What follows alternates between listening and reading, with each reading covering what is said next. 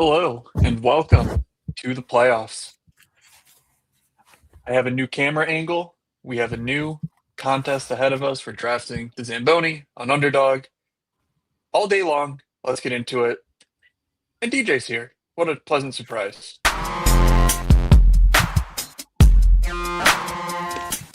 You're sitting there looking like an idiot.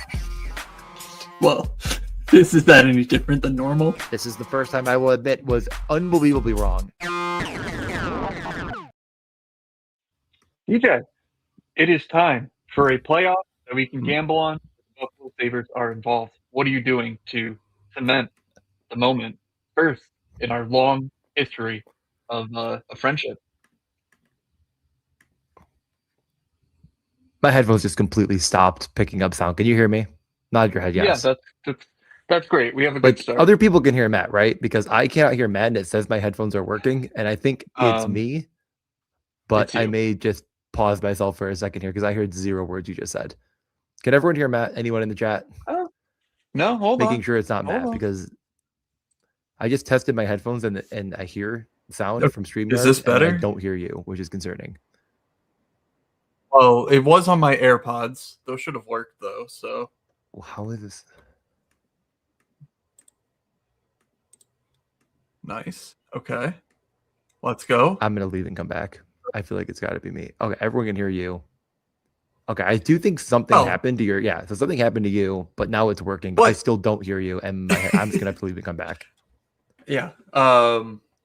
Anyway, I was planning on doing this. DJ is fairly busy today. I think I mentioned, he's moving and grooving, and he doesn't have the full weekend because he can't.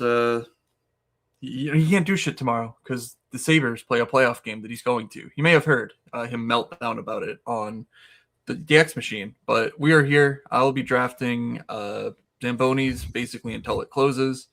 But with DJ here, we'll just do. I can hear you now.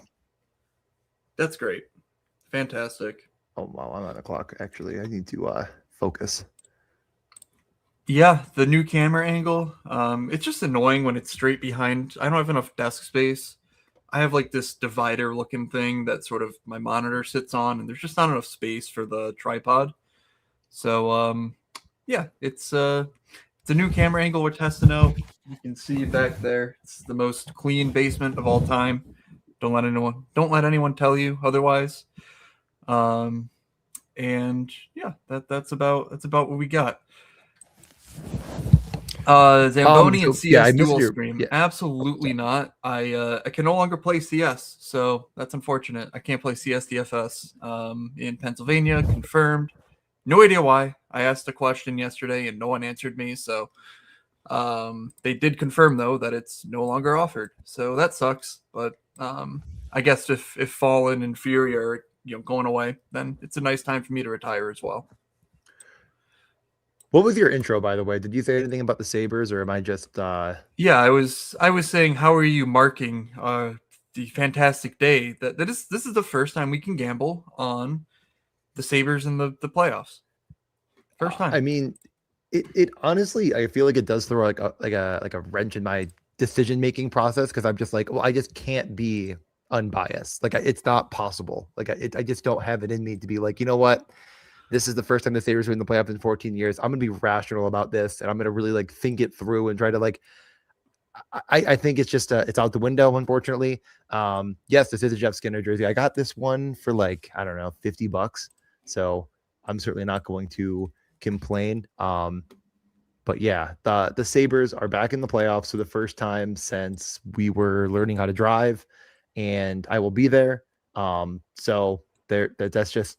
I'm not going to pretend to give good opinions on that series. I'm not going to bet much on that series out of respect for my mental well-being. I'm mainly just going to be here to have fun and talk about every other series because I promise you, if I get into my Sabres soliloquy, most people will realize very quickly that I am unable to perform the task of unbiased. So how I met you are, I feel like a much more rational Sabres fan. But I was explaining this to somebody, and I think this is an interesting point of like the narrative around the Sabres, he's like, I feel like I've read like a bunch of people think the Sabres are not that good, basically, and like saying like that they're, it's like unsustainable success and stuff. I don't know if it was on the Athletic or whatnot. And I was kind of saying like that is probably true in many respects based on the numbers, but like when you're winning every game and you're constantly leading in games, like that's going to happen. Do you have any overarching thoughts on the Sabres in general going into the playoffs, other than just like you're excited and you're just going to let it ride? Or are you actually thinking like, man, like I am pretty nervous about this series against Boston? No, so Boston, I think, is the worst team in the playoffs. I know we had the tire fire out west, blah, blah, blah, but like, whatever. That's over. The 16 teams are the 16 teams in the playoffs. I do not think Boston is a very good hockey team. Now, that doesn't mean I think the Sabres are the best team in the world, but I do think that they have the offensive or the speed defensively to sort of stifle any opponent. And so I think the Sabres' path is via their defense with, whatever clutch scoring. Like, obviously, they're going to need a heater from someone to, win the cup or make the conference final or whatever you want to call it. But I do think that the Sabres' top four defensively is pretty unique in the league. So that's the part I think that I'm the most interested in. If the Sabres advance out of round one, like, does that give them the leg up over, a Tampa or even Montreal, without Noah Dobson? I'm not very high on Montreal, but I do honestly think the Sabres do have the leg up defensively because of just how mobile and how good their decor has been. So yeah, I'm cautiously optimistic, but it's more so that I just think that the Sabres can lock down any team in the league. And so that's sort of like half saying, yeah, their defensive work was sustainable, but maybe their offensive work wasn't. But at some point it's 16 wins. And so there's going to be some level of unsustainability in the winter. And I do think the Sabres are one of the teams that could go on a hot run like that. I mean, I completely agree. Like, you get into the playoffs, and any team could of course do anything with any amount of goaltending and an additional luck kind of on the ends. And like, I don't even know how I want to say this intelligently, because I feel like I've already said, I'm not going to be able to. I do think that there is something unique about the Sabres in the respect of the full team defense and the full ability, I think, I really think like they may have the best penalty kill in the league. And like, it could be very easy to make the Carolina argument, on the other end of that. But like, I do think that like that is going to hopefully pay off in droves. I'm optimistic. Like, special teams can win you a Stanley Cup. Goaltending can win you a Stanley Cup. Like, can they find either of those paths? Like, I think that's there. I definitely do. But round one against Boston, like, they got to get out to a good start, because there is something, even though I think it's stupid most of the time, but there is just something to, like, a lot of these guys have never played in the playoffs. There is something to watching Ottawa last year, who I think we both agreed was like a very, very formidable opponent, and could absolutely hold their weight in the playoffs, completely poop their pants because they took a ton of dumb penalties and they just couldn't overcome it. I wasn't saying that. Okay, well, I was. Was it Ottawa, or am I thinking of a different team? Yeah, you're thinking of the Leafs winning. I think it was 3-0, and then I think they won 4-2. But yeah, I mean, I like the Leafs in that series in general. I guess what I'm saying more of is like, I think that Ottawa was the kind of the perfect, like, if you wanted to make that case, you saw it last year, and like that's what the case against Buffalo is, which is fine. But now that we've sort of introed, I'm just going to share what I posted in the Discord earlier. It's not anything slate specific, but it is team by team. The matchups today, the matchups tomorrow, and then the series that starts Monday, Anaheim and Edmonton, along with how they're playing the last 25 games based on expected goals, Corsi, and actual goals. So the normal stuff, but just expanded out to 25 games, which is effectively a couple games pre-trade deadline. So, all these teams had at least something to play for in most of this stretch, if not all of it. And then most importantly to me on the right, I go through and look. I basically go through the entire set of 82 games from each team and pull out the requisite stats, like from the expected goals above average, Corsi above average, etc., for the head-to-head matchups. And that's over here on the right. And so again, sorry for the small zoom, but if you go into the Morningscape Pod Discord, you can you can see it a bit easier. And then below that, I added a few players to the shot attempts per game mark, again, over 25 games. So like the top 9, I think this is on each team I had room for. So obviously Brady Tkachuk leads the Ottawa Senators in shot attempts per game, but you can sort of dig down further down the lineup to just sort of see, who's shooting, maybe some secondary pieces in Zamboni drafts, for example. So I will be referring to this here. And then also on the right, the league leaders in expected fantasy points per game among playoff teams over the last 25 games. So no surprise, McKinnon leads the way, but Slavkovsky, up here, pretty crazy, unbelievable run for him down the stretch. Matt Boldy, some guys you're not really expecting, LaFerriere, that sort of deal. So all this is here. I feel like it can just sort of guide us through the series by series.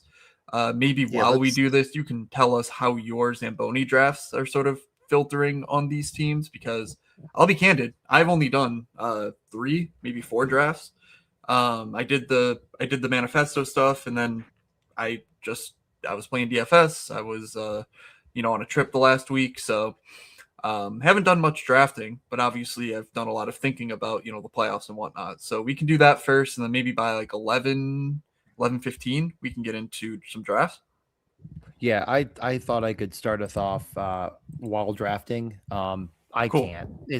I tried to do 3 drafts at once just to stress test myself, and I've realized very quickly that was a bad idea, and I'm gonna stop drafting while we talk for the next for the next 20 minutes, because going back and forth and also trying to have 3 tabs open is causing a bit of a nightmare.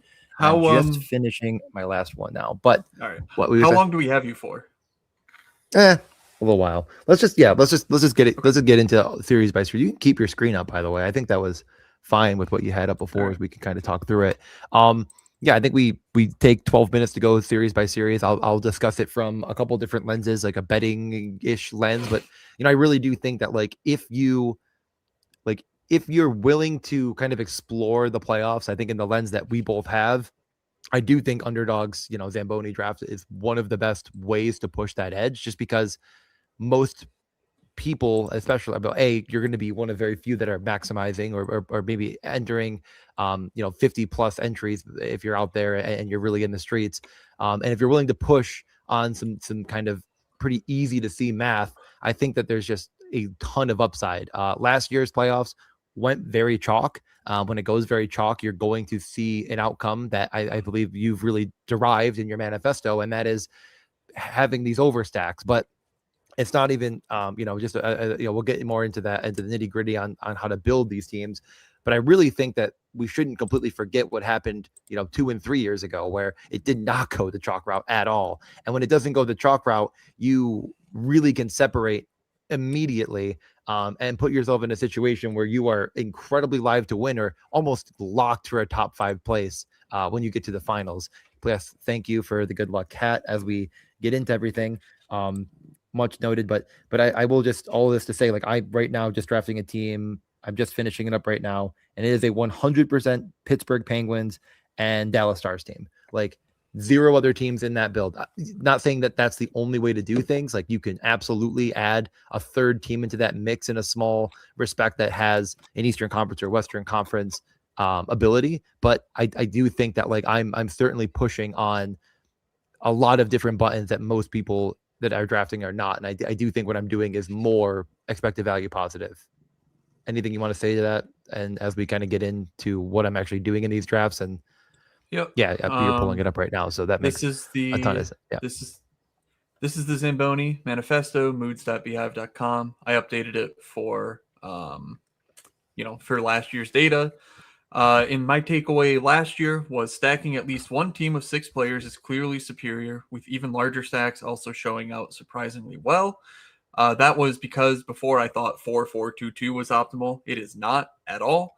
And in 2025, I updated it even further to say you should be drafting highly drafted teams in a more concentrated way.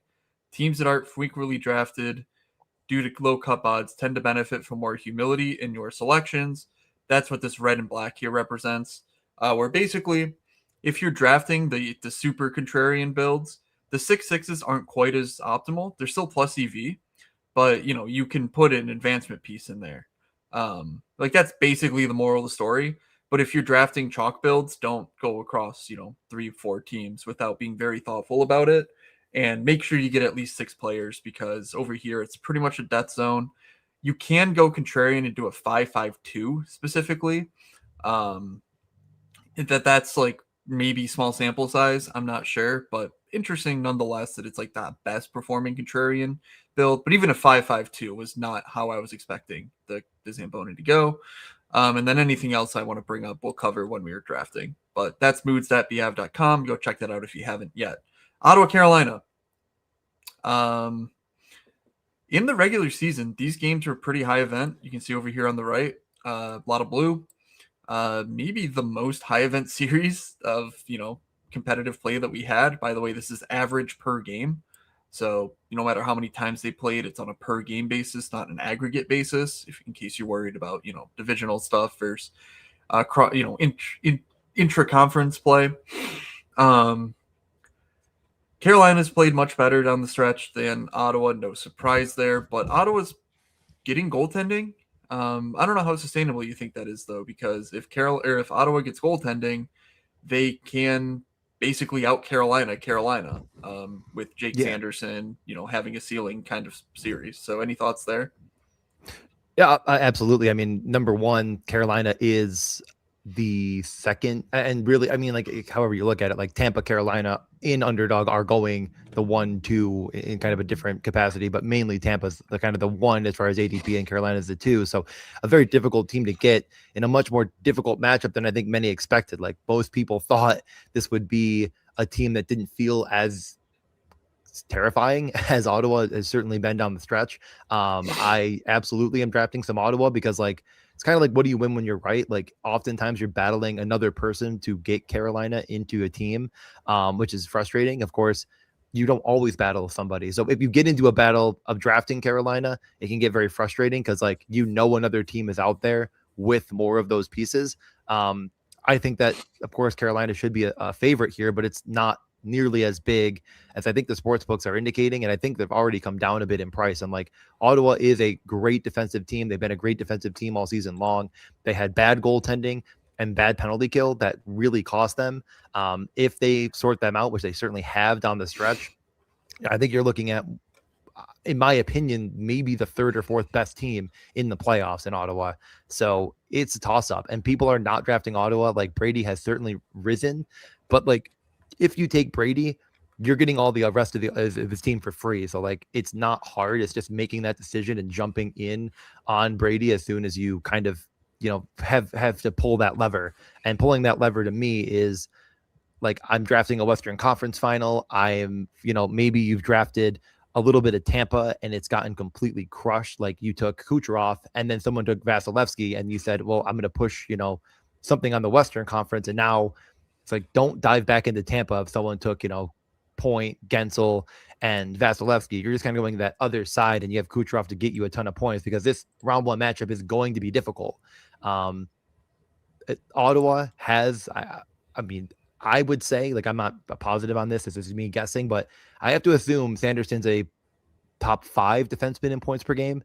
He missed a chunk of the end of the year, but came back and looked just as good. So you're getting what I believe to be maybe the 4th best defenseman in the playoffs, like Cale Makar, there's Dahlin, there's Bouchard, and then you're kind of up Quinn Hughes actually. So, but then after that, I really feel like you're kind of it might be Jake Sanderson. And you can make an argument that he is, in the realm of Rasmus Dahlin as far as a fantasy producer. So I'm really excited to see this Ottawa team, but that doesn't mean if I draft 150 teams, I'm drafting 100 Ottawa. I'm going to just have much more than the average bear, and I'm definitely overstacking them and taking guys like Greg Batherson, who are probably only going to get picked in 20%, maybe probably less than that, 15% of total drafts. Whereas like if Ottawa gets there, you're all of a sudden looking at what I would surmise as like let's just say that, you know, in the 1 in, I don't know, 25, I don't know what the sports books have, scenario where Ottawa makes the Stanley Cup final, like you might be turning the cards over in the 94 team final and saying, holy crap, I'm automatically winning this because you're the only one with a full Ottawa team that could build, you know, that could win if Ottawa like performs well. We've gotten through one series and we have 4 minutes until 11. So good start. We've gotten through one series. I don't think I've said a word. Your turn. So Jake Sanderson did come back for 5 games at the end of the season. This stuff is all limited to at least 10 games played because there's a lot of, you know, random guys who came up for a couple games that aren't going to play whatever, that just we're sort of populating here. So what that allows us to look at then with those 5 games, Jake Sanderson outproduced Brady Tkachuk on a per, you know, based on what you see here, like he's somewhere up in the top 5 in expected fantasy points per game over those 5 games. Those were all sort of must-win games for Ottawa. So he did come back and he's clicking. I do think Jake Sanderson should be a staple of any Zamboni drafts focusing on Ottawa. I personally feel like it's a lot of time spent on the Ottawa Senators. I'm just not buying it. I think they have the 4th best odds in the East. Feels pretty thin to me. If you don't like Carolina, I think someone from the Flyers-Pittsburgh series is more interesting to me. But, you know, it is to be said that Carolina can go 7 games, win the series, and still not produce much, just given the way that these teams sort of suppress the opposing offenses. So let's go to Minnesota-Dallas, though. Obviously, this series is almost maybe the most important first round series as far as dictating, you know, how Zamboni is going to play out, how the playoffs are going to play out from a percentages standpoint, because if somehow the winner of this series gets past Colorado, they're the instant favorite, in my opinion. And interestingly, down the stretch, Minnesota does look to have a sizable edge based on some of the underlying metrics. There was a point where Dallas was clearly dominating the opposition, kind of fell apart. You know, they lost Miro for how long did he even miss? I'm blanking now, but he was gone for some stretch of this, so he's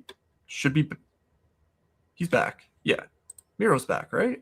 I'm not making that up. Is it 100% confirmed he's in game 1? No, he's like been back. No, am I? No. No, you're right. You're right. They made it sound like it was like a possibility he could have played, but then they're like, they haven't ruled him in. I mean, in all fairness, they haven't exactly ruled Quinn Hughes in yet for game 1 either, because he wasn't at practice. Yeah. So like, you really read between the lines if you'd like. Dallas news reporting today that he's back. So yeah, it definitely sounds like he's in. I will say I am drafting him like he's playing game 1, myself. But I'm doing Dallas. I'm like, okay. Let me ask you this. He missed 3 games. I was thinking of Rupe Hintz and the likes. They have missed more time. Yeah. But sorry, I did not mean to pop this up. I was looking at the other screen.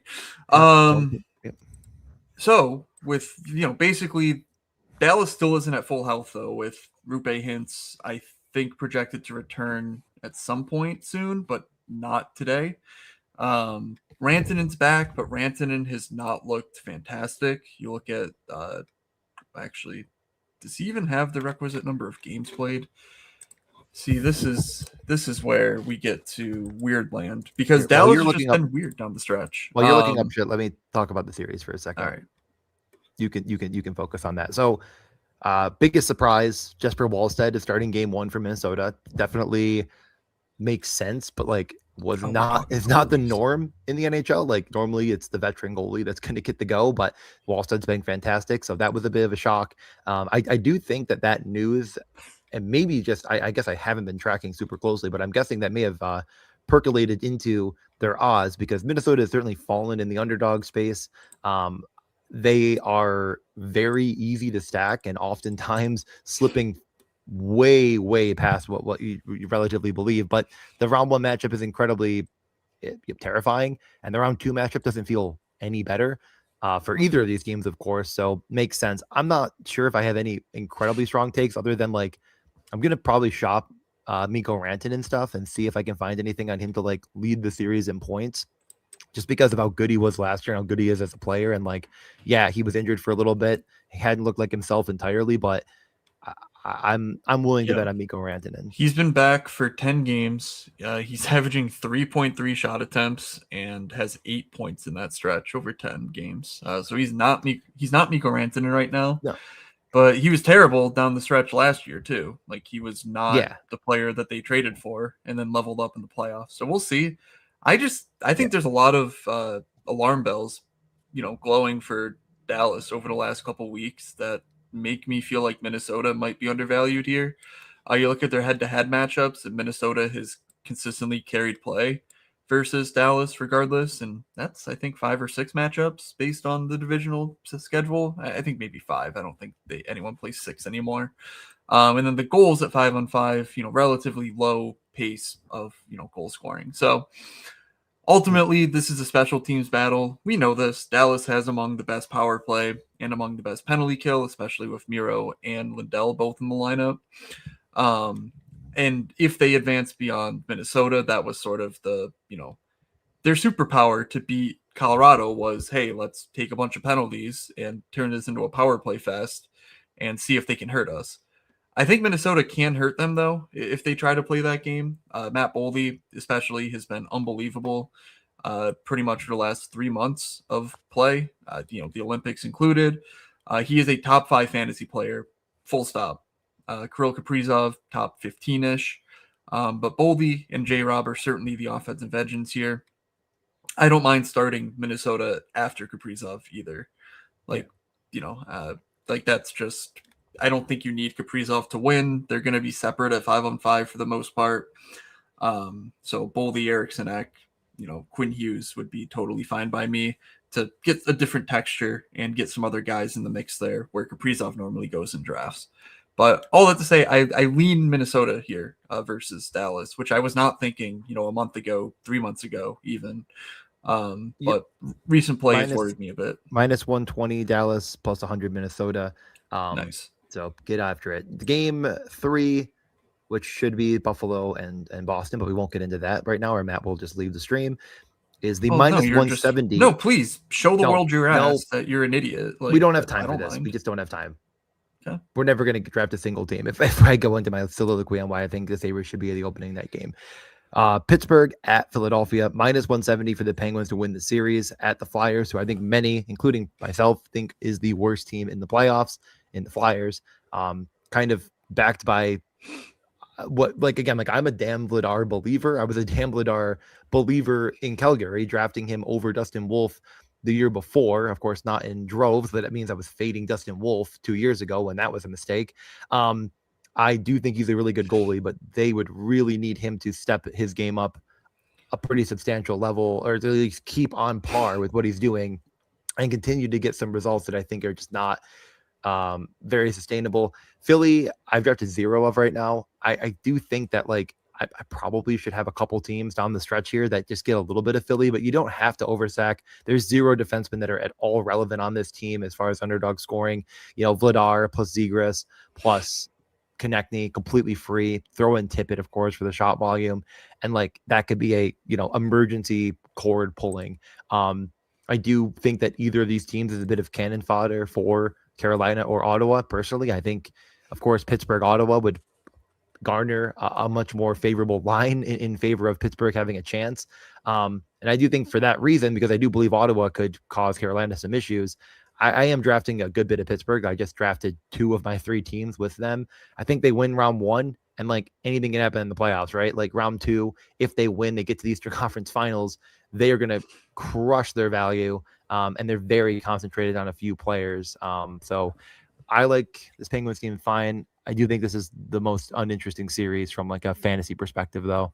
Down the stretch, Pittsburgh was the best offensive team at 5-on-5 in the NHL. Philly was the best defensive team in the NHL at 5-on-5. I mean, at some point you are what the numbers say you are, what the scoreboard says you are. And we know that the Flyers under Tocchet they started off the season saying, yeah, we're going to fucking play defense and bench Matvei Michkov to do so. And they, they struggled out of the gate, but they figured it out. So that, that's one end of it. And then Pittsburgh's like, hey, let's go grab, Chinikov and put him on our top line. Everything else fell into place. I mean, they're playing so well that Elmer Soderblom is in the game one lineup ahead of Justin Brazeau, who was like on like people's MVP ballots first month of the season, the way he was playing. So like, it's just, I think both these teams are incredibly interesting. I do agree that from a fantasy standpoint, especially Philly is just a dead zone. I mean, you look at their shot attempts per game, it's Tippett at 5.9, which is fine. And then you see the sort of color scale, it's 4 for Zegras or for Konechny, 3.7 for Zegras. Those are really weak numbers relative to the other sort of, playoff teams as far as like just gathering shot attempts on the top players. So I don't think you need to stack Philly. I think their cup odds are incredibly low. Yeah. I agree. Pittsburgh is my much preferred team here.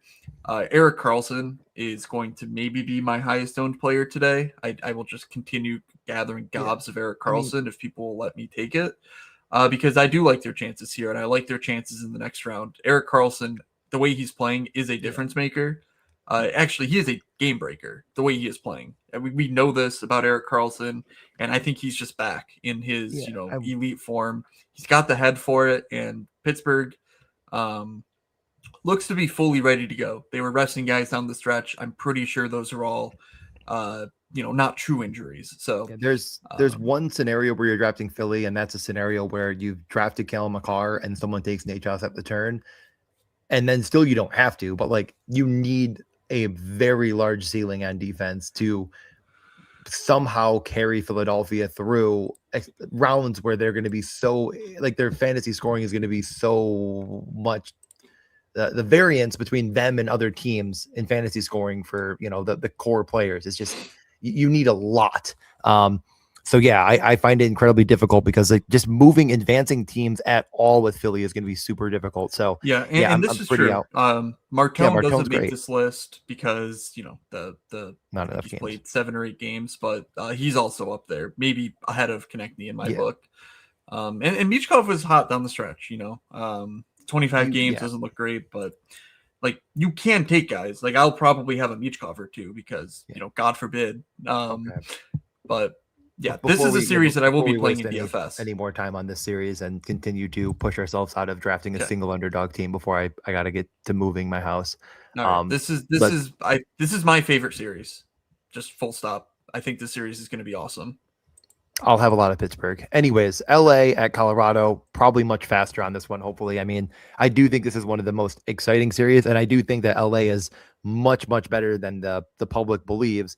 This is the most difficult matchup you could possibly have, and then the most difficult second matchup you could possibly have if LA were to somehow defy the, plus 340 to win the series, Colorado's minus 450 odds in their way, which again, I think are a little bit overblown, but Colorado is the best team in the league. They are incredibly deep down the middle. They have a great defensive core that has really come together down the stretch as Cale Makar is, fully healthy. So it's hard to ignore. I don't think we need to, like, I'm going to have some LA because I do think that like anything can happen in the playoffs. And we've seen these David versus Goliath stories so often where Florida beats Boston after they set the all-time record in points.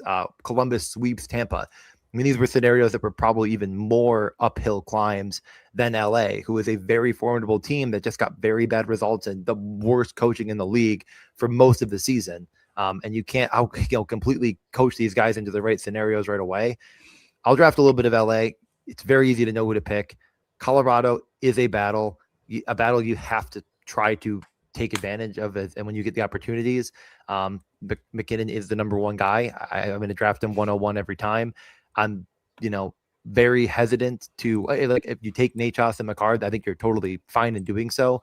But I'm absolutely abandoning ship. If I get Makar and someone takes Nate Choss, I'm running for the hills and then just taking the massive defensive point and building another, more different prediction from there. Yeah, Colorado is substantially better. I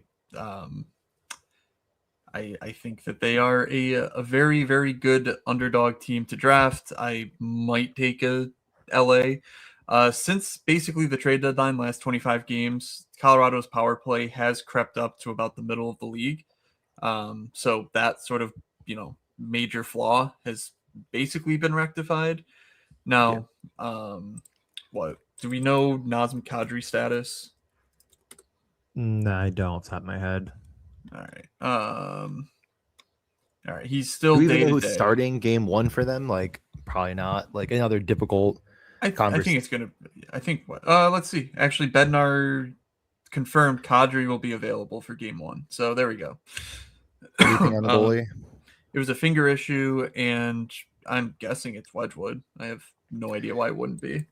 I don't know why it wouldn't be Blackwood. Like, I don't Why? understand why you are so confident. Like, I don't know. Because Wedgwood's been one of the best goalies in the league.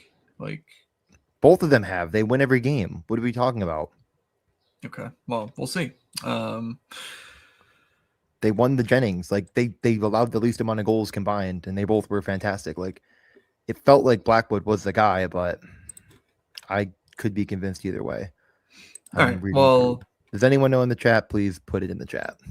no one knows because it's not announced. But Wedgwood started 45 games to Blackwood's 38. So there you go. I don't know.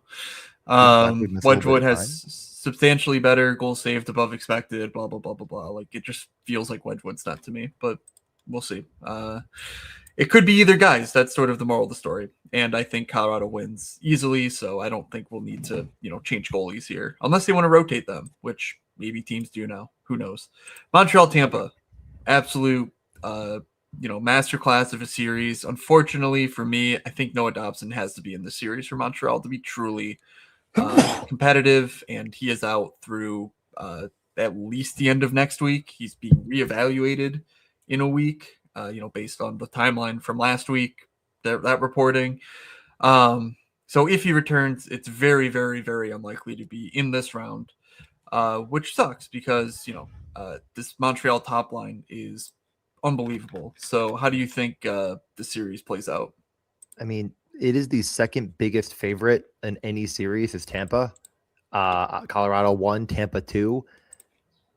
Pretty surprising. Like, Montreal has been so good, and then that the late end of the year head-to-head matchups, Montreal, I mean, they cooked them in one of the games, and like Noah Dobson is a big differentiator. I do agree, and like it certainly is a massive, massive loss. So it changes the tides, but I think it's a little bit further off the reservation than I would admit. Like, both of these teams have the one wart of offensive depth on the lineup, but Tampa has the clear-cut, MVP of the league, in my opinion, in Nikita Kucherov. So I do think it's Tampa. I'm not sitting here making that argument. I just don't think it's minus 250 Tampa to win this series. I think it should be like more in the Pittsburgh Philly zone of like the plus 170. So I hate the idea of betting Montreal or looking a little bit deeper into that. I am still drafting Montreal because it's just so apparent. Like, if they win round one, like the East is wide open. Like, Tampa is, I guess, the favorite, but that doesn't feel incredibly sticky. I think if Montreal is able to win that, plus 205 bet for you, it could pay off in droves because they're falling down the boards. They're super easy to stack. If you take Cole Caulfield and Nick Suzuki, no one's touching any other piece around it. So they're not in the free zone, but they're basically in the Ottawa zone now of almost free as long as you just jump on them first. So yeah, I have no issue with it. Tampa, I have a couple, super Tampa stacks. So I'm going to continue to do that when I get it. But, I have the Radish, Kucherov, Hagel, Gensel, Point, Vasilevsky teams in the mix. So I feel like my bags are going to be pretty packed there. The biggest decision point for me is if I get the 102, am I taking McDavid or Kucherov? I'm trying to split the exposures as much as possible because I love both teams and I obviously love both players. So yeah, I just think it's a little bit closer than probably they have it. And if Montreal is able to, take advantage of this this Tampa depth early on with, Demidov sort of stepping up in a big way. And some of these goal scorers that we saw earlier in the year can, they traded for Zach Bolduc, and that guy looked like he could be a 25 goal scorer. Like, if that kind of happens and they catch lightning in a bottle and get Dobson back in round 2, like, watch out. Yep, pretty much aligned with you there. Just some additional context.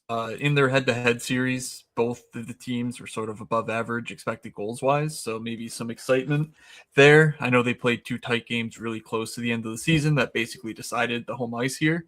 But Montreal carried play slightly overall, and Tampa outscored them slightly. Sounds about right for Tampa. To me, the X factor is Braden Point, because here is your top line matchup. Cirelli against Hagel, 126 minutes for Tampa. Just crushing the opposition. 3.7 expected goals for, 2.5 against, 9-6. Only 126 minutes to work with. They will get the top line, presumably. Maybe even in Tampa. I mean, we'll see. In Montreal. But Caulfield, Slavkovsky, Suzuki, 500 minutes, 2.7 to 2.3 expected for and against. But the actual goals, 33 to 14. Like, just absolutely dominant stuff here. So to me, these 2 top lines play out as basically a wash. And then you have Nikita Kucherov going up against the rest of the Montreal lineup. So if Braden Point is, hampered, if he's just not very good the way he's been for large stretches of the season, then I think Montreal has a fighting chance here. I would like it a lot more if, they had Noah Dobson to shore things up, if they, but like, that's sort of, to me, where this Tampa sort of experiment needs to hit. So I'm almost saying, yeah, Kucherov is obviously a must-have, but I think people might look at Hagel as more important. I think Braden Point's even more important to underdog drafts. Just because I think he needs to be very productive offensively for them to get out of this division, because, they have Buffalo waiting on Duck afterward. And I think Dahlin can, match up against anyone, so. I will say 2 quick notes. Jesse Granger just tweeted his breakdown of the goalie matchups for all 8 series, and he has Ottinger Wallstead, Hart Vijmelka, Wedgwood Forsberg, Ingram Dostal, Vasilevsky Dobish, Swayman Luukkonen, which the Sabres just practice, and Luukkonen was in the starter's crease, so as expected. Bussy Olmark. I think Bussy is the biggest question mark there because Freddie Anderson was in the projected starters net, and then Skinner Vladar. Goalies are going to be difficult. I think I'm going to move forward with these. I'm continuing on the Bussy train. I just think he's so much better than Freddie Anderson, but I will move forward with these in mind myself. So, all right. I just retweeted it. If you have any questions, let's get to the final couple series and let's get into drafts. And let's try to speed run this because I don't have a ton of time. I've already gone over the Buffalo-Boston series in detail with you at the beginning, but my feelings are I am incredibly biased. The Sabres in 3. Fuck everybody else. We're coming for you. So is the door off and Andrew Peak. Wonderful. So, Utah, Vegas. It's an interesting one. In my head, I like Utah here. I've just not been sold by what Vegas is putting out there, but Vegas defensively has been putting up kind of a masterclass. You look at the expected goals against, and it's been basically best in the league over the last 25 games, which is not quite, John Tortorella doing, but it does feel like, hey, they got a new coach for a stretch there, and now they're just, winning games. They ran off enough games to win the division, yada, yada, yada. And Utah feels like they're a team that just should be better. I know we've had this discussion because they started out the year so well, and then they were mid, and then they were good again, and then they've just been a playoff lock for so long because of how much of a shit show the rest of the West was. But like, I'm not sold on either team here, I guess, is my takeaway. So anything from you on either side here? I mean, I think Vegas is the biggest paper tiger in the league, but the way they play down the stretch, I think is at least exciting. And I do think the firepower on this team is super strong. And I do think that the defensive game should be so much better. Like I definitely am. I've read the think pieces as well as like, you take some of these Vegas defensemen and you kind of swap out what they had for what they have now. You've really fundamentally changed the way you should be playing. I think they've started to solve that. Rasmus Andersson really had a good finish to the season, and I do think he's a good defenseman. I like Vegas here. I don't love Vegas here. I like Utah quite a bit. Like, I think that who among us could argue that the Pacific isn't open, right? Like, it is open, and like Utah wins this series, I wouldn't be surprised. With that being said, Edmonton is a tough matchup for them. I do really, really worry. And we talked about this at the end of the year. Like, I really worry about their ability to stop Connor McDavid, but it's doable for them. And like, I do think I'm drafting more Utah than the average Bear. I'm also probably drafting more Vegas than the average Bear, just because I think that whatever team can come out of the Pacific is incredibly live to take on a very battered and bruised Dallas, Minnesota, Colorado team that's going to be battling through the just not arguable. Like, these are the three best teams in the league. You can throw in Carolina, you can throw in Buffalo. I don't think you should. Like, those are the best three teams, and they have to battle each other to get there. So I have a lot of Vegas. I have a lot of Utah. I have a lot of Edmonton, and I have some Anaheim too. So like, I think my end of the day, I'm taking Vegas in 7. But man, like, I'm really, really considering saying that Utah pulls it off, because I do think they have the better goalie in the series by a good margin. I think Rich Malka is a guy, and I definitely think they have more depth than you would think. But Eichel, Marner, and Stone just really, really scare me as far as being able to shut down Keller, Gunther, and Cooley. Like, they're gonna need more. My God, my sister's in the is chat. this an MSP first? DJ's sister in the chat. I Miles know. thinks I Buffalo know. in 4. Thanks. Coming on my Gary, birthday. Let's go. For chiming in. Yes, please try to correlate his birth with Matt's May 13th birthday, if you wouldn't mind, if it's not too much to ask. Yeah. Alrighty. I think Vegas as well. So let's just keep going to Edmonton, Anaheim. That series is going to be an absolute masterclass of offense. Cutter's back. It sounds like Draisaitl's back. He practiced in a normal spot yesterday. I listened to the full 8 minutes of Knobloch. He sounds like an idiot all the time, but he was pretty non-committal to Draisaitl being in. But it's that they tried to lead him to it. They're like, okay, does it make sense for him to play the second line center if he's not opening up the series? He's a second line center, and he's like, oh well, doctor. So it's like, I think Draisaitl's in, and if not, I think he's in game 2 or game 3, because the series starts Monday as well, so even more time there. The only question mark for Edmonton remains their goaltending. That's just the way it is. Their defense has really shorted up lately. Down the stretch, above average expected goals against, Corsi against, just playing good defense, and they're getting a little bit of goaltending. So that's why they made the playoffs basically. Even without Draisaitl, just they're too good, and so the series should be fun. I would like Anaheim a bit better if they had home ice or were doing anything down the stretch other than just losing. But it's going to take a Cutter masterclass for me to really buy anything here, and I just don't think we're getting it with their way they're set up. So I feel pretty strong about Edmonton coming out of the Pacific entirely. Any argument from you? By the way, Edmonton carried play in their head-to-head matchups pretty convincingly. Edmonton, the third most likely by the sports books to win their series. I think that they are incredibly live to win their second round matchup as well. So yes, Matt, the chat is off the rails because my brother-in-law is pretending to be my dad right now in the chat. I have noticed this as well, and he's having a ton of fun.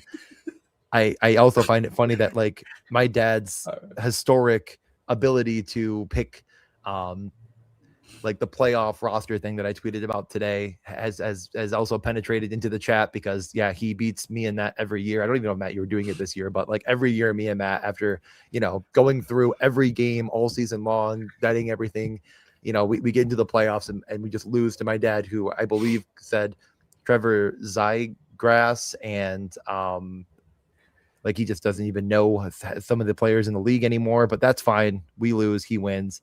The story is old as time. Edmonton's going to win the series. Who cares? I'm going to draft some Anaheim, though, of course, because that series should be incredibly up-tempo. right. So excited to see what happens. It's go time, folks. I'm already drafting. Fire up some drafts. Yeah. I'm about to be at I- 80, I believe. And I'm about to also, I think, throw my phone against the wall when this guy. Okay, thank the Lord. I was going to have a draft. All right. Yeah, I was about to have my third straight draft where I took Makar.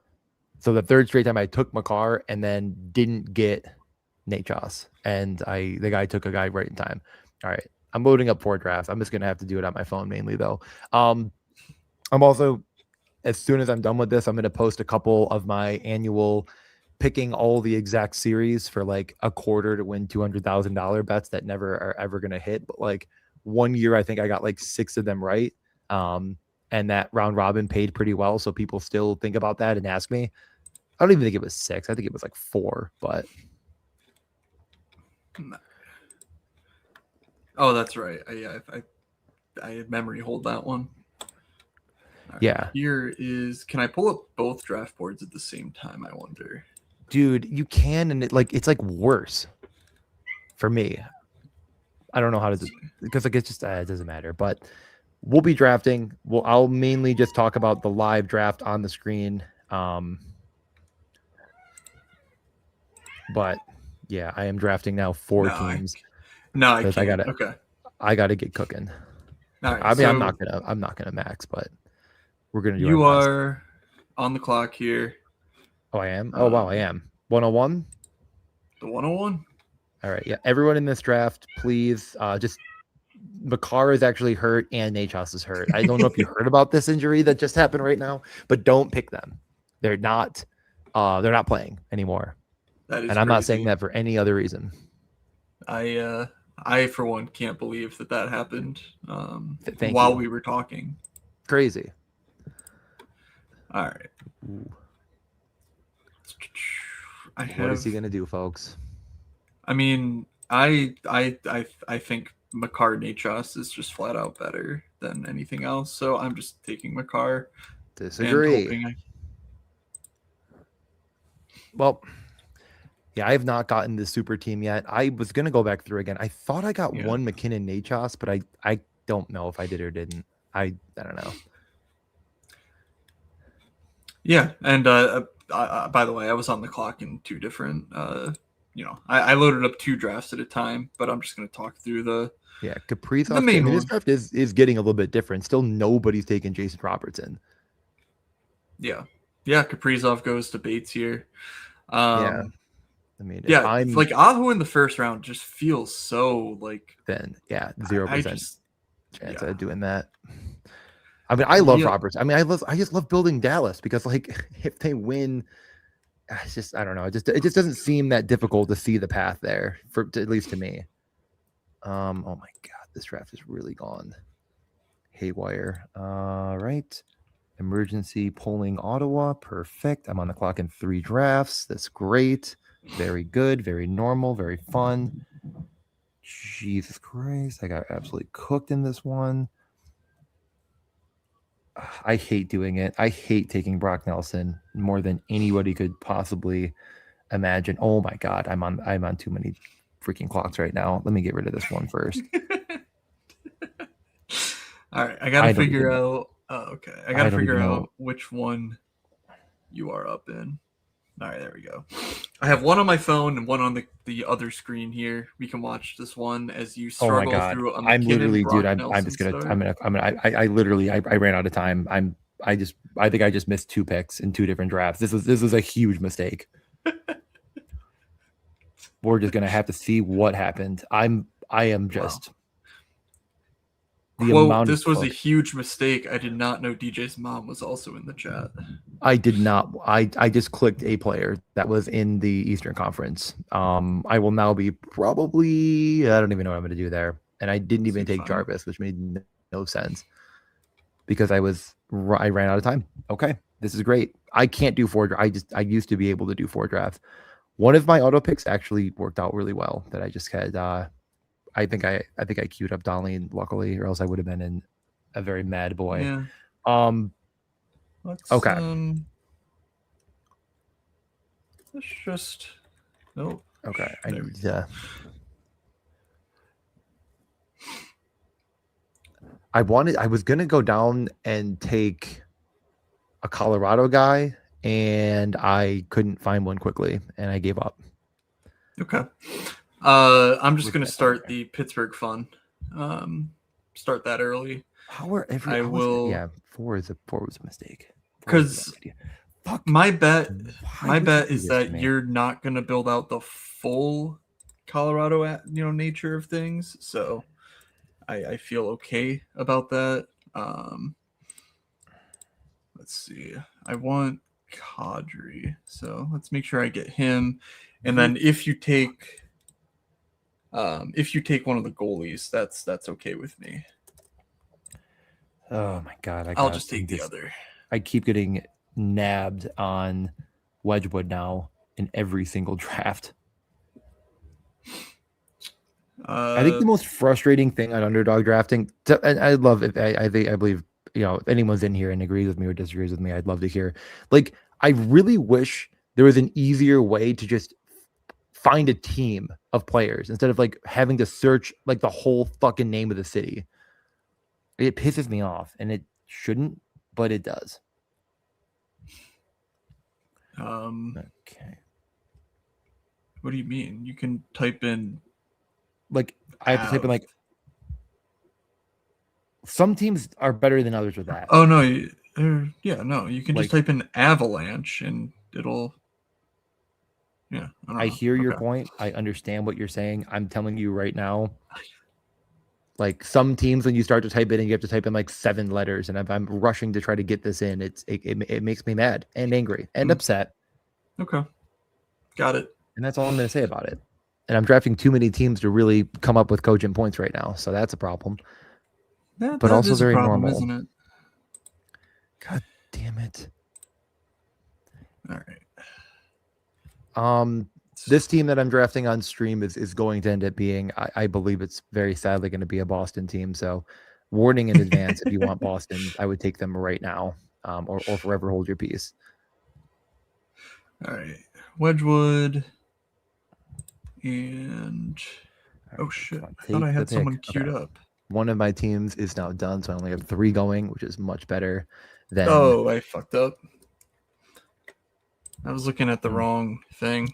Okay, that sucks. Normal mood stuff. Who'd you take? I Ooh. auto drafted Wyatt. Yeah. Yeah, you should. Yeah, auto drafting. The problem is I'm zoomed in for the people here to see the draft board that we're looking at. Yeah. And it's impossible on the smaller screen. So that's really annoying. Took fucking Tuck from me. What a fucking joke. Not this draft. It's just like, dude, I have the 3 Buffalo. I have everything. Like, just don't take one off Alex Tuck, you fucking idiot. Like, there's some things that you just shouldn't do. I'm like, if you've missed Darlene and Tage, you should not start to build Buffalo. Like, you lost. There's nobody left that's going to score an absorbent amount of points. Tuck is the only one you could argue, and it's a bad idea. Like, this is not directed at Bates, of course, who has all 3 of them in this one, a different draft. But like, do not do that bullshit. It's a very bad idea. I promise you, it's a bad idea. All right.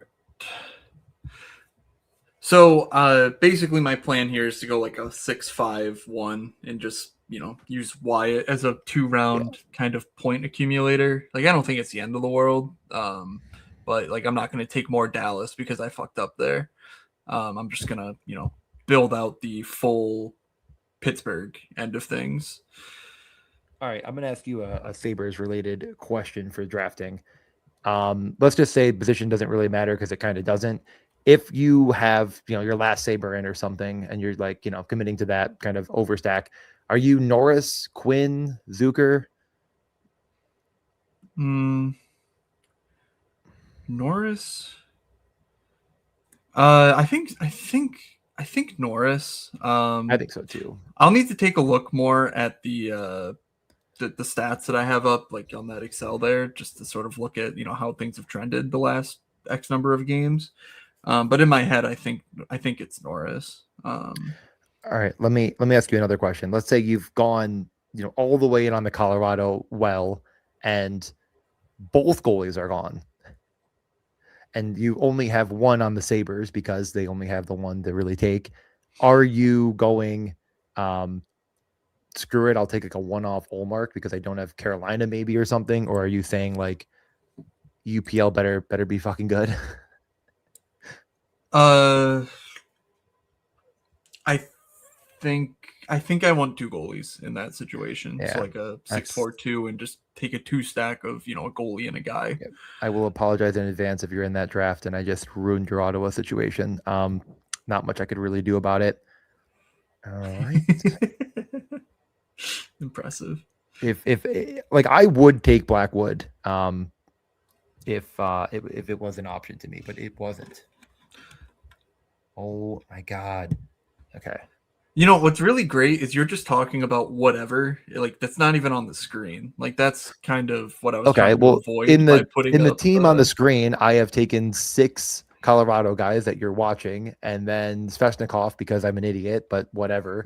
But then I'm building Boston on the other side, and yeah, I think that's fine. And I really like this team. That's totally fine. Like they're like a minus or a plus like 150 to beat the Sabres, and then they'll take on like some other dumb team. So pretty much, yeah, I think that's fine. Yeah, we're good. All right. I am wrapping up Pittsburgh here. I have Carlson, Crosby, Rust, Skinner, Chinikov. I can add either Malkin or Raquel to it. I'm actually going to go Malkin. I know 4 centers, but that's fine. I can grab more wings, I think. Tom Olson makes a great point about, and like this happens a lot. Like people will take one off Blackwood, one off Wedgwood as like their like you are so far behind the 8 ball. Like Olmark only makes sense to me because like he's not even getting drafted in every draft. So yeah, it's pretty impressive how dumb people are is the moral of that story. But I've seen it so many times. You're sitting there with the Colorado stack and someone's just like, I can't possibly leave this draft without one piece of Colorado. Yeah, I mean, there are just so many good pieces of Colorado, I think, honestly. Oh my God, my dad is in the chat. I'm sitting here drafting 17 teams and I'm getting texts from my sister like, I'm like, what are you talking about? All right, it's a Mitchell family affair today. I did no idea that we were all jumping in for shits incredible. and giggles. Oh my God! All right, up, Dad? Well, how's it going? Did you get all your picks in? I got all my 5 rosters in, so I'm feeling pretty good. All right. Is there any Colorado for me to pick through in this lobby? There is a Ross Colton. I just took Malkin at center. It's not the end of the world. Like GA also down here saying like DJ is hedging with taking Boston. Like if you're telling me you're not taking any Dallas GA because you love the Wild, like you should unregister. Like there's no way you're doing that.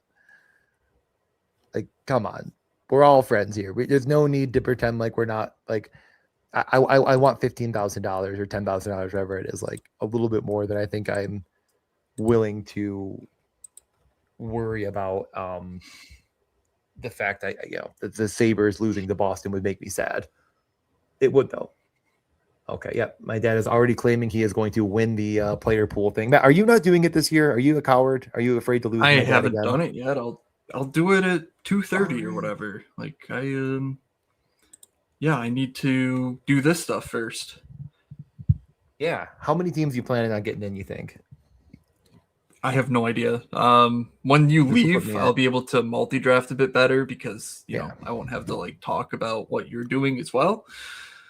To the extent that you are able to speak, which has been somewhat limited.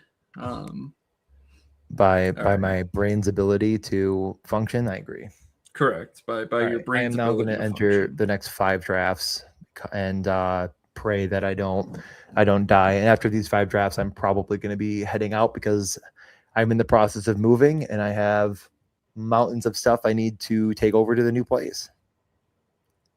Makes sense. All right. And yeah, I'll from cap it off here. with Zaka, just to add a little bit more center depth. No, I am going. I promise everybody in the chat and everyone in my family, there is probably no one that's going to have more sabers than me in this contest. I really do think I'm drafting them just as much, if not more, than anybody else. But this time it clearly didn't work. When someone takes Tage at the 1-2 turn, you're just you lose. So yeah, I'm okay with what I've done here today. Pittsburgh is on the other end of Carolina. No, that's not right. Screw it. I'm just going to throw in Jordan Stahl for the absolute shits and giggles. That is an absolute god mode right there. Do you have Ehlers? I had the whole team, basically. Nice. Okay, Like, that works. I think that one had everyone but Jarvis, unfortunately, and that does suck, but that was a Carolina Edmonton super duper duper stack. Right. I didn't get Draisaitl, actually. So that wasn't too Oh my bad. God. My dad is really ragging on us right now because, yes, he no. has one way. I have got to be in the 5 or 6 years we've done that draft pool. I mean, I'm just minus. I've never won $1 back. This is the best. Like, it's just so stupid. Like, every year there's just one. This rocks. We're having such a goddamn good time. Like, every year I do this player pool, and every year I feel like I have, like, well, normally I only do 1 team or 2 teams or something just for fun, but this year I'm doing 5, and I took like way more time, energy, and effort to lose $125 than anybody else is going to. So I feel very good about my process. The results will not follow. It's a fun, still time to join it. If you're wondering, it's not run by me or Matt. But last year, I don't know, there's hundreds of people that joined it. So I think it was like 5K up top. I don't recall, right? But I think if you're in the Discord, I pinned it. Yeah, I pinned it in the Discord. So Mike Cat is the one to like look for there in the pins. Yep. But he's the one who facilitates it via someone else who's like running it. Another very McCart simple, team a lot of fun. That gets fucking someone takes Nachos at the turn on for me. Just like, I swear to God, like if you are out there right now and you think it is a good idea to only take Marty Nachos, like I'm telling you right now, you are losing to everybody. Like it is a very bad idea. I don't think that's true. Yes, 80% of teams that have Makar have Nachos. Maybe more. Yeah, and if Colorado goes out in round 2, like, you're fine. Like, no. I completely disagree with that. I'm sorry. The favorite son checking in. Yep. Do we have a lock, DJ, on DraftKings? Have you done any bets for today on DJ? 0 bets. 0. I haven't even looked. I'm like way too focused on what's important, and that is losing money on Underdog. That makes one of us. I haven't bet anything yet though. I will text you, Papa Mitchell, when I place a bet. I'll probably do that at the end of the stream when things are when the. First, I'm doing I'm gonna look through the series bets and do my normal, 1 quarter to make $200,000. All right. Has to be done. I'm spinning up another one for the stream. We've lost DJ. He's barely functioning as a drafter. My God. Another one. I like kitties. Fuck you. Nachos Aho at the turn after I take my car. Like, it's not a joke. This isn't funny. I'm not having fun. That actually fuck you guys. Funny. Why? Like, Matt, has it happened to you? Well, you've only drafted like 3 teams, so fuck you. But like, I swear it never happened. And now all of a sudden, today and yesterday, everybody is just like, you know what? I have an idea. I'm going to take Marty Nachos without Kale McCarr and be in the 6% bucket of having a terrible stack that's incredibly chalky. Like, it's so stupid to me. I think it's so dumb. Like, you'll never catch me doing it. I am smarter than everybody else. Any other questions? That is what you're saying. I'm not sure anyone believes it. They shouldn't. That's for certain. All right, that's it. There are 43 minutes left in the dance NBA contest. So those Who people will start cares? flooding these lobbies in about an hour, I would guess.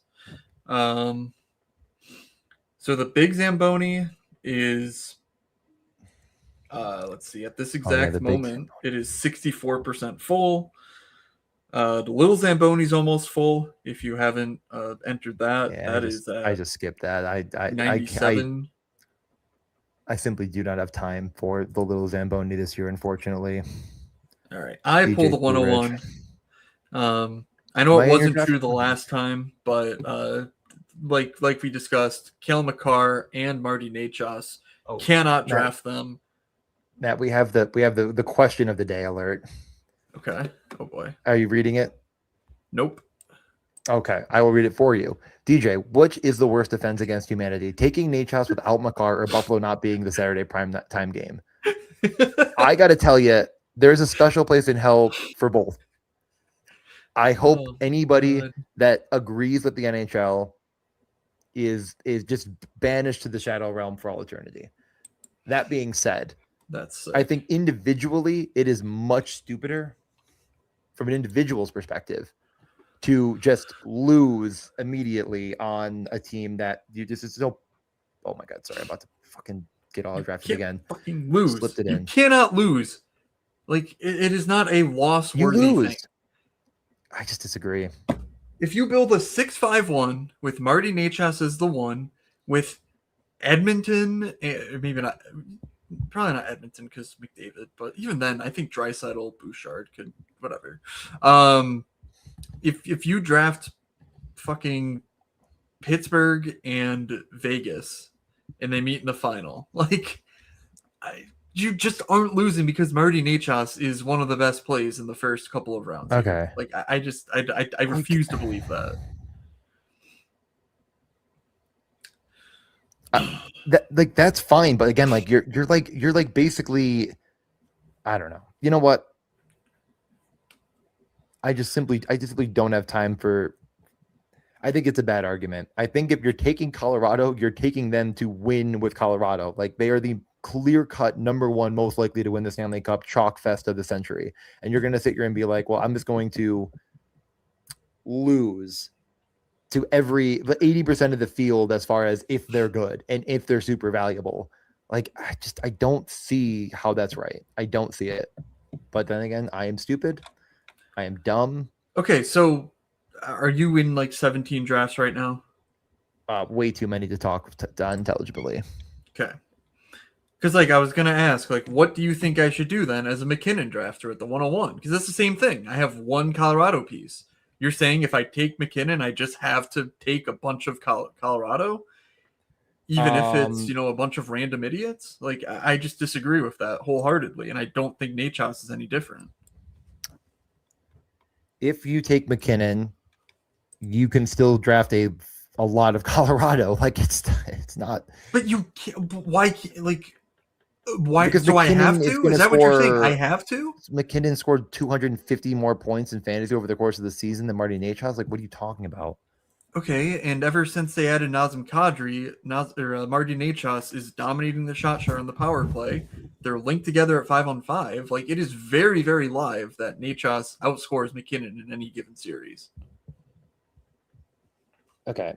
Yes, the possibility exists, Matt. You are right.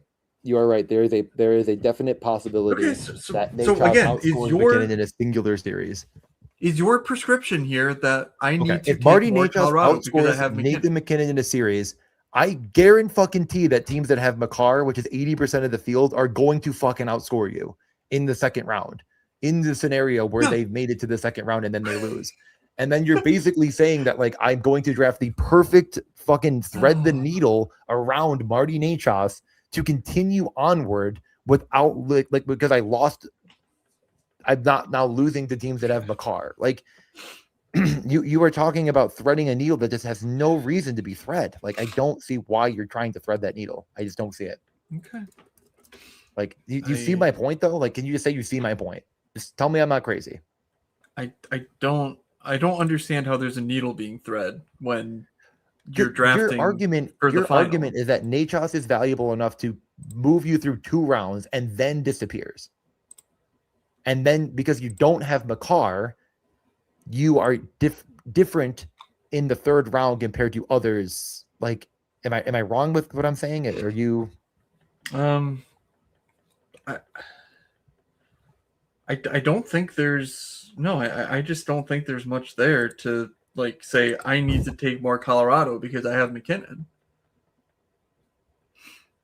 Like, Okay. you know, if I take one guy from a team and everyone has that player, because obviously they're 100% drafted, and it's impossible basically to get the full 3 alpha stack.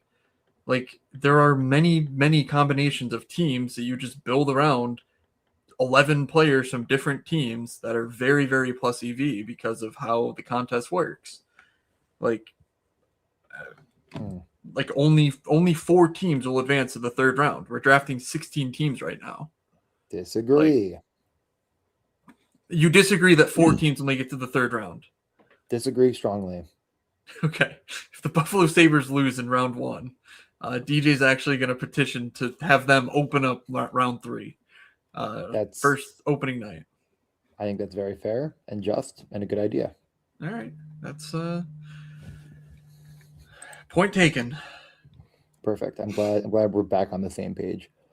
Always have been. Always have been. I'm sitting here trying to draft 5 teams at the same time and talk about things that make me mad. It works really well. I'm just not. I'm not following your. I am following your logic, and I could at least admit that I follow your logic. Unlike you, where like I could possibly follow your logic, because you have to be right for some reason. But I still think it's wrong, and I will definitely not be doing it. I think that you are like. It's not like we're talking about. I will not. I will say you are wrong. And if the winning team has only Marty Nachos and not Makar or McKinnon, I will go right out the falls. I actually hold on. Let me see. Last year's winner. Nope, they had a one-off Brock Faber. That's what it was. Okay. Oh, no, sorry. It was a Kaprizov Faber mini stack on the winner that had Florida. Otherwise, Florida Edmonton, I should say. All right. Anyway, on screen here, I am pulling the McKinnon at the 101. Obviously, didn't get any Colorados, so I pivoted to Buffalo, and then I'm wrapping it up with some Utah. Dude, I'm building like the same team with my Makar team, almost That's to great. like instead of McKinnon, I have Makar. So I just built the worst version of your. I'm just kidding. Yeah, but that's the thing. Like, we could have. I think one of the strategy points in this is to draft the team that you think is best like 4 or 5 times, because the pod luck here is so insane that like the same team is very unlikely to make it to the final. Like, I don't think you need to worry about differentiating your own lineups. Like, sure, if you like 7 Buffalo Sabres and you're only taking 6 of them at a time, like, yeah, by all means, mix and match. But I also don't think you need to say, well, because I took this team and, it looks so similar, like, because you are so likely to lose that team. So I am. All right. You ever just get giga cucked in every fucking draft and then throw your phone against the wall and then cry? Hi, Sounds like I'm we're DJ about to Mitchell, watch it and I'm a happen normal live. person who does normal things and talks about normal stuff on stream. Has this ever happened to you? Call me right now. Has this ever happened to you? All right, that's it. Montreal, save me.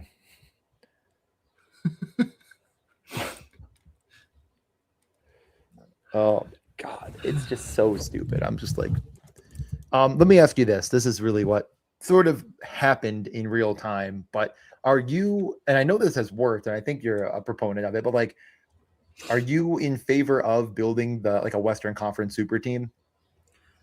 I think it's fine. Or Eastern. No, it doesn't matter.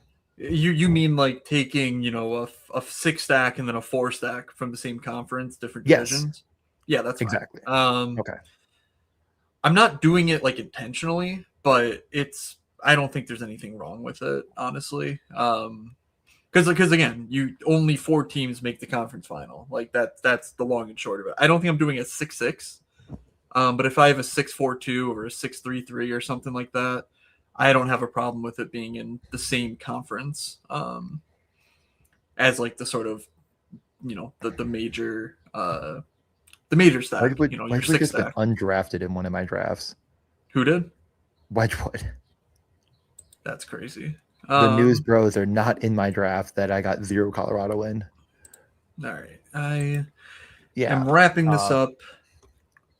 Tage, Norris, Quinn, Luukkonen, Tuck, Dahlin, so 6 Sabres, McKinnon, and then Gunther, Keller, Sergachev, Vidmelka, and wrapping it up with a final Utah piece. I don't think anyone's fighting me on Utah here, but give me like 10 seconds here, and then let's join one more draft together. My final draft of the day.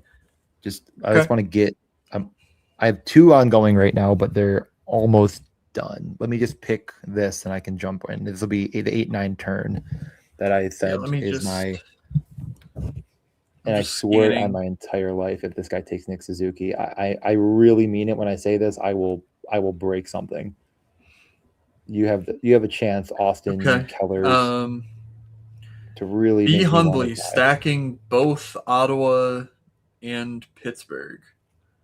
I will use this as a quick plug for. Obviously, I did it with Wyatt, but I wasn't stacking, so forgive me there, and that was a mistake. Yeah. Let me just show something from the. Show that, and I'll finish these drafts. And I can also now answer a couple texts. I have getting way too many text messages. You're so popular. No, I have a lot of people that are wondering what I'm doing tomorrow. Okay. Here we go. My bonus item number 6. Do not, under any circumstances, draft players that play for teams within the same divisional bracket. And then let me zoom in on it because that's easier. Do they play in the same division? Yes or no? The yes is in orange, and it's broken out by stack type. And there's basically no stack type that benefits from having you take something like Pittsburgh and Ottawa. Let me just cap up this draft of JJ Peterka. I like guys who could score goals. And it's just so hard to get through, I think, to the finals when you're taking 2 teams from the same division on your build. So be very, very cognizant of it. I definitely would not recommend stacking. This is even just one player counts, and it hurts you. So one player's not probably not as bad, but 2+, you just probably get further worse and worse. There's just no place where it's necessary.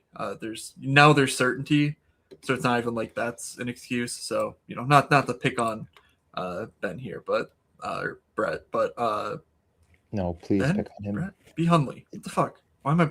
Whatever. Be Hundley. You're my buddy. I'm sorry. Pittsburgh and Ottawa here, stacking them up. Only way we get back in the okay. So I got a few DMs from people that wanted in on the player pool thing, so I'm forwarding over that information now as I cap off these final drafts. I am on my last pick, and I think the second to last pick. I got to tell you, I think my comfiest click and the most, I'm not going to say duped because I don't think they're exactly to be duped, but teams that I'm building around that are super easy. I do a lot is the Pittsburgh and Dallas. Chinikov or Mantha? Chinikov, yeah, 100%. Thank you, sir. Do you think it's worth like you said, like don't be afraid to dupe yourself situation, but like, do you think it's worth maybe not like don't be afraid to dupe yourself, but like don't be afraid to basically build the same team, but like make that same decision point another direction next time? Like if you think like shit, I think this is almost or very close to the exact same team, like just go Mantha over Chinikov next time, or is that just like yeah, I think that's fine. I prefer Chinikov so strongly over Mantha that like that's not my specific decision point, but like stuff like that, I think it's fine. I just wanted to show, we're drafting 6s on stream here. Don't be afraid to dive into the 7s. If you weren't paying close attention to the manifesto update, we did get a lot of 7s last year, so we had enough sample size to test it. And in the sims, it looks pretty solid. And this especially is more geared toward those chalkier end teams. So if you start, McDavid and you get Draisaitl, Bouchard or something like that, going 7 Oilers is something that I will be doing, if I get the opportunity here in the next couple hours. So just wanted to showcase that chart as well, because we weren't able to look at it last year really because people weren't doing it. They did do it last year and it tests pretty well. There's one in. I have one all more. right, one more draft for you. Yeah, one second. Let me just forward these 2 emails before you click in. Okay. Copy. Fine. Is it? Nope. Okay. I had like 5 or 6 messages to join, and I'm forwarding the important emails for them to do so.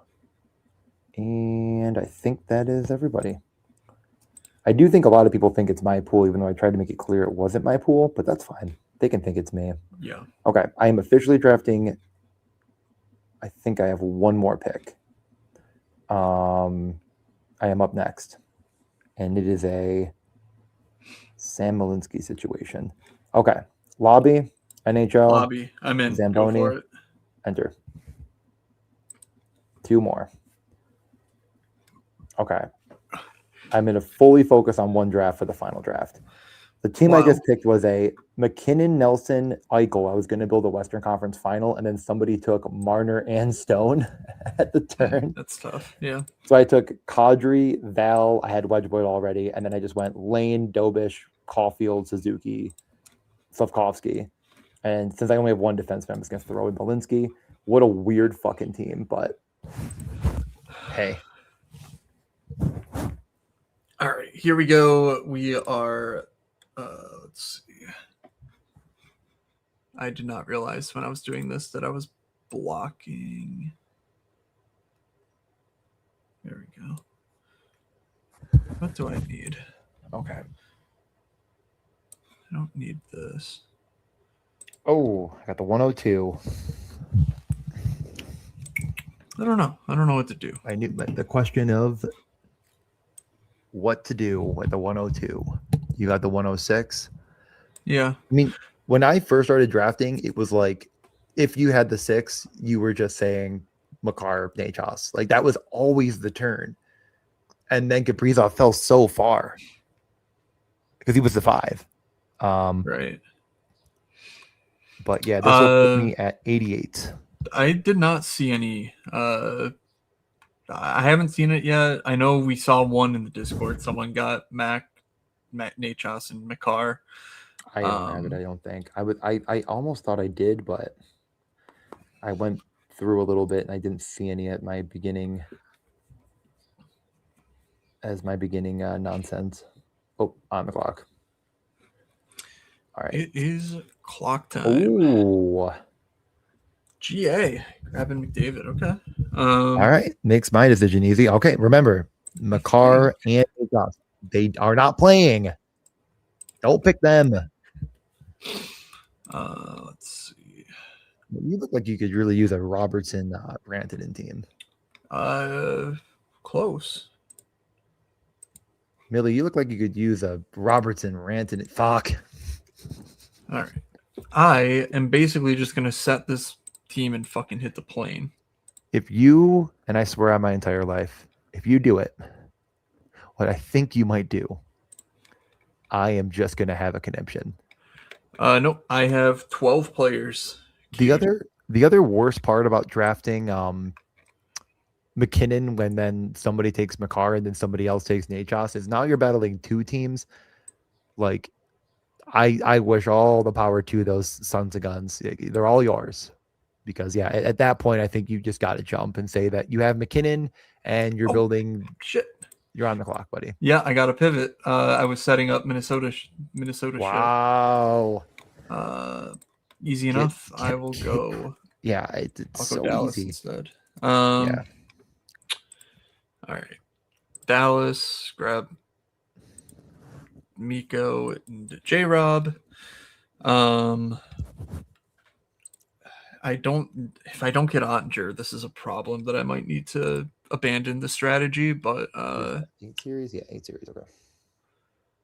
We shall see. All right, while we're doing this and while I wait for my pick, I will continue onwards with a couple of my DJ's Insane full series exact score parlays that I was trying to build, and then I got distracted by myself gambling, of course.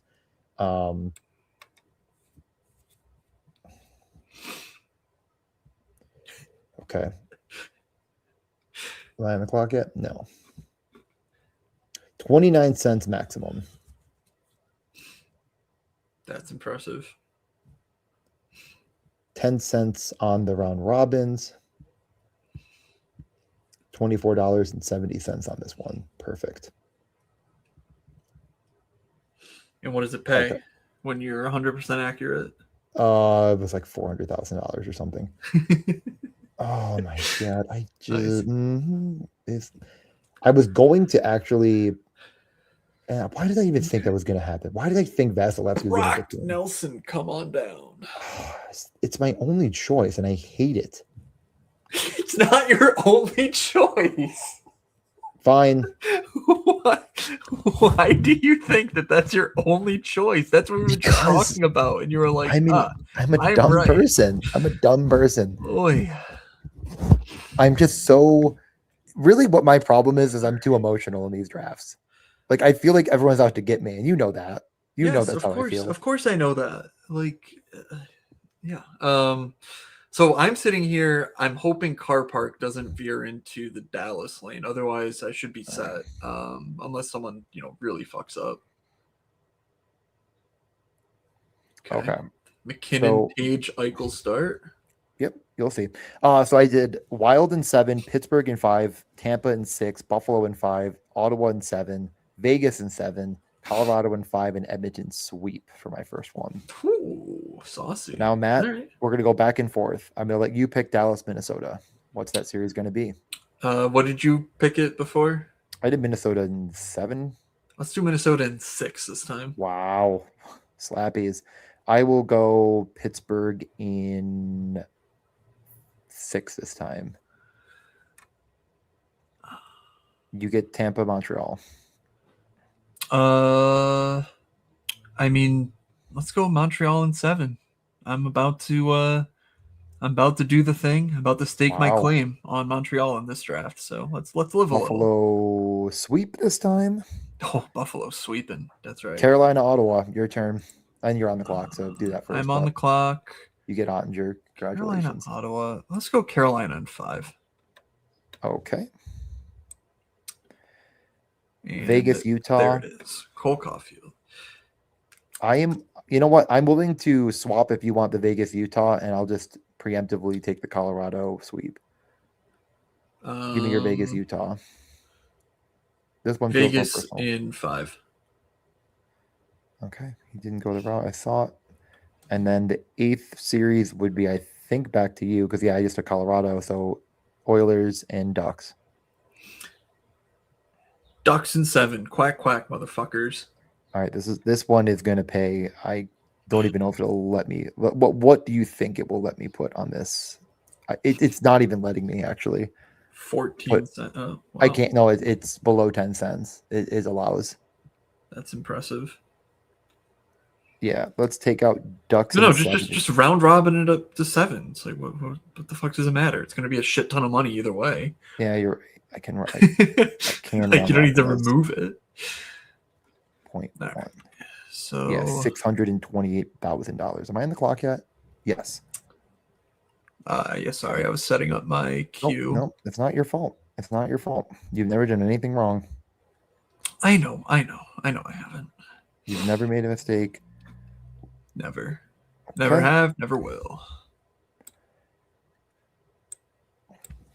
I'm thinking we do 4 of these round robins. Next one, I'm going to do Dallas in 6. And then I'll give you the Pittsburgh, Philly. So we do the opposite order. Pittsburgh in, well, I don't even know what let's do Pittsburgh in 6. Yeah, it doesn't matter. I will do Tampa. We're just gambling. Tampa in 5. You get Buffalo. You're on the clock. Oh, I have my cue set, but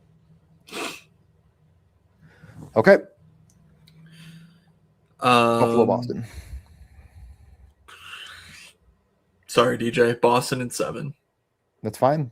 We have to at some point be brave for the first time ever. That's true. You're right. I will take Carolina in 6.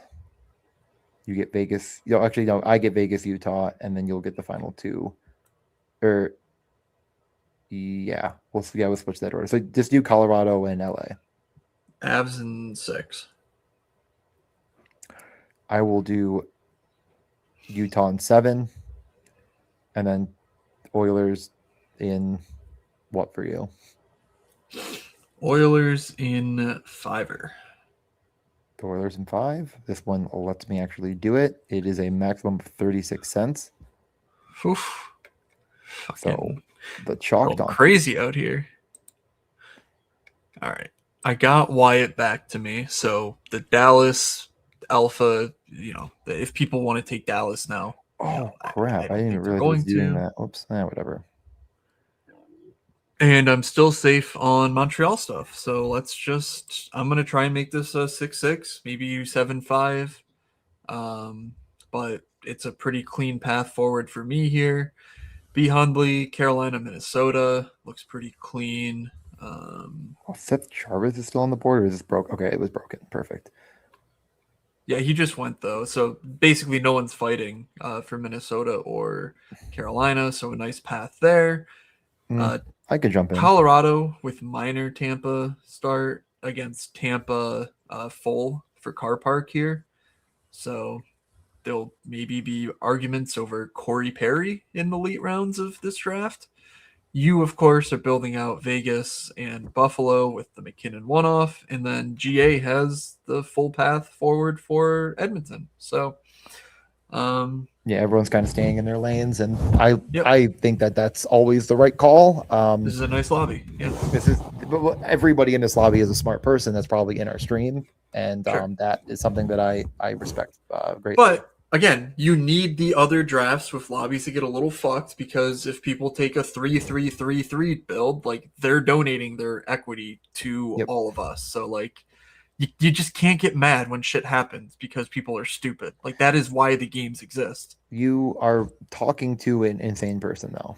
That's your problem. And you forget about this every time we talk. You're just like, oh yeah, DJ, remember when you were rational? And I say no. You're right. All right. I am going to pull up the Excel in a moment here, because I'm going to wrap up the key Montreal guys that I need.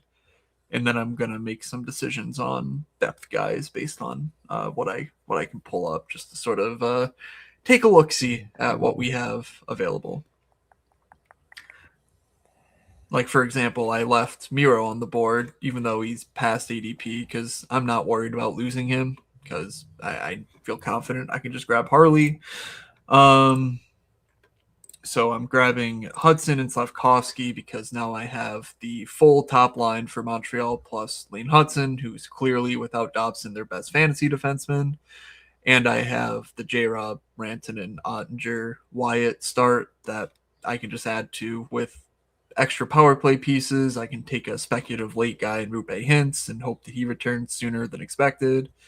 And then there's, Bork, which is basically a bet against Rupe Hintz returning, when expected.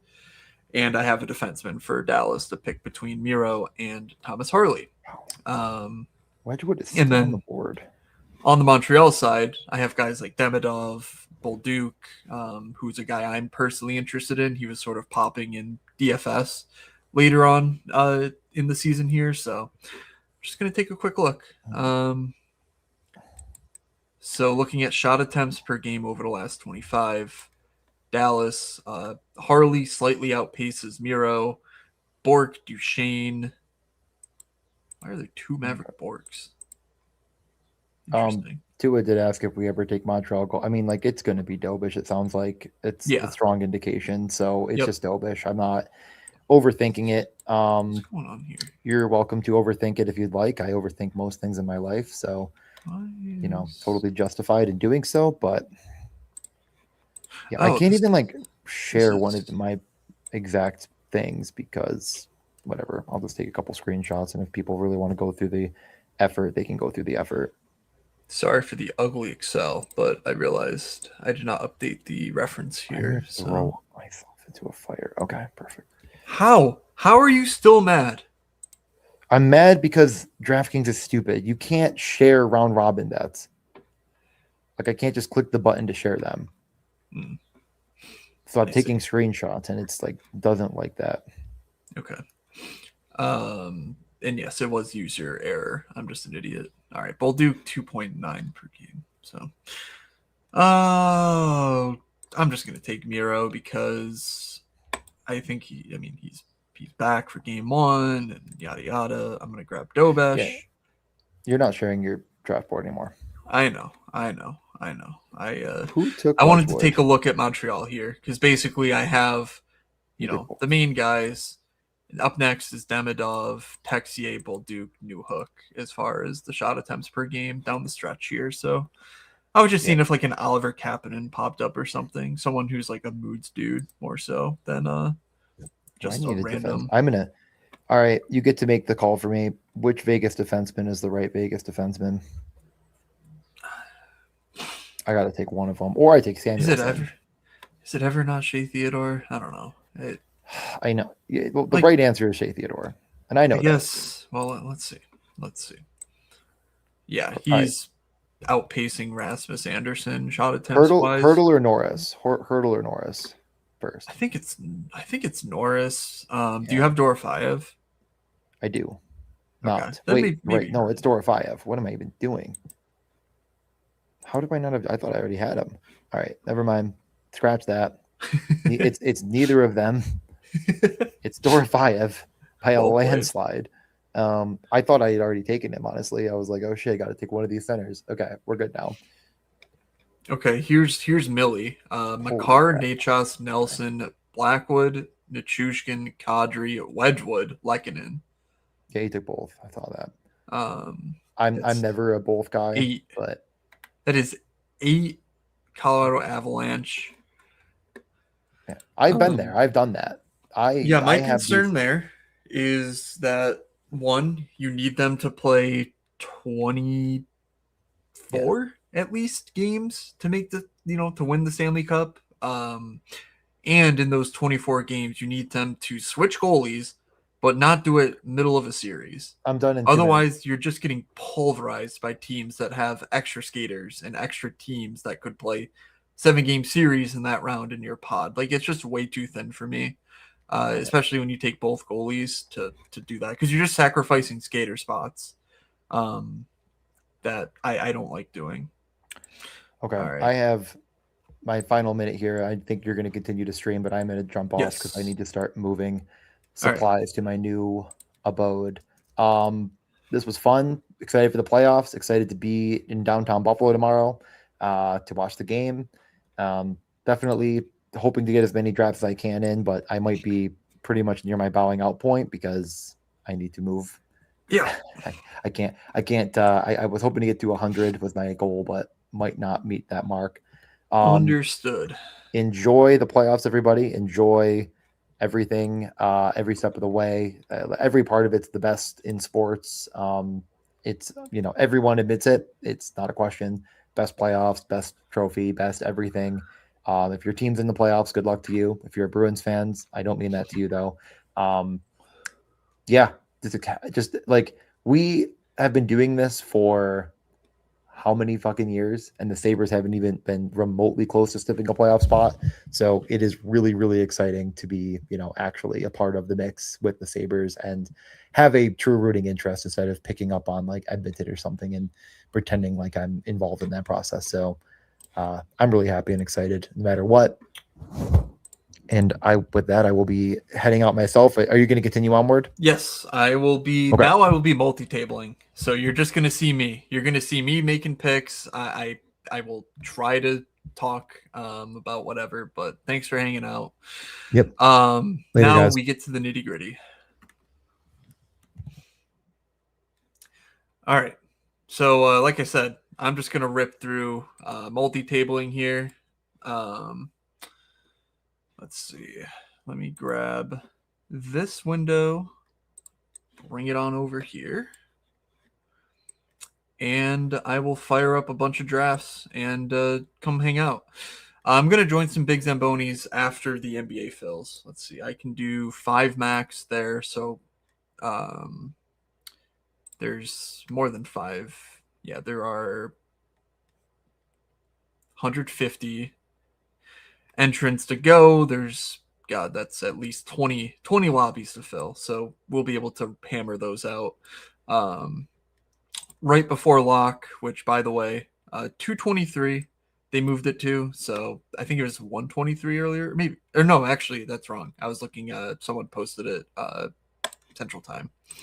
So gonna try 5 at a time, and I think that will be fine because I'm not sharing the boards this time. I'm just gonna share my screen. You see what you see, and I'll also be able to keep the chat up though. So yes, Stu announced game 1 starter. Let's go. I'm curious to know if they skip over Shilov's entirely to go to that Murashov. Yeah, it did say 11:23 a couple days ago. I think they might have been thinking it was a 1 o'clock start. I don't know, but anyway, that's right. It's volume time, and I know there were a ton of good comments in here throughout the stream. In addition to DJ's family stealing the show, but there was a lot going on, and DJ was rightfully trying to multi-stream or multi-draft or Jesus Christ, multi-table. Is this really not full? You people are leaving me hanging. I wonder. Let me know if you want me to zoom in more. I'm not sure whether I think this is better for me than opening up separate tabs for each draft. Just sort of staying in this little mode here. Let's see. I'm trying to think of how other streamers do this. Maybe I will do a different stream or a different screen for each. And then, because then I can use the queue and see my roster at the same time. Because that feels like a extra click that might be a little nasty. So here we go.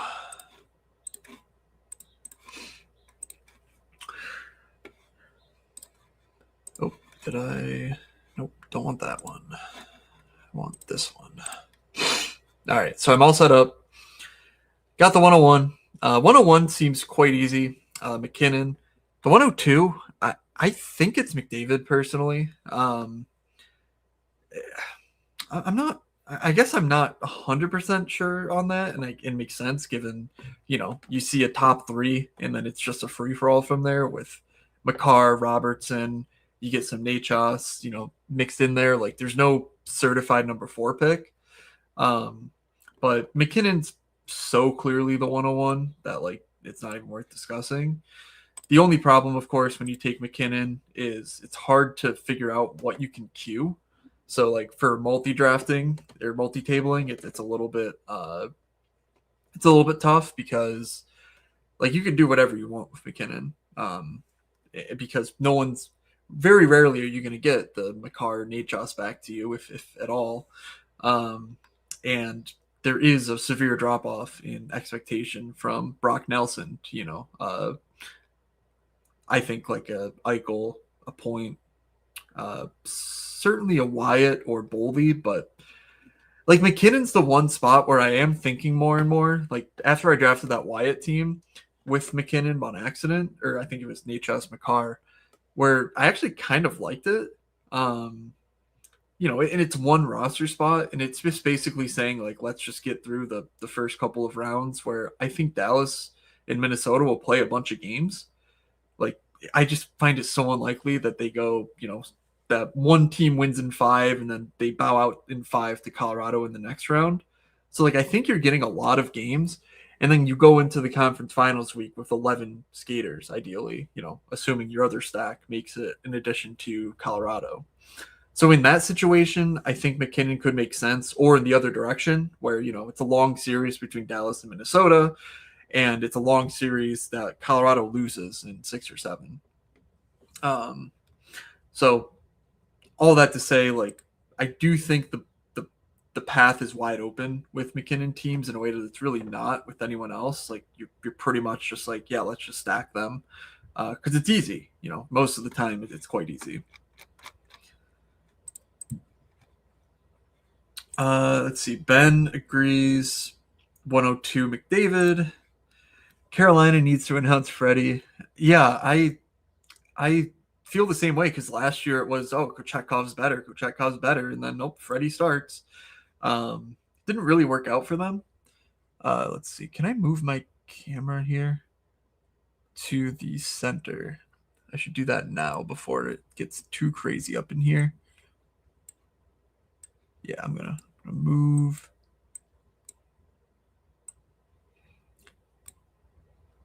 Gonna move this layout. There we go.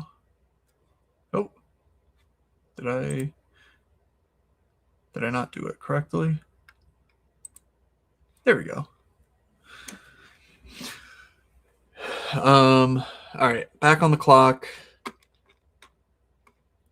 Aho makes it back to me. That's not terrible. I think you just take that. It happens a lot. I know, like, I'm not, I'm not reinventing the wheel, but there's a percentage of the time where it doesn't happen. So where you can get a good Carolina stack with Colorado. So I'll just do that.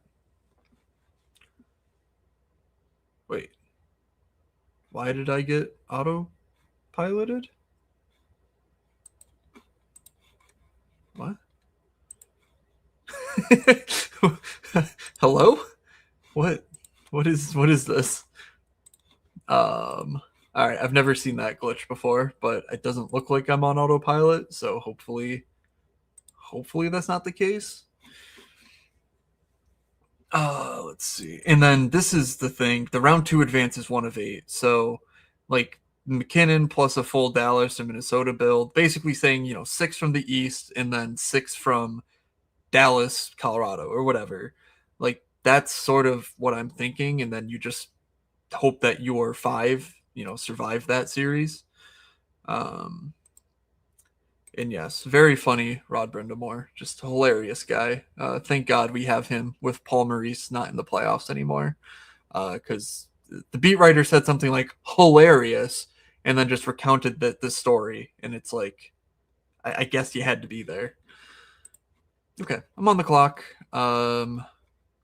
Someone took Makar. I could go Nachos. I'm going to use this to go for the Minnesota stuff that I basically tried to pull off last time before pivoting on the fly. I will make a decision in a couple minutes on what I do along with Minnesota. So let me just set up my queue to grab my Minnesota pieces here. Congratulations. If you're in this lobby, you know who I'm going to take, but I'm just going to grab them. All right. Boldy in on the clock here. Carolina. Blackwood's gone, but looks pretty clean otherwise. So let's try to sneak through Nichushkin and Svechnikov and then maybe grab a goalie next time around. Leading off with the 101 in draft number 3 here. Revisiting Minnesota. East is wide open to me. I don't think I'll be able to get Buffalo. So we're talking Tampa's probably pretty weak. I could just go Minnesota, Montreal again. Like, I really like the look of that team. I really wish Noah Dobson was in, because if Noah Dobson were playing, I would feel quite strongly about Montreal's chances to come out of the East. That top line is just so fucking good. And they're so good for fantasy. I mean, and they're effectively free with really good teams from the West. So that all makes sense. All right. Is this the same? Oh, shit. Am I missing? Is that what happened? Did I miss one of the drafts I'm in?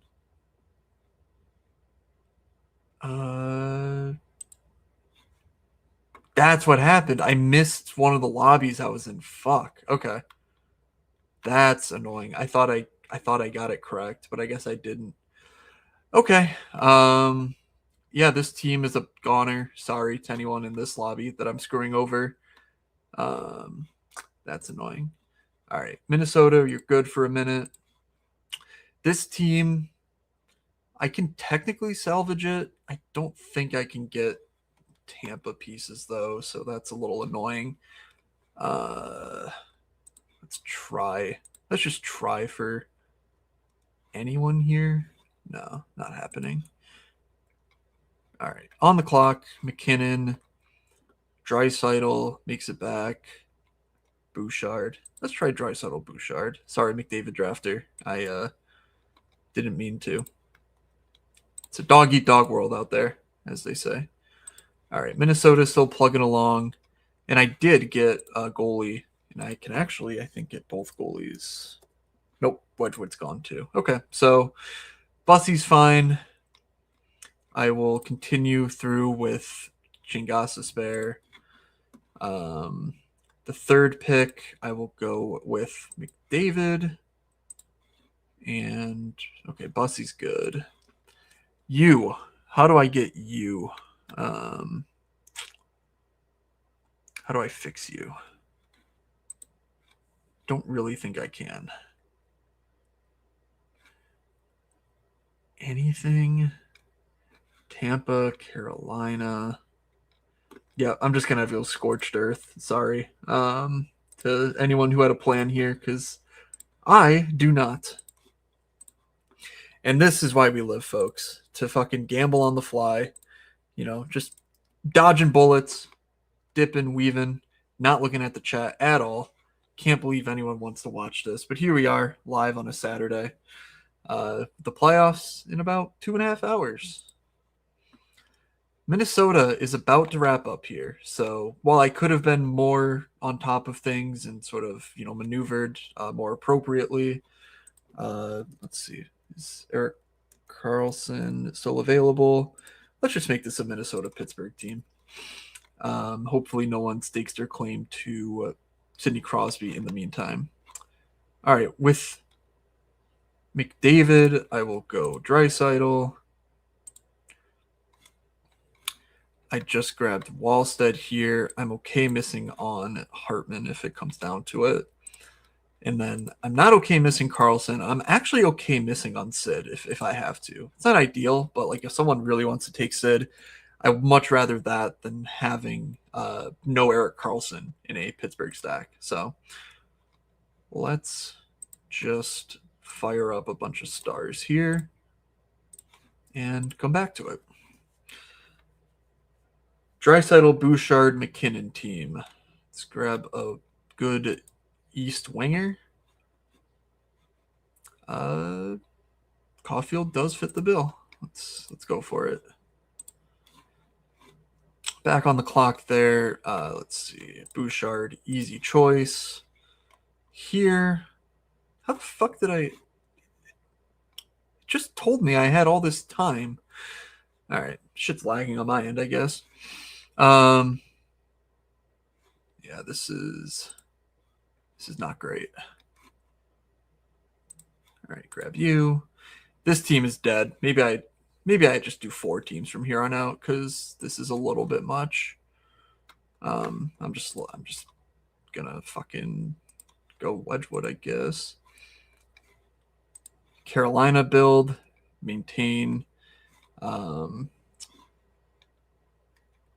Yeah, this is a pretty solid start on this squad. Get the 6 there. I did get Sid, so that's nice. And we'll go Rust. Sure. Here I have, again, 6 Carolina. So let's see if there's any Colorado guys to grab. Not really. Landeskog it is. That's fine. I like Landeskog just fine. I'll add like a Ross Colton to it, and then I'll pick a 3-stack later on. Maybe like Anaheim or something like that in this lobby. So this is full on Edmonton. I thought I got Hyman. Did I fuck that up? I thought I like starred Zach Hyman. So I don't know. Is that on? Oh, that was on the no McDavid team. Okay, got it. This team is coasting to the finish. I don't even need to look at this team anymore. I have drafted 8 players and I have 5 queued, so that's totally fine. I think before I took Malkin, so I'll grab Raquel this time. When I did a 6-man Pittsburgh stack. So that's just your basic 6-6, and that's what I want to do for the most part. All right, Eastern team to jump on board. I don't hate the Hagel. Oh, there's too many things on the clock now. So Montreal for you. Let's take these 2 suckers. I'll go Svechnikov. We are a little bit at risk of fighting, someone who has obviously Carolina pieces. This team, again, just totally fucked. So let's grab Sam Malinsky. He's fun. And then back on the clock, right?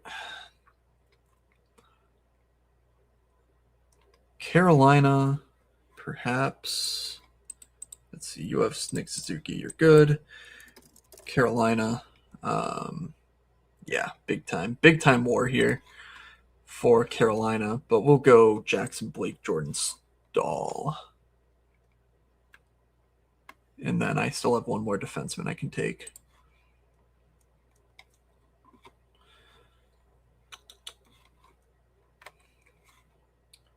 The gears, they are a churning. I think you can see the smoke in the background of me trying to fucking solve this Rubik's Cube. Queue up some Carolina pieces there. This team, I said, let's just grab some fringe Colorado pieces with McKinnon. So we will do that. And then you're set. You're good.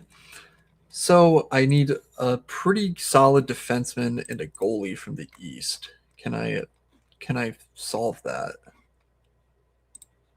I can go Sanderson. Oh, no, I can't go Sanderson. I'll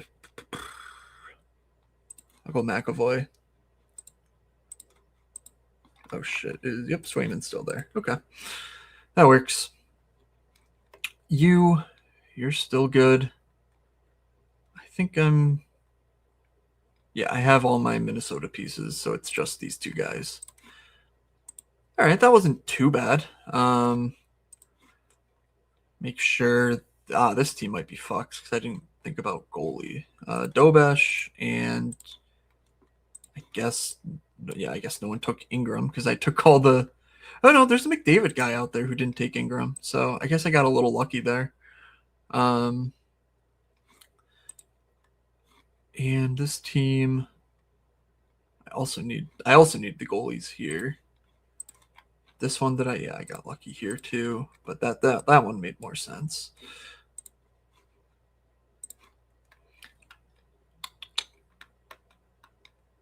So I have 1, 2, 3, 4 Carolina. Dobesh, come on down. You are waiting because you're done.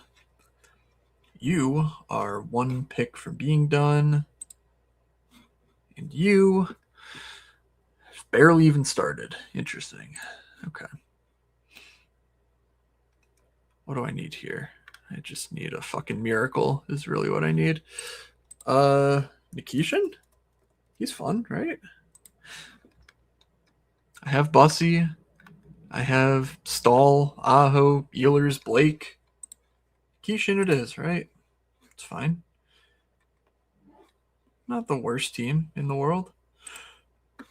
We will do a full retcon looking at these rosters afterward just to make sure I didn't completely fuck something up. But I think this was reasonably solid. I might do like 3 at a time because then I can actually look at the chat for a minute. But I don't know. I'm not sure if people actually want to hear me talk about whatever, or they just want to see me draft, because that's kind of what goes on in these circles. It feels like we're just sitting here to watch people hit buttons and maybe make money one day. All right, did Bussy go? This might be a Freddy team then.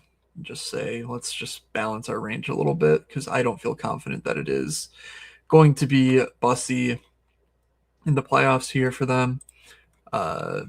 Swayman. Yeah, Swayman, Bussy is fine. Not ideal, but it's fine. Just get me there is kind of the idea. I don't have anything queued there, and I should just grab Freddy to make sure. And on this team, I just need a lightly used Uri Slafkovsky. And without McDavid, do I want to take 6 Edmonton? Or do I just take 6 Montreal and sort of claim that McKinnon dominates McDavid at some point so that they just don't get there? I think that makes more sense. Just take 6 Montreal. Probably doesn't matter in the long term. I missed my pick. Okay, whatever. I had a second left, it said. But I had it queued anyway. All right, Hudson, Slafkovsky, and then I'm going to grab another Montreal winger. This time I'll skip over Demidov, and I'll go Bolduc. Then do I need anything else after that? I think I need one more Edmonton piece. Who do we like on Edmonton? Rosovich. I could just go Savoy. No, I'm gonna go Roslow. Actually, let me check this. I'm gonna check on the other screen to see what Draisaitl's line mates were in practice and just use that.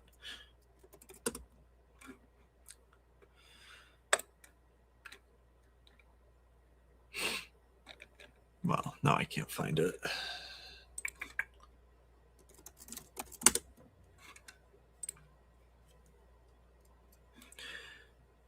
Okay. Daily face-off. Don't do me dirty. Kapanen, Podkolzin.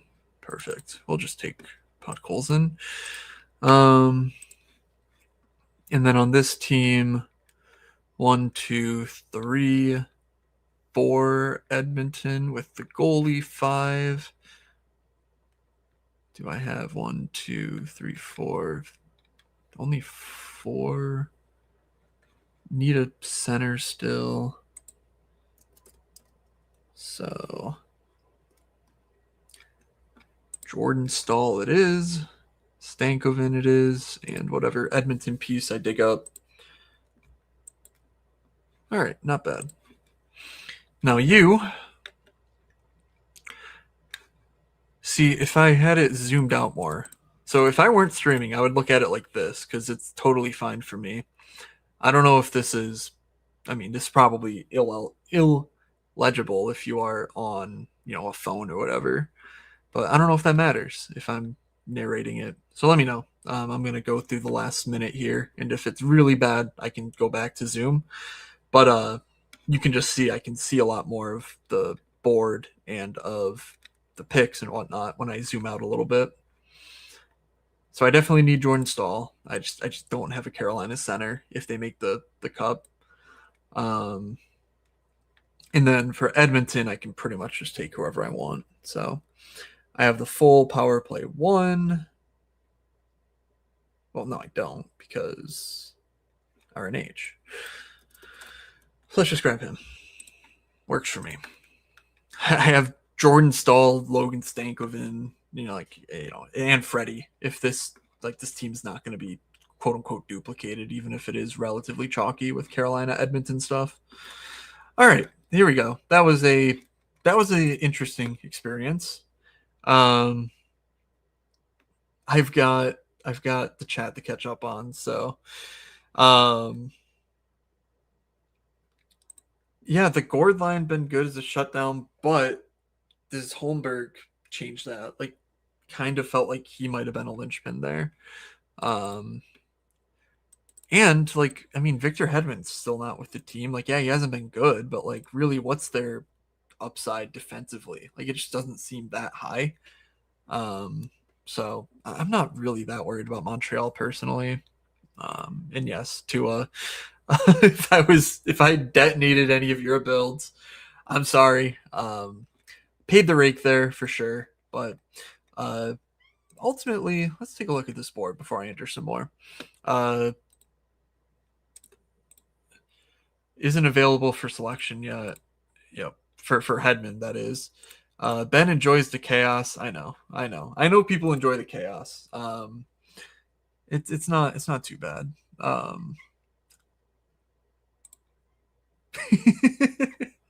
Consigliere tried to rip a final dance. My son threw up. Let's see how it goes. That's awesome. Yeah, my cats are circling me because their lunchtime is normally at noon, but I think they need to learn that some things are more important than feeding the starving animals. And this is a small cat. This is how you know it's lunchtime, because she's anywhere near me. Otherwise, she has no interest in spending any time with me. There's nonsense going on with badgeless guys in the lobby. Yeah, Ben, the Savoy thing is interesting. It's just that when you have McDavid and Draisaitl, like, he's another center, and it's like it doesn't really matter, because in the contest you just scored 2 flex and one of each other position, so it's not that big a deal to have like 6 centers. But with Edmonton, it's like Hyman, and like he's just, I don't think he's a guarantee to get there if Edmonton smashes, and so it's like I'd rather have a wing eligible player. Let me make sure that's, yeah. I think I just showed it. Savoy is a center here. It's fine like this. Thanks, Tom. Hopefully you're right, because I think that will make my life a lot easier. And like Savoy being on the kill.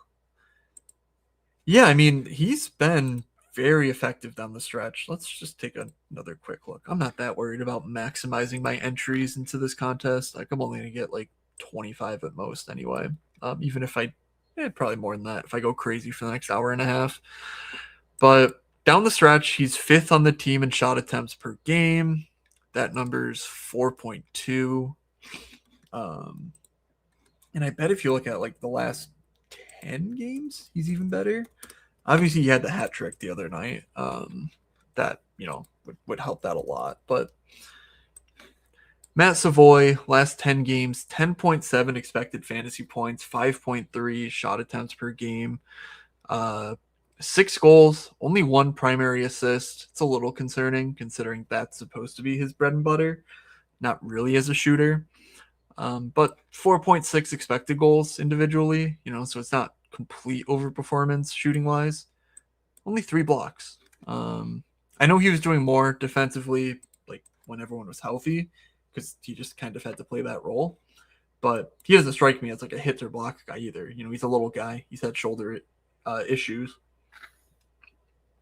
So he's not like your Trent Frederick type, who, if Trent Frederick were to go onto the top line, you're like, yeah, this guy's getting, Kiefer Sherwood type numbers for a handful of games.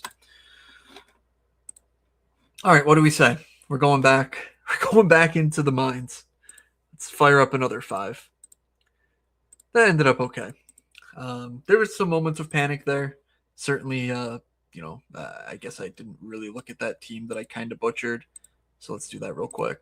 Not you, not you, not you, you. So I started off Nachos, Aho, DJ, just watching, threw up somewhere. Just can't believe took a 1 off Nachos in the first round. And then Boldy, not great. Just an auto draft there.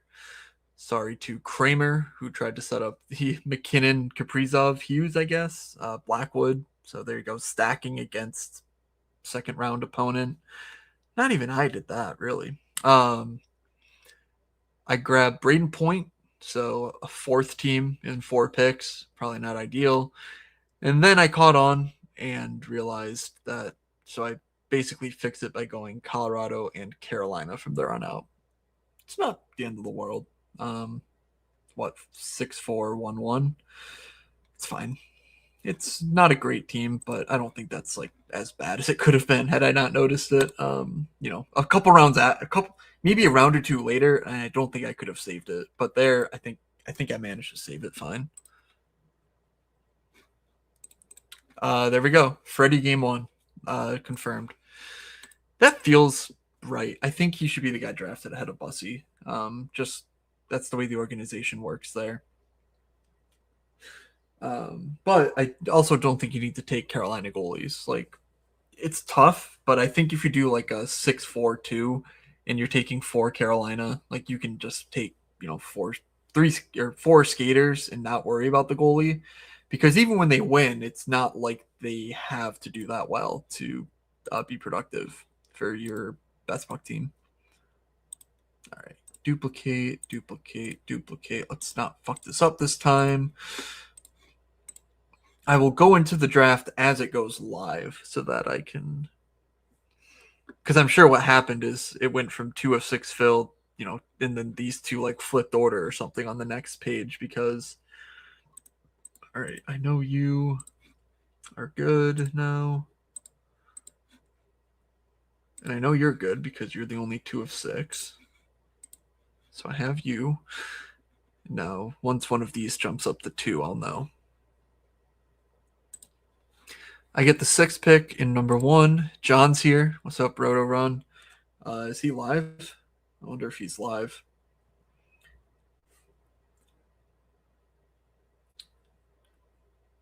Or if he's just, couch drafting as the multi-sport draft elite.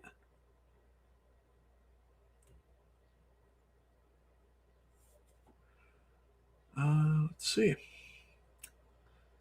Nope, nothing live. So, John, maybe he's tuning in. Maybe John wants to see what that good alpha is for the Zamboni season.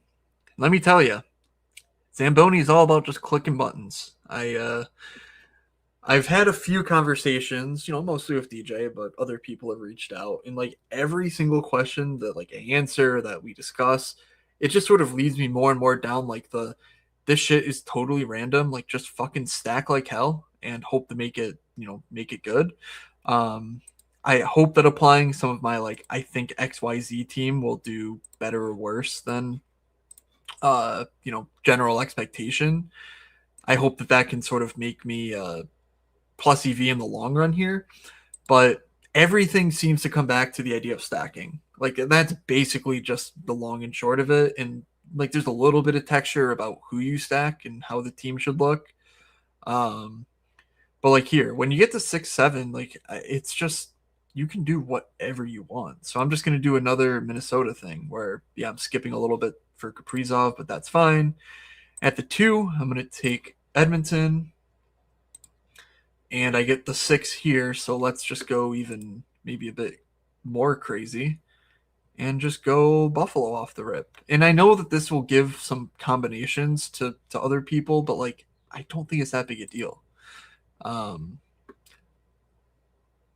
Like it's just not something that I'm really concerned with because following ADP just like mathematically doesn't do anything for you. I looked at the Sims and tried to sort of quantify like the value of following ADP, and basically, and it's because of stacking. And it's just like as long as you're stacking, ADP doesn't matter. Like you're actively worse taking guys around ADP. So, and I think getting a Minnesota Buffalo type build or whatever, something like that, where you need to use those first 2 slots to in order to fit them. And I think a 6-6 there would be like the not ideal, but like I think that's a very good strategy, and it's just something people don't do because they're probably stacking after the 12th pick, and it's like, okay, well now I did XYZ thing. I gotta figure out how to get Tage. You can't. Like I took Kaprizov Boldy. I can't get Tage. if I'm taking, Makar or whatever, or like that ADP would indicate. So let's see how these go.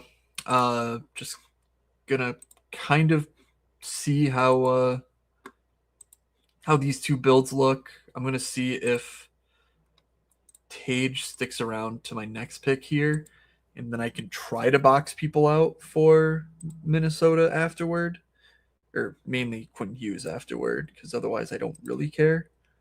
And then if Minnesota goes, I have Quinn Hughes lined up, so that's good. McDavid, Draisaitl goes, but I will get Bouchard, no problem. My Tage Rasmus team early. Just gonna see if something falls. No, actually, I'm not gonna see if something falls there. That's pretty much done.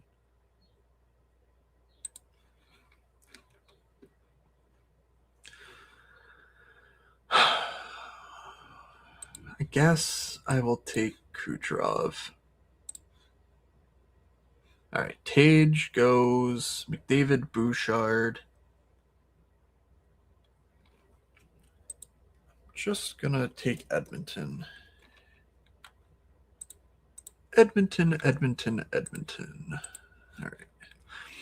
Tage goes, so let's grab Quinn Hughes and see what's out there.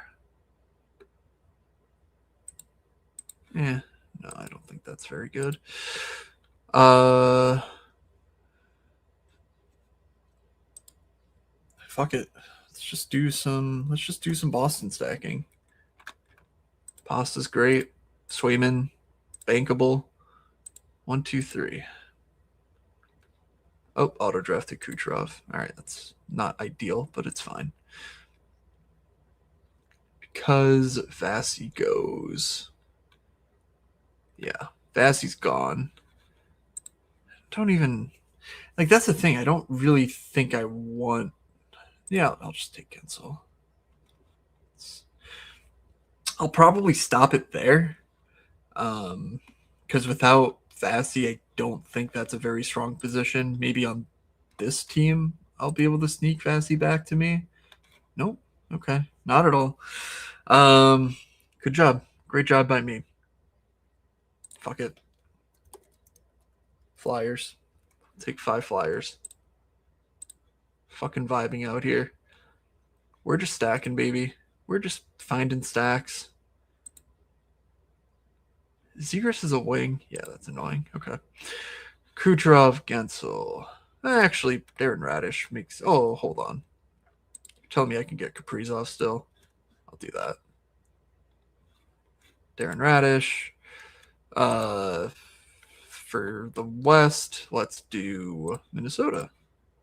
That works. All right, what's up here? Ingram, perfect. Buffalo. Dallas, Minnesota are both taken. See, this is where I'm just going to start going for stacks of teams that I want stacks of. Buffalo, Anaheim. Sure. Let's try it out. This feels fine. Add some Buffalo to the mix. Tuck UPL, get up there. And let's see. Boldy, get up there. Definitely want the center. You know what? I'll grab Point. And then Boldy, I think should be okay. We'll see.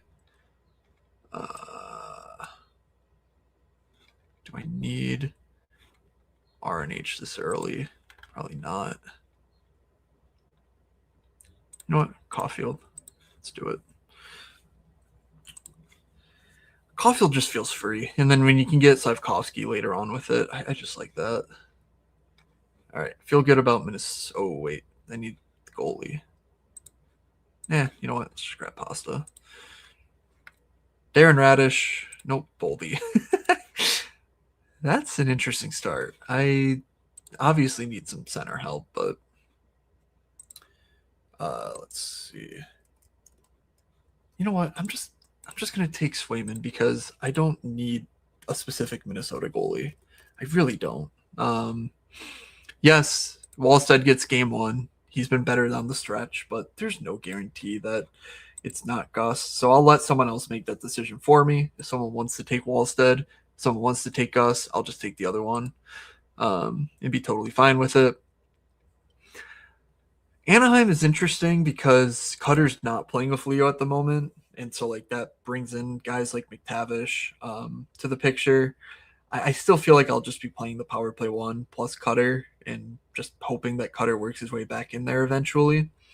So I'm building up 2 separate Tampa Minnesota teams.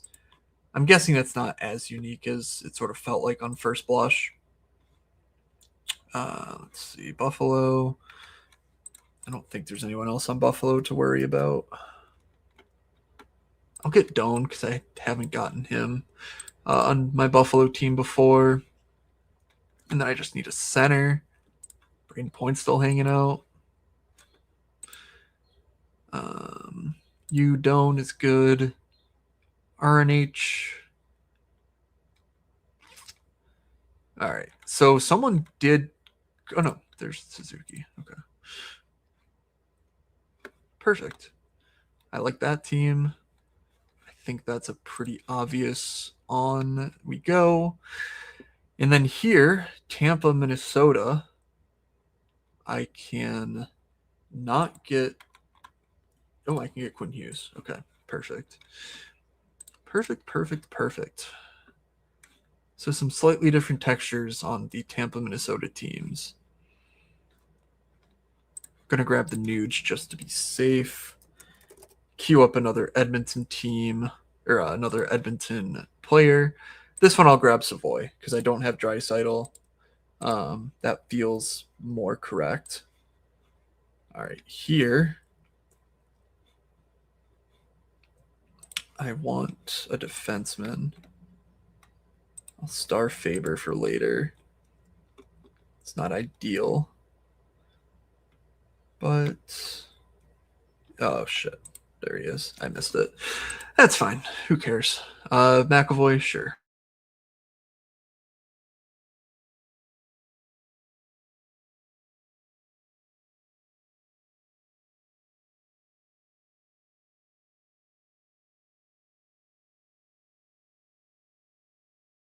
Tom.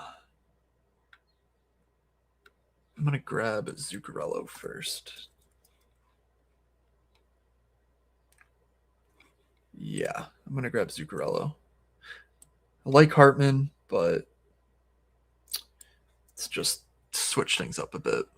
And then I'll move Lindholm to the top. Eriksson Ek goes well with Kaprizov Boldy, obviously, so I'm not going to override anything there. Here, Point, Kaprizov, Boldy, Hughes. I'm going to jump ship now on Tampa.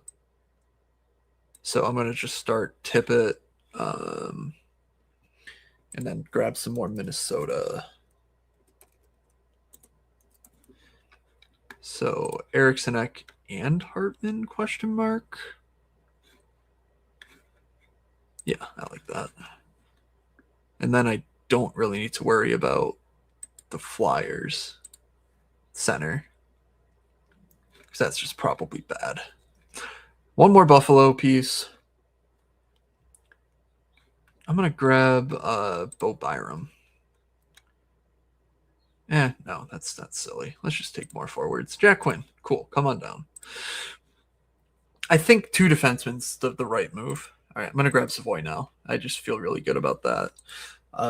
Little build, and then Slavkovsky's the obvious next pick. I'm on the clock 3 more times. Goalie, good. Leo, fine. Goalie, definitely good. Definitely what the doctor ordered on this team. So since I can't get the Tampa goalie, this team, Slavkovsky, good. I will revisit that team in just a moment. Let's check this one. I need Dobesh. I could use a defenseman.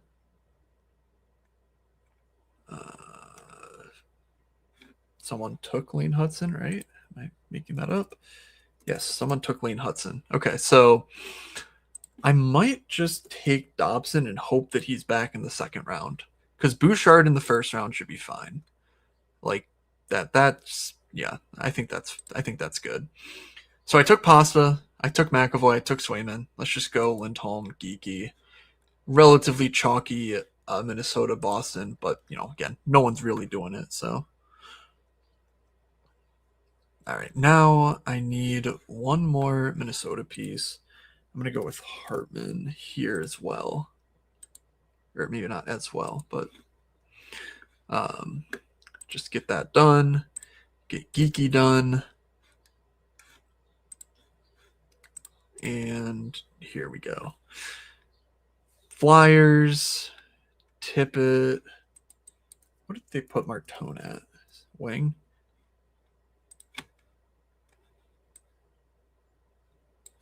Gosh, does this make any sense? Maybe not. Whatever. We'll deal with that in a moment. Goalie, still have both.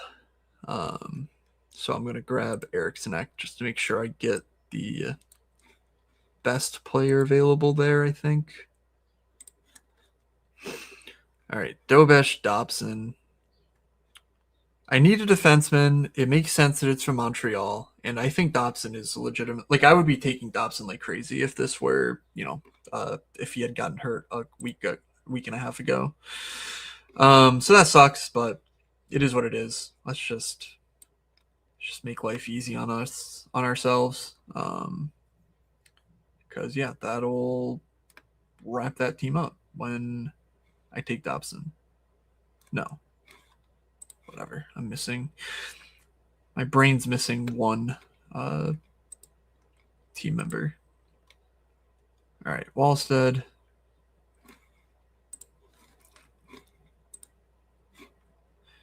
I didn't really think about not having Radish on this team with Philly because you kind of lose out on the alpha defenseman. So that was a mistake. I'm going to take Dostal just to be safe. And yeah, Dobson. Then I have one more pick there, so I got to revisit that. Fuck it, Fraser Minton. If James Hagen plays, that's even better, I think. I like Arvidsson, but already having a bunch of wings doesn't really. Oh, fuck! I did not revisit what to do here. Uh-oh, what did I do? Brady. Okay, that's a little. That's maybe not great. All right, I think I needed to plan out more of the end game here than I did.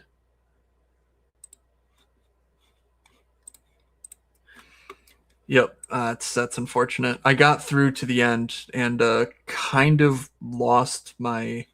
I didn't queue enough guys early, so I had to spend too much time catching up in order to really do this multi-table well. Yeah. I mean, this is fine. It's a 7. Well, it's actually not because I missed the goalie.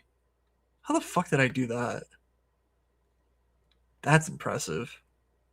I just straight up missed the goalie. The number one thing you do in stacking. Yeah, so that was a real shitty planning job by me. Doing this though, this auto draft of Brady was actually very prescient because it allowed me to get in Allmark. So at least there's that. Wow, that was upsetting. Stupid guy does stupid shit. Name of the show.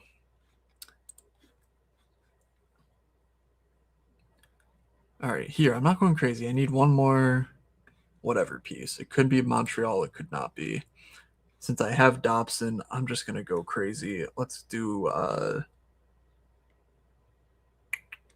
Nah, let's just be fucking boring. Demidov.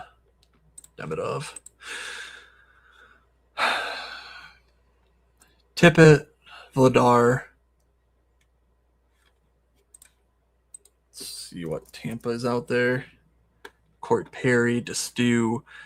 I need a defenseman. Charles Edward Destu, if Hedman's not available. He's a moods dude. This block, not my best draft block, but it's fine. Anaheim. I like Beckett over Terry, gun to head. So we will do that. And then let's grab a center. And I think Mason McTavish fits the bill. That sounds like fun. All right. I need one more. Ottawa. Sanderson. That's fine. It's not my turn to pick. I got Sanderson. Yeah, okay. On this team, 1-2 Tampa, 3 Tampa. So I just see one more Philly piece. I have covered at every position if Minnesota makes the final, and I have 6 Minnesota. Don't need the goalie. So my options are basically overstack of Minnesota or add another Flyers piece, I think, because I have Ladar. Hartman's on this team. I like Zuccarello enough. Let's just make it a 7-3-2 team. If Minnesota needs to make the cup for this team to be competitive, I think that was a given. So that's fine. I think I want a Michkov.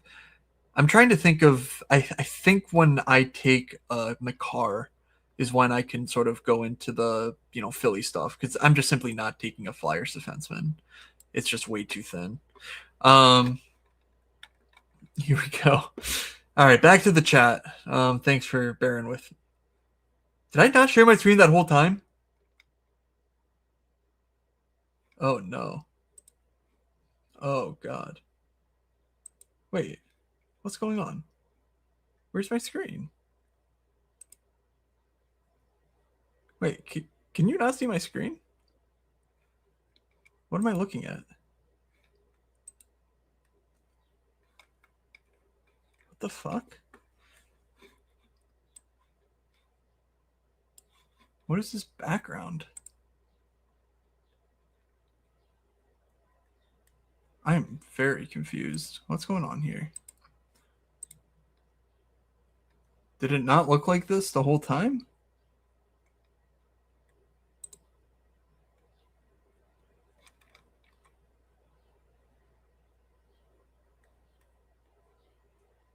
Okay, I am deeply sorry about that. I don't know how long that went on for. Could you see what I drafted?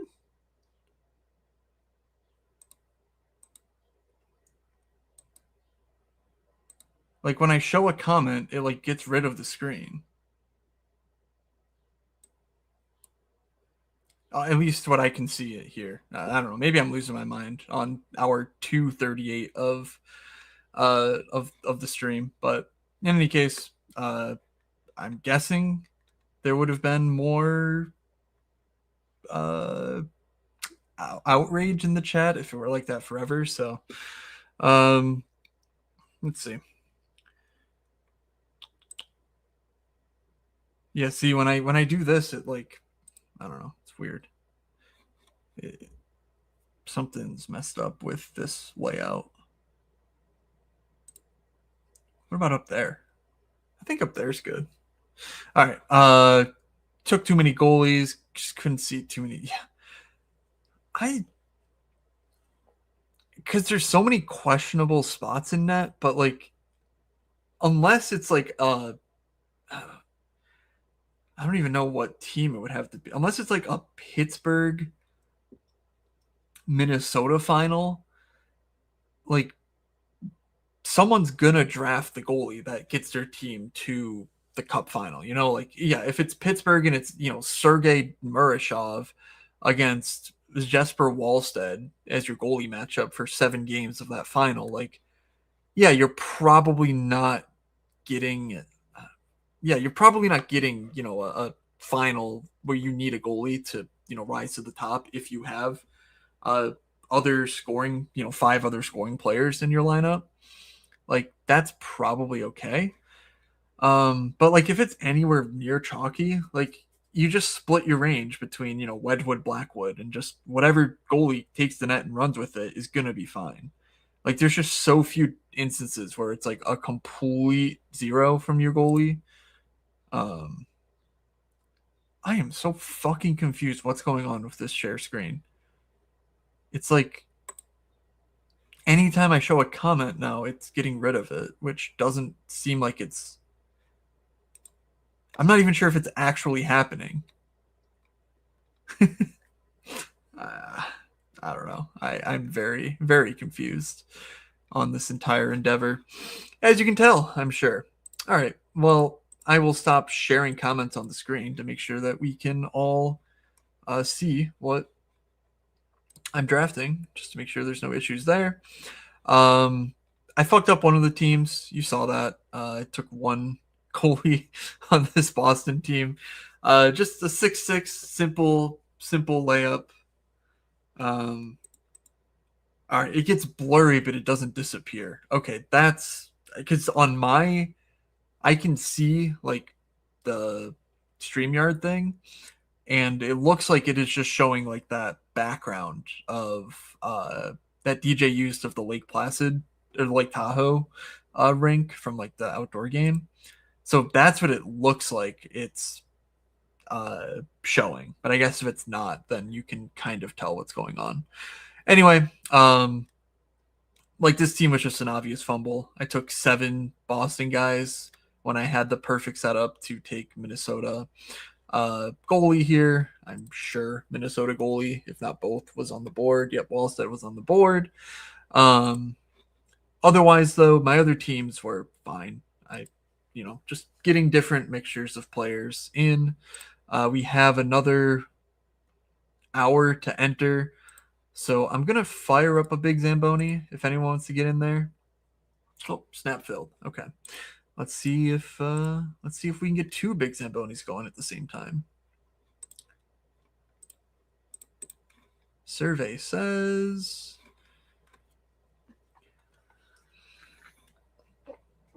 probably not, but we'll see.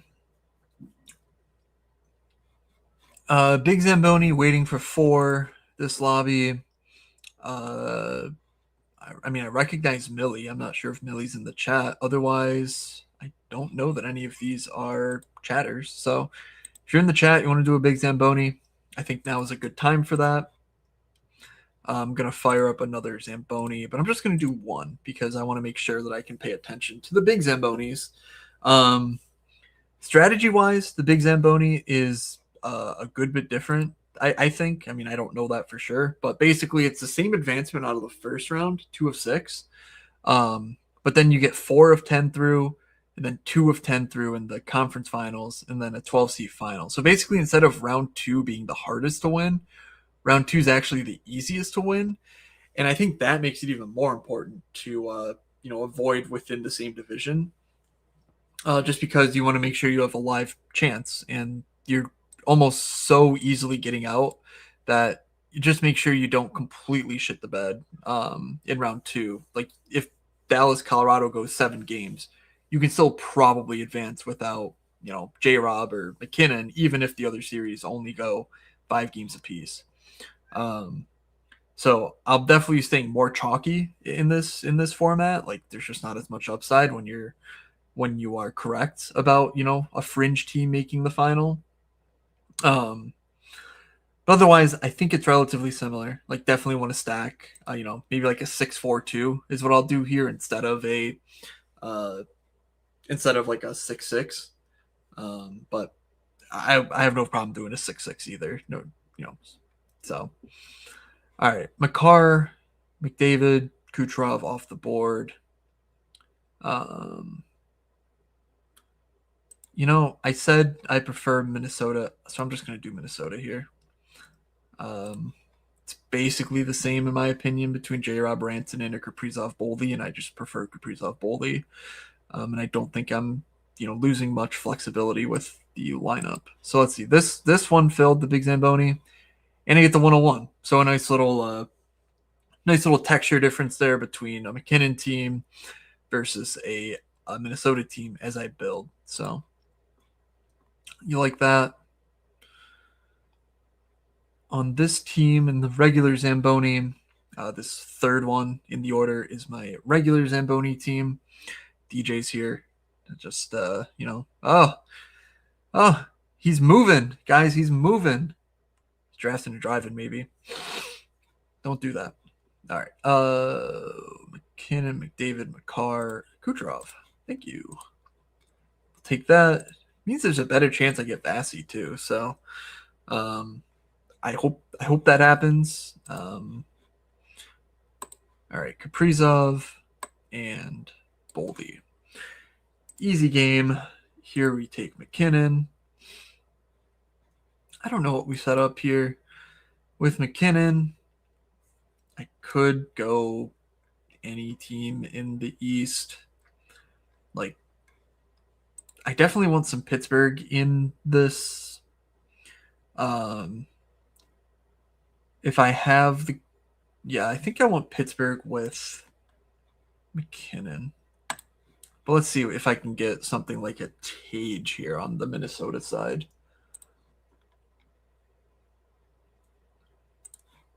Something like Tage, Dahlin start. Quinn Hughes. And then UPL would make sense. Took Kucherov. Vassy comes back to me. That's very nice. So I actually get to go full bore on Tampa on this team. Number one player I want is Radish. Number two player I want, I think, is Braden Point. And then I want Brandon Hagel. So if I can get all three of those, I would be thrilled. Otherwise, I can maneuver around as I need to.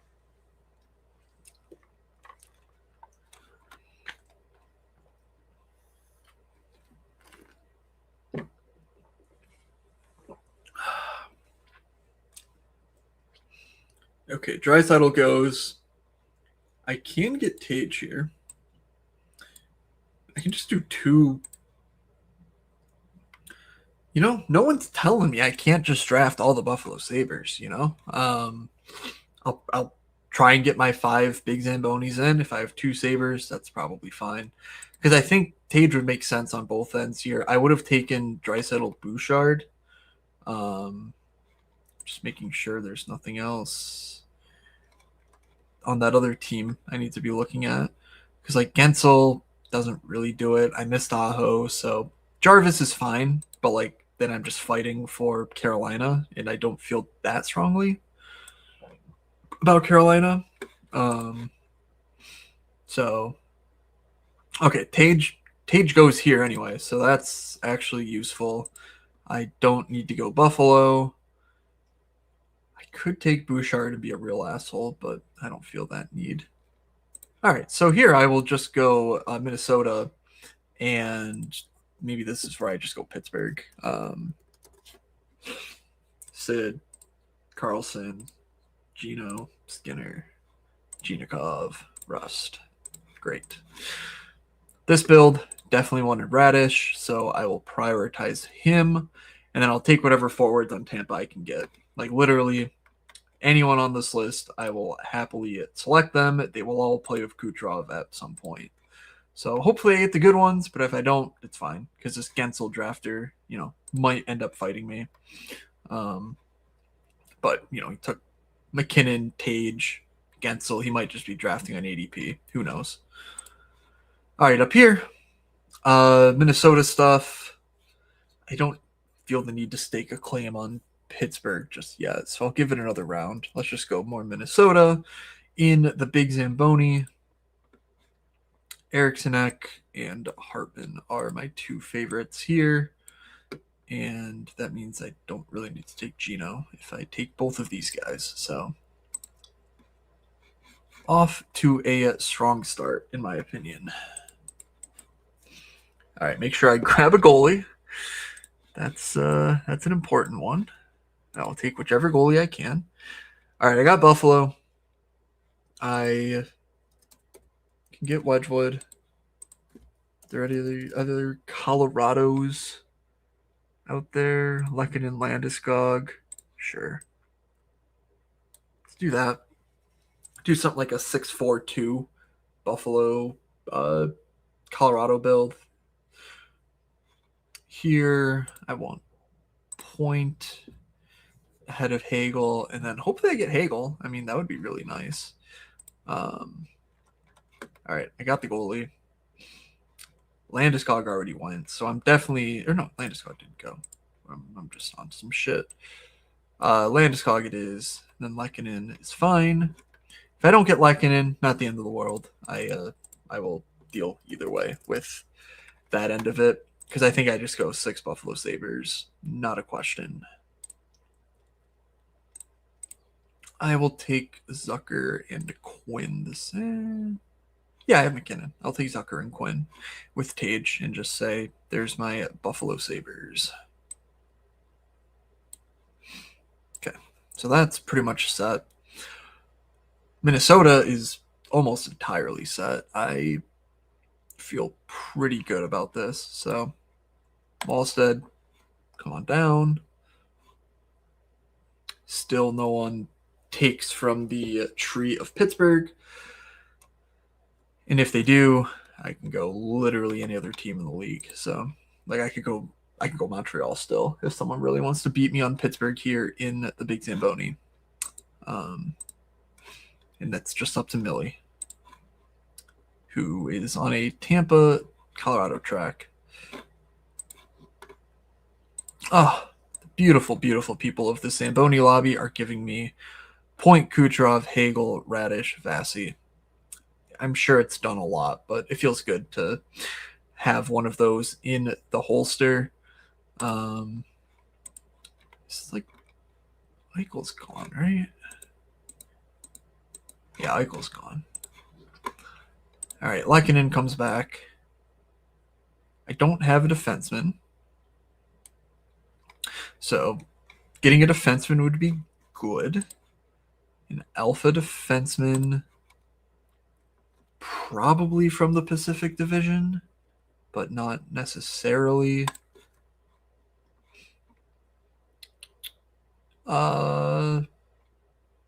Let's just grab Erik Karlsson.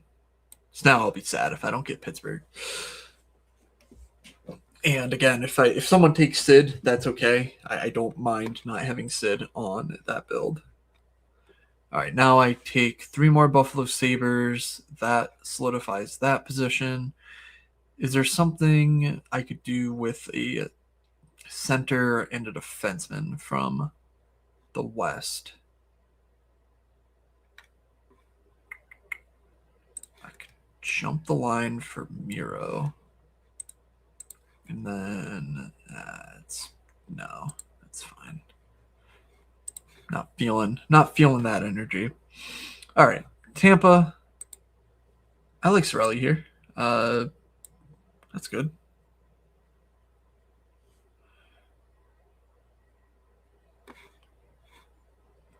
Okay, so now Tampa, I'm all set on. I can go back to them. This is the Zamboni, so like taking 7 Tampa of this build is totally fine. I might actually just do that. But let's make sure I get these teams through, because yeah, the Big Zamboni is 75 Buckaroos. Don't want to fuck that up. And then here, the 3 Sabres is good. I still don't really know what to do at center. I think I might just go to the north, or to the east. Because, like, it's just so easy to go Sanderson and Stützle and just say, yep, I'm getting, legitimate superstar potential here. Wait, someone take Stützle? Oh, someone did. Okay, never mind. That is well played. Ah, fuck. I didn't set this up. Corey Perry. Fuck yeah. And now I can take 5 west, whatever the fuck I want out west. Tampa's making the cup final. I've got all the Tampa. Live and let learn. Or whatever. All right, let's just finish off the Sabres. There's nothing here popping that I'm like, oh, I gotta jump the line to get this center plus defenseman combination of players. So Buffalo, continue. Minnesota, continue. All right, Tampa. I need a goalie. So who can I get from the West with a goalie?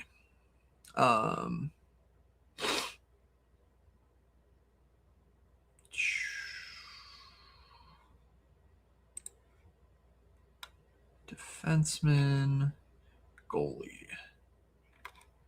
The answer is probably just Anaheim. I like that. Defenseman,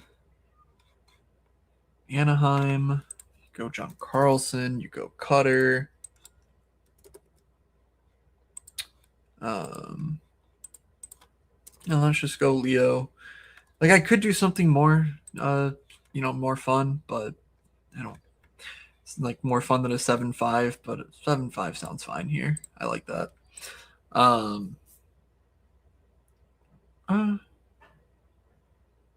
Does it, or should I just go like 7-3-2 and say, well, I'll go 7-4-1 and just take the best points guy on the board. That should be fine. Because basically, I'm thinking if Anaheim if Anaheim's the one who makes it to the Cup final and Tampa doesn't, I'm not winning anyway, probably. So why not get another chance that, if they both make the Cup final with Tampa, to sort of like get up to first place, basically, because Tampa wins, they have 5 scores that score for me, including the goalie, and then I just sneak in, a different piece, whether it's an Anaheim or another Western team.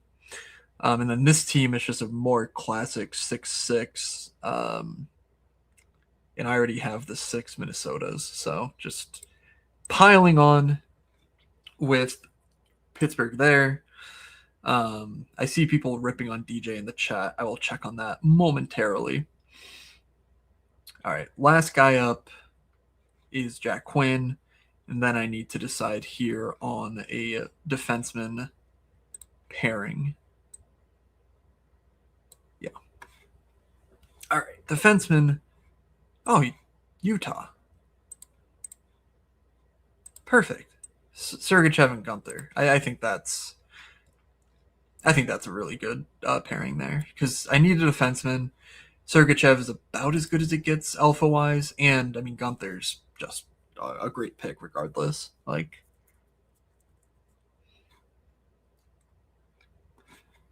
okay. So I took Dostal. I need the defenseman. Let's just make sure Cutter gets to me, because I'll take Lacombe or if I have to. But if I don't get Cutter now, I would just be kind of gutted.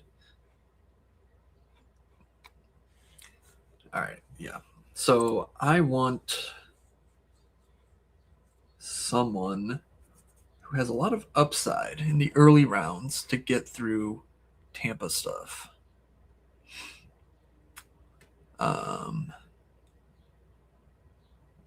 This could be like a Tippett.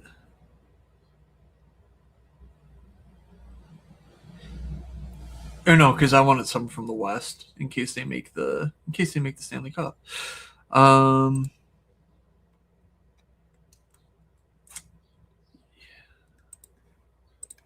That's interesting, because I mean, obviously the Central is where I would want to go, but like, am I taking Kempe? I don't think so. I don't think that's smart.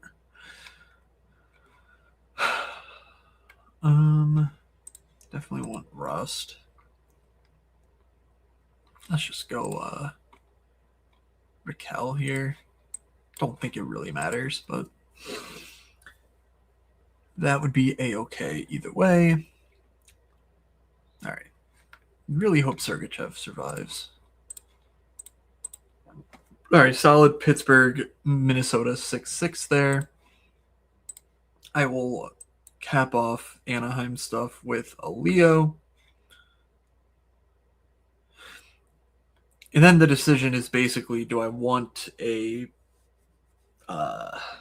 I definitely want a forward. I don't need a defenseman. Don't want to take anyone in the same division as Tampa. I would prefer from the West. Wait, yeah, sir, Jeff. That's done. All right, this team is done, and it is a 4 Colorado, 6 Buffalo, 2 Utah, who again transferred to the Pacific Division.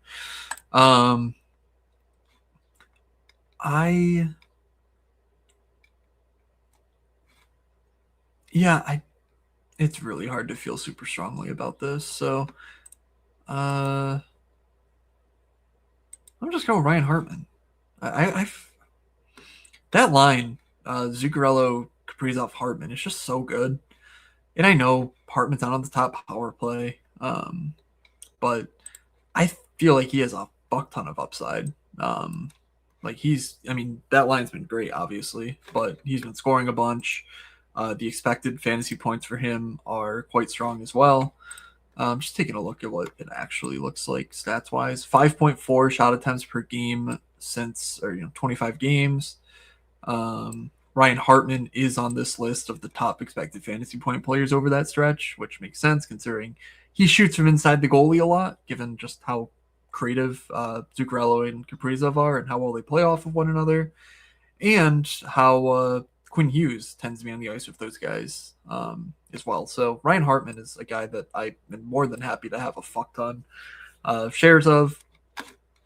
Got to make it out of the first round for him to be super valuable, but that's the case with any of these players pretty much. So I think that one fit pretty well. 7 Tampa, 4 Anaheim, and a Ryan Hartman there for me. All right, here we are. We've got, the 101 for me.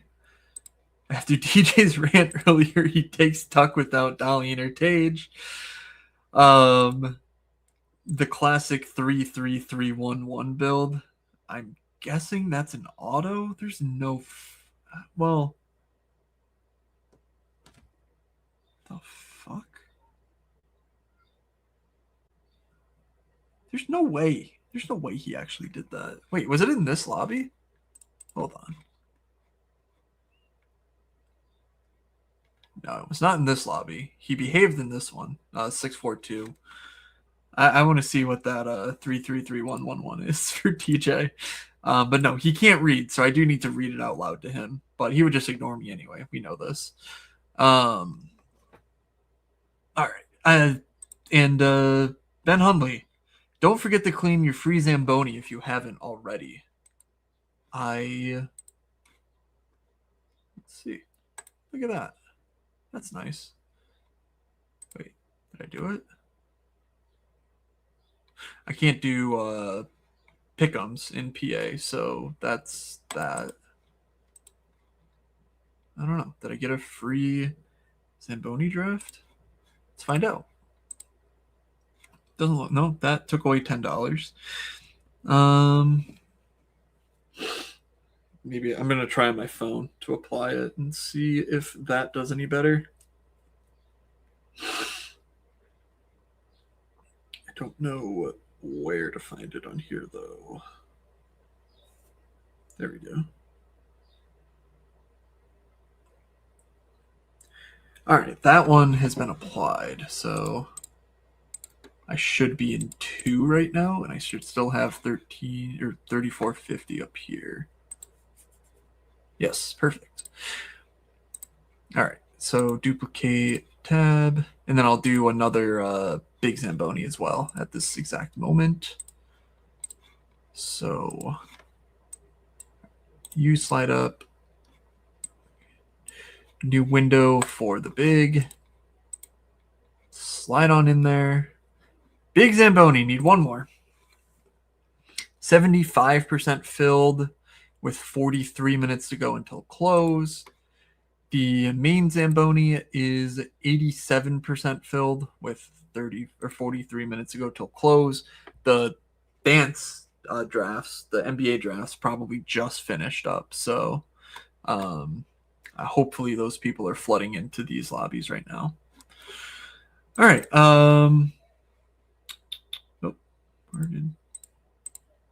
Okay. I don't know. Shit's just going weird again.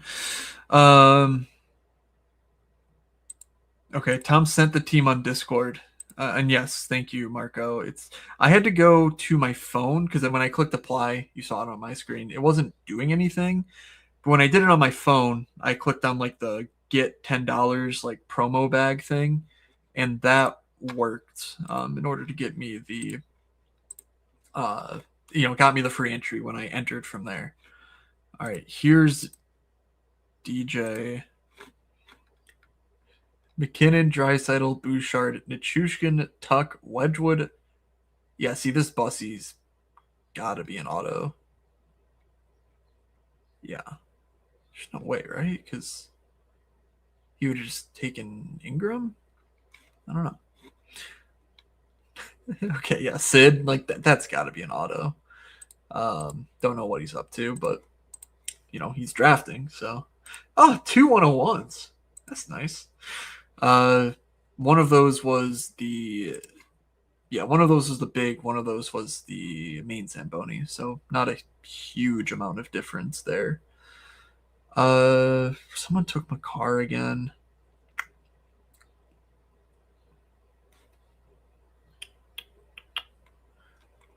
I'm gonna take Aho. Build up a big Carolina. All right, let's see if I can get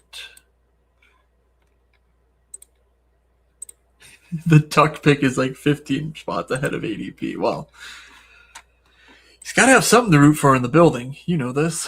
All right, Kaprizov doesn't go, but I don't think. You know what? Let's just try it. I don't think I've done Minnesota, Carolina yet, so. Even if I have, I don't care because I can dupe myself. But now that I took Aho, maybe someone stays away from Jarvis, and almost certainly they stay away from Boldy, so I can at least get one of those two. But hopefully I get both at the next turn. That would be nice.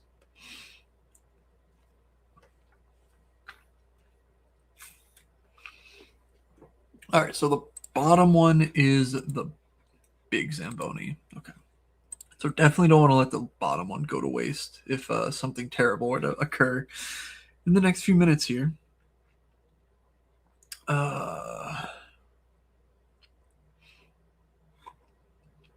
McKinnon. What to do with Mr. McKinnon? I think I'm just gonna race Champa Bay here for Makar and Nachas. Because I want to grab. Maybe I can sneak these 4 in.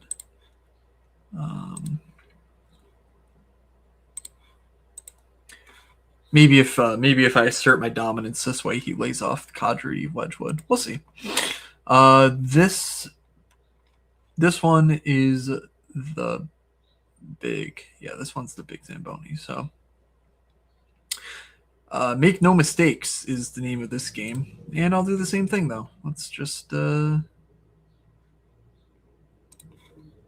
see how this goes. I did not look at Makar and Nachas. Chance there. We can play Colorado ball. That's fine by me. All right, so Jarvis survives. What does this guy just has? So he's probably not taking Minnesota, so I'll take Jarvis. And then Boldy should make it back to me, and then it's a matter of getting Hughes through, really. But I don't know, not the end of the world if he doesn't make it back, I guess.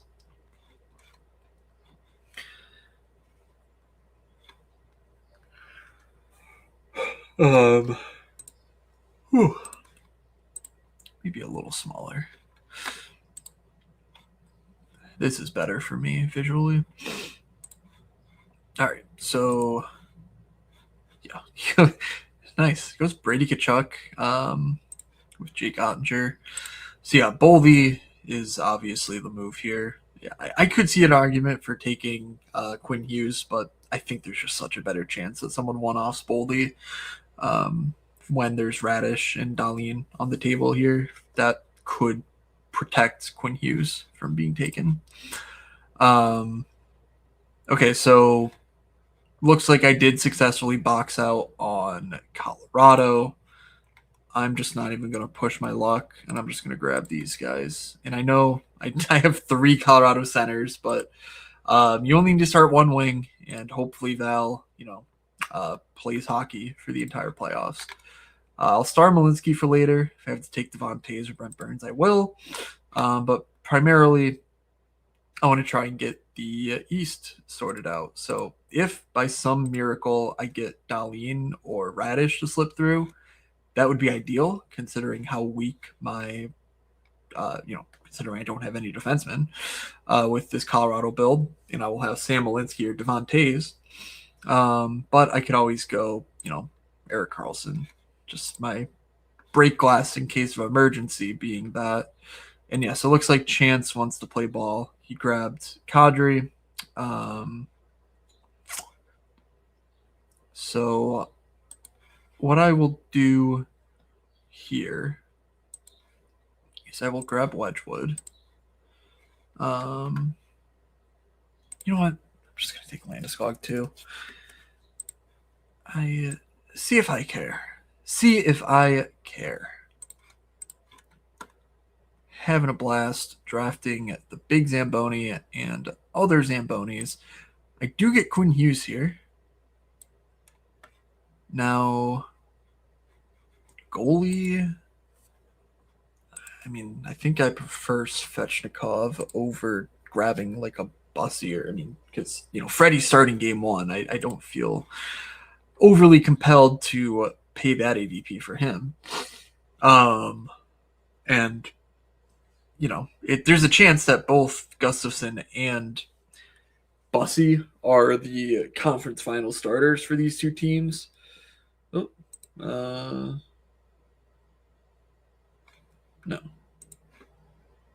I don't know why. I just thought that I lost someone.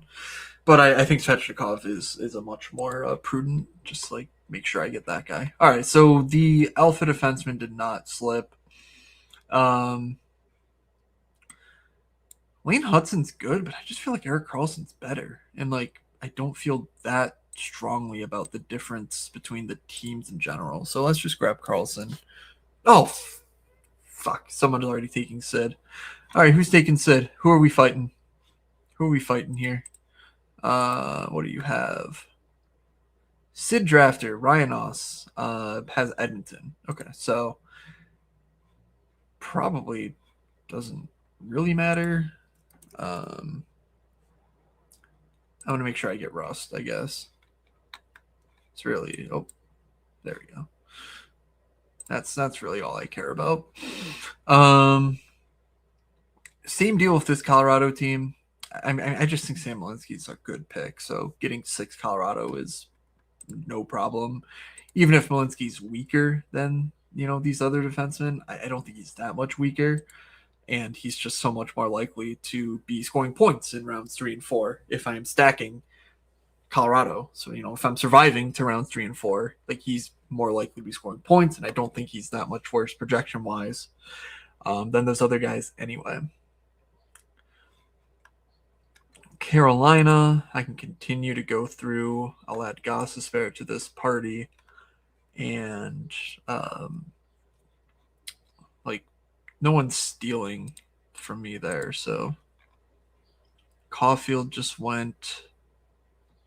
I'll take Malinsky because I need some time.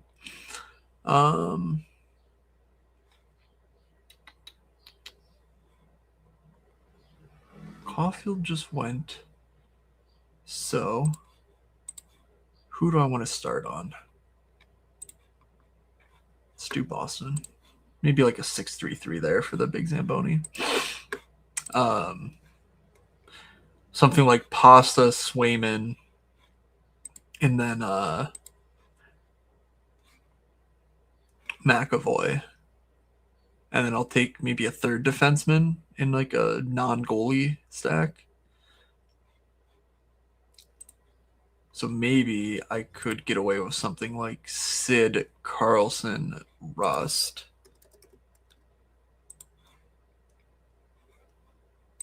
as long as I get Swayman first. And then I'll just take whatever, or no, McAvoy too, I think would be appropriate. And then if one of these Pittsburgh guys goes, I can just transition to Ottawa perhaps. Unless this is the lobby where someone drafted an early, what's his name? All right, so the fight on Pittsburgh seems to have been won. What did I do here? Oh, fuck. Draft. Autoed Miro. That's not great. Okay. That's a punish pick. Malinsky, sure, that's fine. All right, that's a bummer. I had this team shaping up really nicely, but we'll see. We'll see how it plays out. I'll just sacrifice Eriksson Ek or whatever. Actually,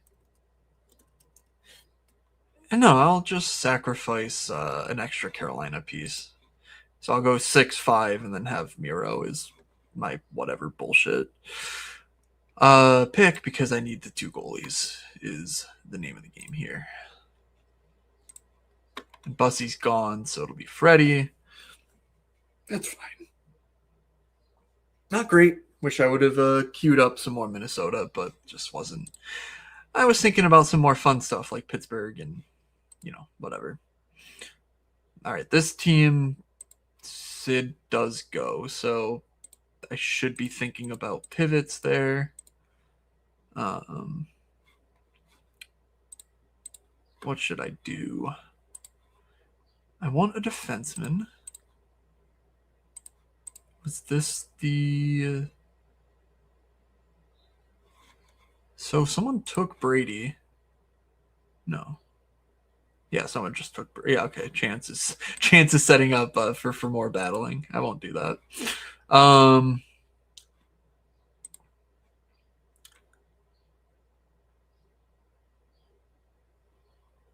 Interesting.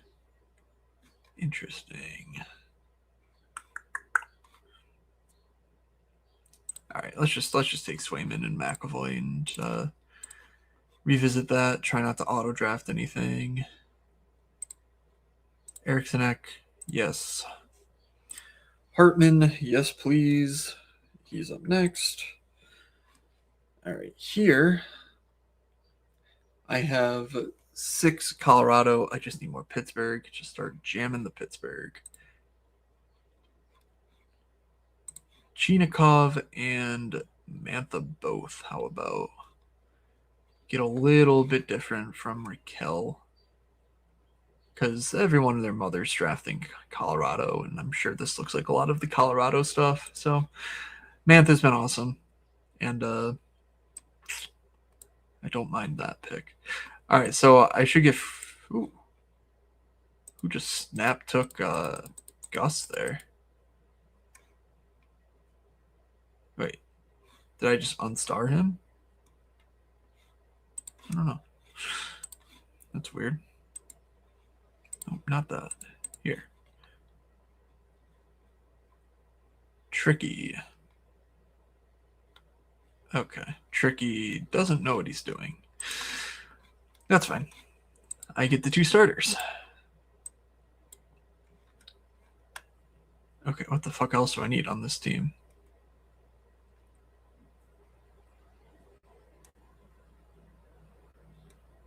Oh, I need a center. I thought I had a... Okay. Yep. Freddie... Well, I mean, I need both, but let's grab Wallstead first. Hopefully Freddie survives. Okay, here... I mean... McCurds has Makar and Darlene. I guess... I kind of just want to steal Sanderson from him and go Cousins and Batherson. Like, I think that that's fine. And then if he takes Batherson because he wanted to fill out the Ottawa stuff, I can just go with Lindholm for Boston, since I already have Pasta, McAvoy, Swayman locked up. All right, and then I do get Anderson here. So, yeah, Miro auto pick, not great, but a 6-5-1. Probably lose Miro in the first round. Sucks, but it is what it is. And here I just need Gino, and then I'm at 12. And here I just need one more, probably Batherson.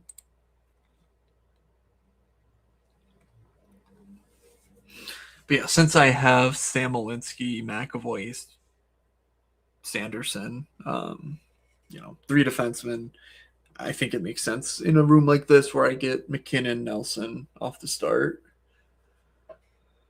With the Chushkin, obviously.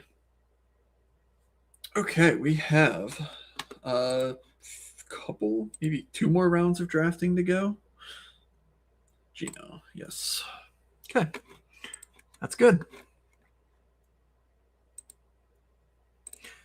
Oh, what a guy. Chance says I can have Sanderson. But yeah, I figured when you took Makar and Dahlin, that would be a very, very solid D room that you need to add to. I'm sure you wanted Cousins or maybe Batherson, but maybe not. I don't think those are unsurvivable snipes regardless. Thanks for hanging out, Ben. Best of luck. It's a great day to have a day. Eichel being undervalued in this, I'm not totally sold on that, but that might just be because I think Vegas is a little bit not good, and Vegas just doesn't. I mean, Hurdle's been a nothing. Dorofayev's fine, but between Dorofeyev, Stone, and Marner, you're just dealing with 3 incredibly unreliable players, and they don't have a defenseman that I trust. So it's yeah, you need Jack if Vegas wins, but I struggle to think it matters that much, I guess. I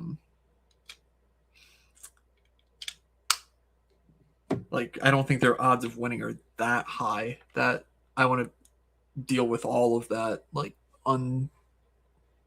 I guess what I'm saying is they're not the best at their position anywhere, so it feels like a problem. All right, let's see. Here we are. These drafts are done. Let's check out the lobby. We have 24 minutes on both of these guys. I think if I refresh, it'll update 80% on the big Zamboni. I have 2 more left for there. 89% for the regular Zamboni, and I've done exactly 20 of them. So obviously not coming anywhere close to maxing that, but I will max the big Zamboni right now. Make sure we get that done. Let's see. This is going to finish. I'm going to have about 30-ish minutes. No, probably 25 minutes before the slate starts for DFS. Place a bet or 2 with the boosts that I think I have. Then I'll feed my cats who are upstairs dying or something, wailing from hunger is my assumption. They have dry food down though. Normally it gets lifted up, but I knew since this would be a day, and then I need to get some food, so we'll have a busy next couple of hours here still. Nonetheless, I'll probably not be back for the first period of the first game, but we make sacrifices in our lives.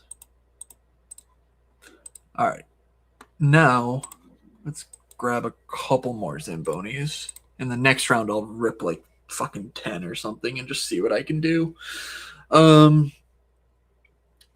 Because now that I've gotten some reps here, I think I know how to, set up the star method and whatnot to get those teams in, and it'll be fun. If anyway, it's a business expense.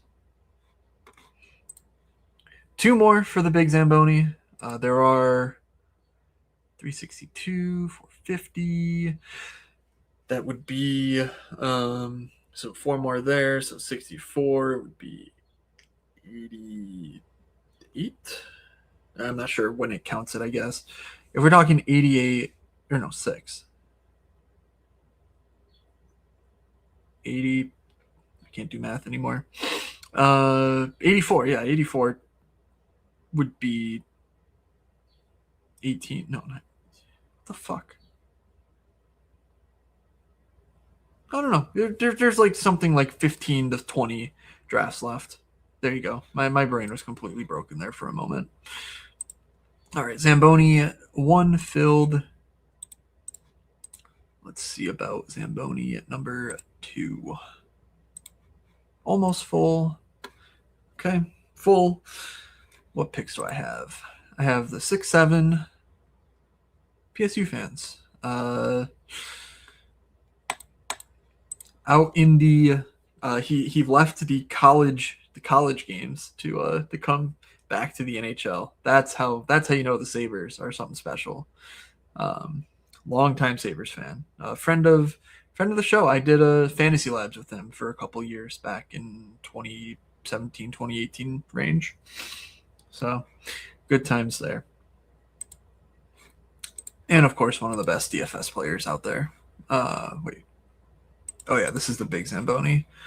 Still need 5 in this big Zamboni lobby.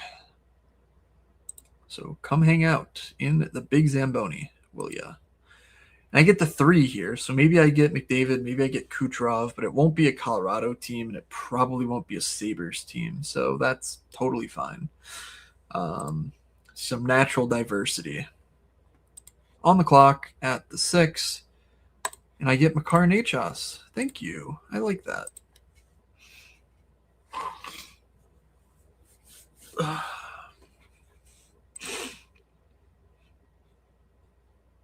And I get McKinnon. That's great.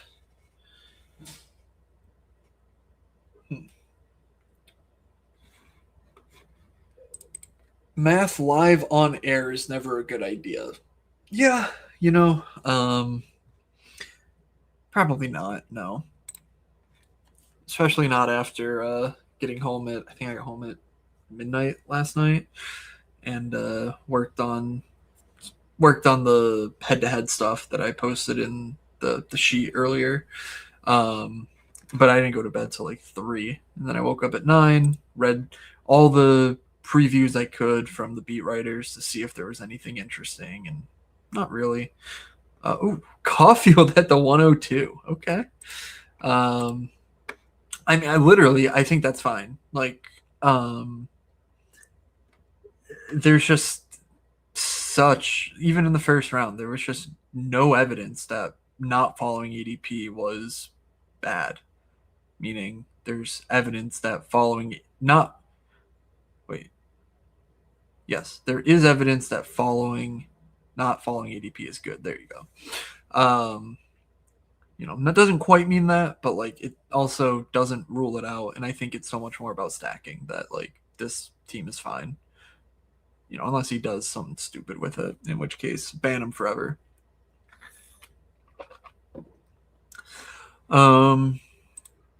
Still waiting for 4 in the big Zamboni.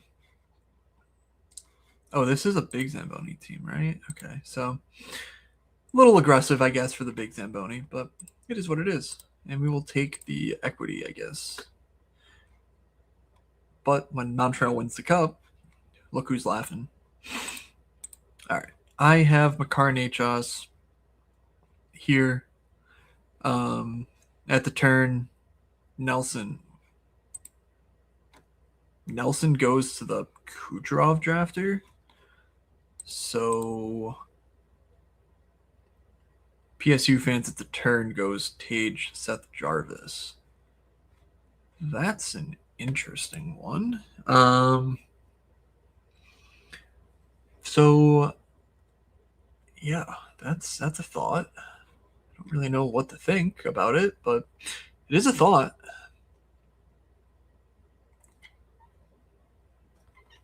Can't really go Dallas or Minnesota. Someone already took Tage. I mean, let's just shit talk on Eichel, but hey, you gotta take him at some point, right? So we'll just grab Eichel and Marner and see what comes up next. Here, I did not get Bouchard. It's actually okay because there's a lot of decent fantasy defensemen there, and I get Kaprizov in the big Zamboni. I'm just not going to turn that down, I don't think. I mean, ideally, I can get Boldy, too, at the other end of this. With McKinnon here, Aho just went, Tage goes. I could go Point Gensel. I'm going to try Gensel, Hagel, Radish. Yeah, let's do Gensel and Radish. And then just say that line is what gets the job done for them versus, Kucherov boards a guy in game 3, he gets suspended for a game like he did against Columbus that one year.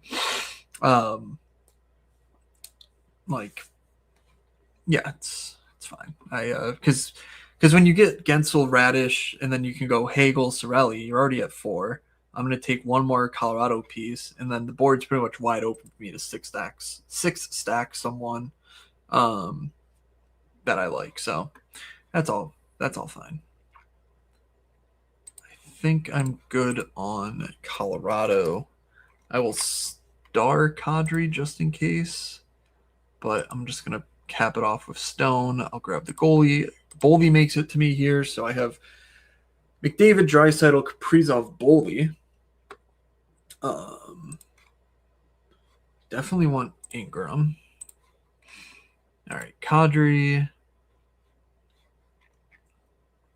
Blackwood, Caulfield. Nothing really screaming my name. So let's just grab Kadri here. We'll star up the goalies, and if one of those makes it to me at next pick, great. Because I have McDry, I want Ingram. I will star up Nurse or Wallman for later, since I will want one of that. And then I'll do Podkolzin and Hyman for now. Yeah, I could go Savoy. We'll see. We'll see what the team looks like later on. Or no, not Podkolzin. I want you there. So definitely want Hyman. All right, big Zamboni filled. So this is my 5th and final big Zamboni team that I have the 4th pick in. All right, Blackwood just went. Really hope White Bread doesn't take Wedgwood here. So that would throw a bit of rain on my parade. Oh no, White Bread's only took Blackwood, so that's fine. I should be safe. We'll see. At the 4, I will take Kelmakar. I think that's better option. All right, Hyman, good. I can get Quinn Hughes as well, but feel like once I took the goalie, getting Hughes is what happened here? All right, I get Hagel. I star Sorelli. Since I can't get Tampa's goalie, I want to get Wedgwood. Like, that feels like a non-issue. All right, Sid Carlson getting spun up here right in front of me. So there goes that idea for the East. Yeah, Wedgwood makes it, so we're good. I'm on the clock again. And what am I going to do? I'm just going to say This is a West stack. And then I'll grab 2 East players. Yeah, I'll grab 2 Eastern players. All right, here, Quinn Hughes did not survive, but that's okay.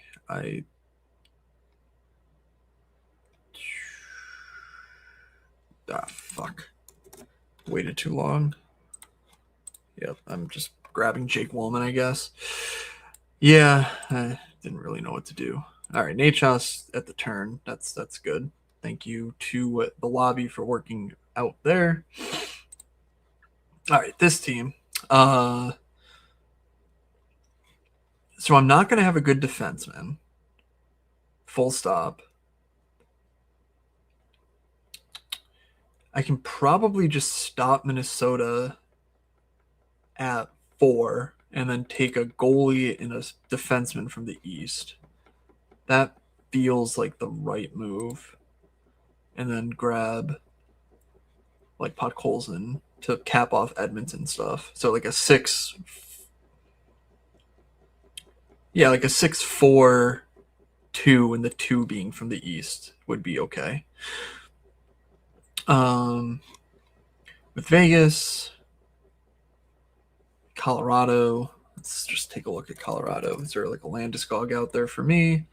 There is not. There is a lightly used Ross Colton, though, so I will go for that. And... oh, wait, did I say I was going to do 5? I don't know what I said I was going to do. I'll do one more Vegas piece, though. Let's just grab Shea Theodore. What's the point of drafting? Oh, my God, I'm on the clock everywhere. Uh-oh, SpaghettiOs. It all hit at the same time. Okay. Hartman, good. Nachos, next pick. Nelson, good. Okay. Oh, did I miss? Oh, I got Nick Suzuki. I thought I started Corey Perry in time. That sucks. Okay, well, that's a little Zamboni at least, so not the end of the world. The big Zambonis are cooking, and that's all that matters. Gosh, I thought I got the quick finger in there on the Corey Perry star. All right. Next up, I guess just whatever Colorado Giga Donkeys. I can just jam in and just say, yep, this team's fucked unless Colorado wins the cup, and I have 5 of them or 7 of them. Yeah, that's about that. That's about all I can do there. Sure. Yep, have at it. Auto drafting Colorado for funsies. All right. Here I got to go 2 players. I maybe shouldn't have taken... no, I'll just grab a... because I have 5 from each, so I'll just grab a 2 stack from the East. Hey, if there's ever a time to live, it's now, when you've already fucked everything up. Owen Tippett, Matvey Michkov will be there.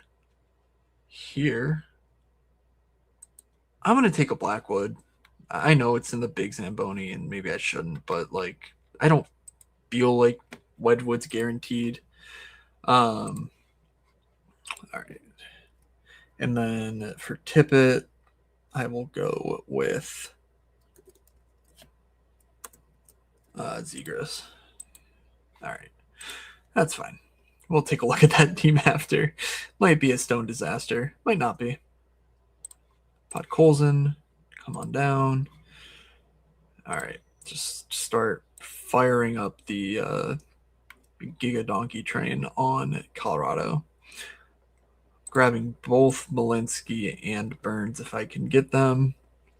And then I'll still need Ross Colton, and I'll add Nick Wan. Just say, yep. Something catastrophic will have to happen for this team to win. But, hey, if Colorado makes the final, the chip in a chair. 2-1 games throughout. maybe Nick Waugh gets 3 empty netters in the series.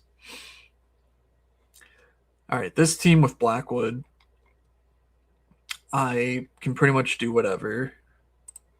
Maybe, I guess if the McKinnon drafter gave up on Colorado, I can add Val. That's not bad. And I can even add a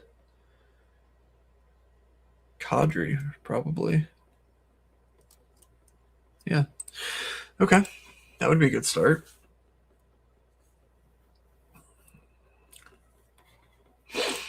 This team, what did I decide? 1, 2, 3, 4, 5, 6. 1, 2, 3.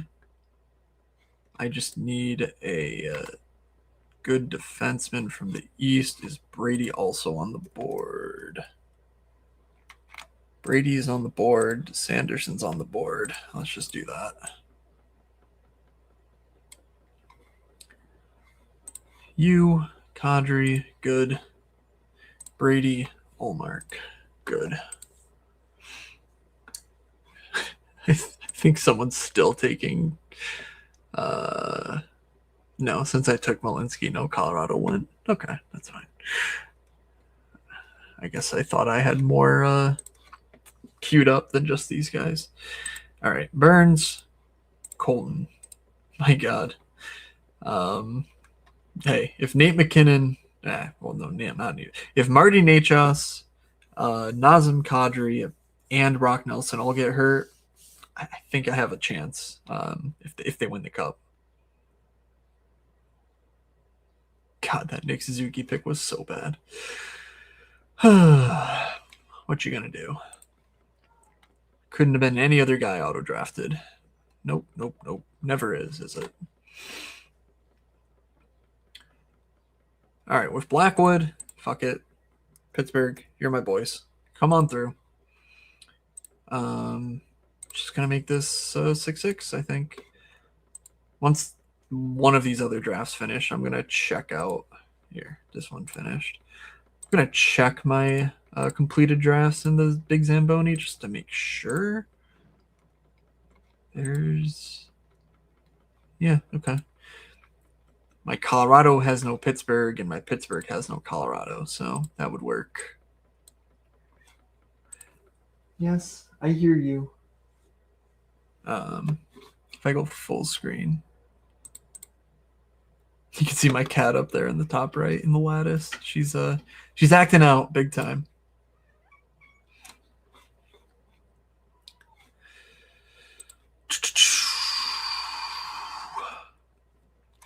Let's see. When do the lobbies close? 4 minutes? All right. I'll fire up another handful in a couple minutes here. Pittsburgh, you are set.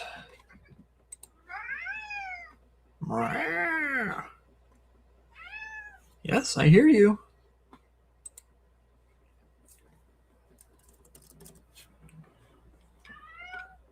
You know,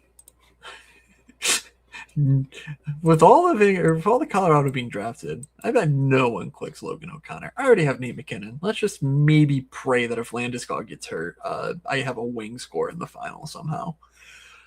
If Tampa doesn't make it, obviously.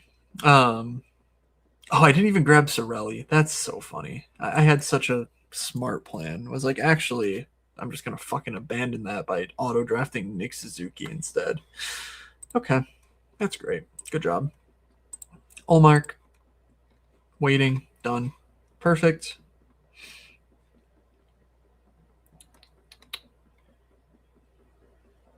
Should I have just taken... I should probably just... I don't know. 6-3-3. Could have gone 6-4-2 with the Minnesota goalie on their good players, but I don't think it really matters. Pittsburgh, I want Chinikov. I want Rust. Here, I want Logan O'Connor. What a squad. 101 drafter fucks it up again. The mood story. Oh, how did the Caulfield team finish? Let's see. Where was that? Caulfield, Suzuki, Hudson, Slavkovsky, Dobesh, Quinn Hughes, Eriksson, Faber, Demidov, Dobson, Zuccarello, Tarasenko. Fine, I guess. I don't know. Seems not great for the big Zamboni, but also I don't know that it matters. I think it's fine. So that's fun. All right, 2 minutes remaining. 2 minutes and 91% filled. The big Zamboni, I have it maxed, but we're about 90%. If you're playing the dailies, 26 minutes left. Looks like there may be some overlay here, though I'm guessing a lot of you will steam into there once this closes. So I will add another 5 to this mix. God bless my soul. Fortunately, this one is easy to finish up because I will go, I think, just Chinikov and is there anyone here that's fun? I'll go Ben Kindle for shits and giggles. We're shitting, we're giggling. It's a grand old time on the YouTubes. 3 hours and 45 minutes. That is a new record. I deeply feel sorry for anybody who stuck around for the full thing, but hey, I know your heart's in the right place.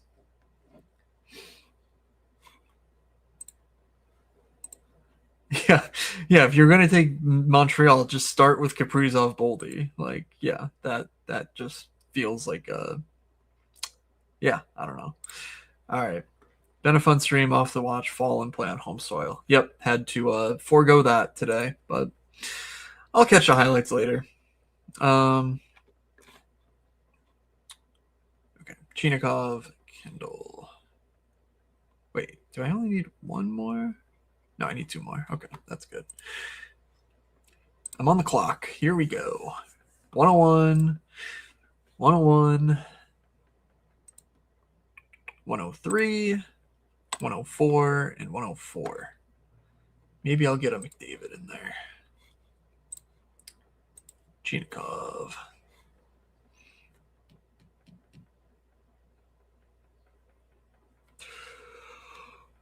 Whew. I need a nap. McKinnon.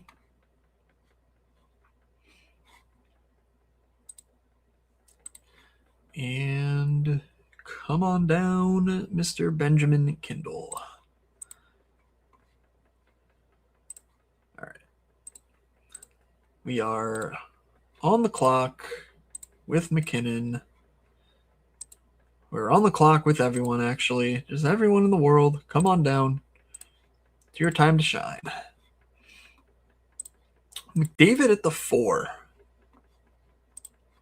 Not that it really matters, but it's nice to see the number there. All right, 5 teams. Drafting. Get the screens up. Doop.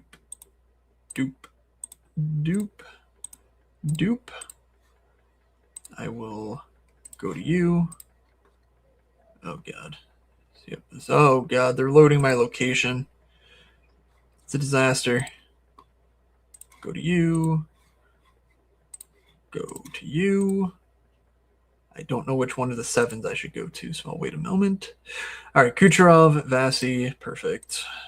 Okay. So I don't know which one you are now. So I'll go to you. And then I don't have one that's 6, so it must be you. Right?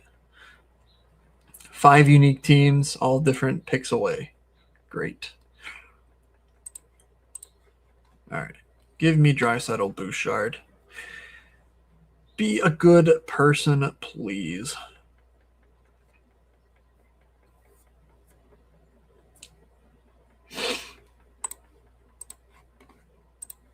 With Kucherov, Vasi would be ideal. Point Gensel, Radish. Slide up Radish. Cool. Got that. There's McKinnon. A card drafter doesn't get Nachos, so probably abandoning ship on McKinnon there.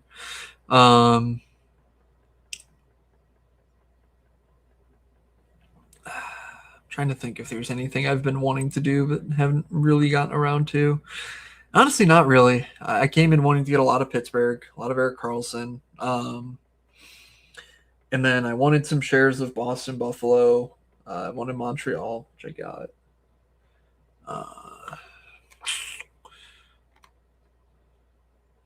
Kucherov, Kaprizov. I feel like I just did this, but I'm just going to keep firing away. Don't need Gensel that badly if someone wants to take Gensel. All right, nothing here really. I'm just going to say the hell with it. Grab Tage and get Dahlin. All right, point. Yeah, I'll take Gensel. Throw caution to the wind. Here, I will go Colorado, Wedgwood, Nichushkin. I'm going to just make that another Pittsburgh team. So get the planning if you're out in that lobby. Boldy there. Perfect. And then I can start taking Tampa guys.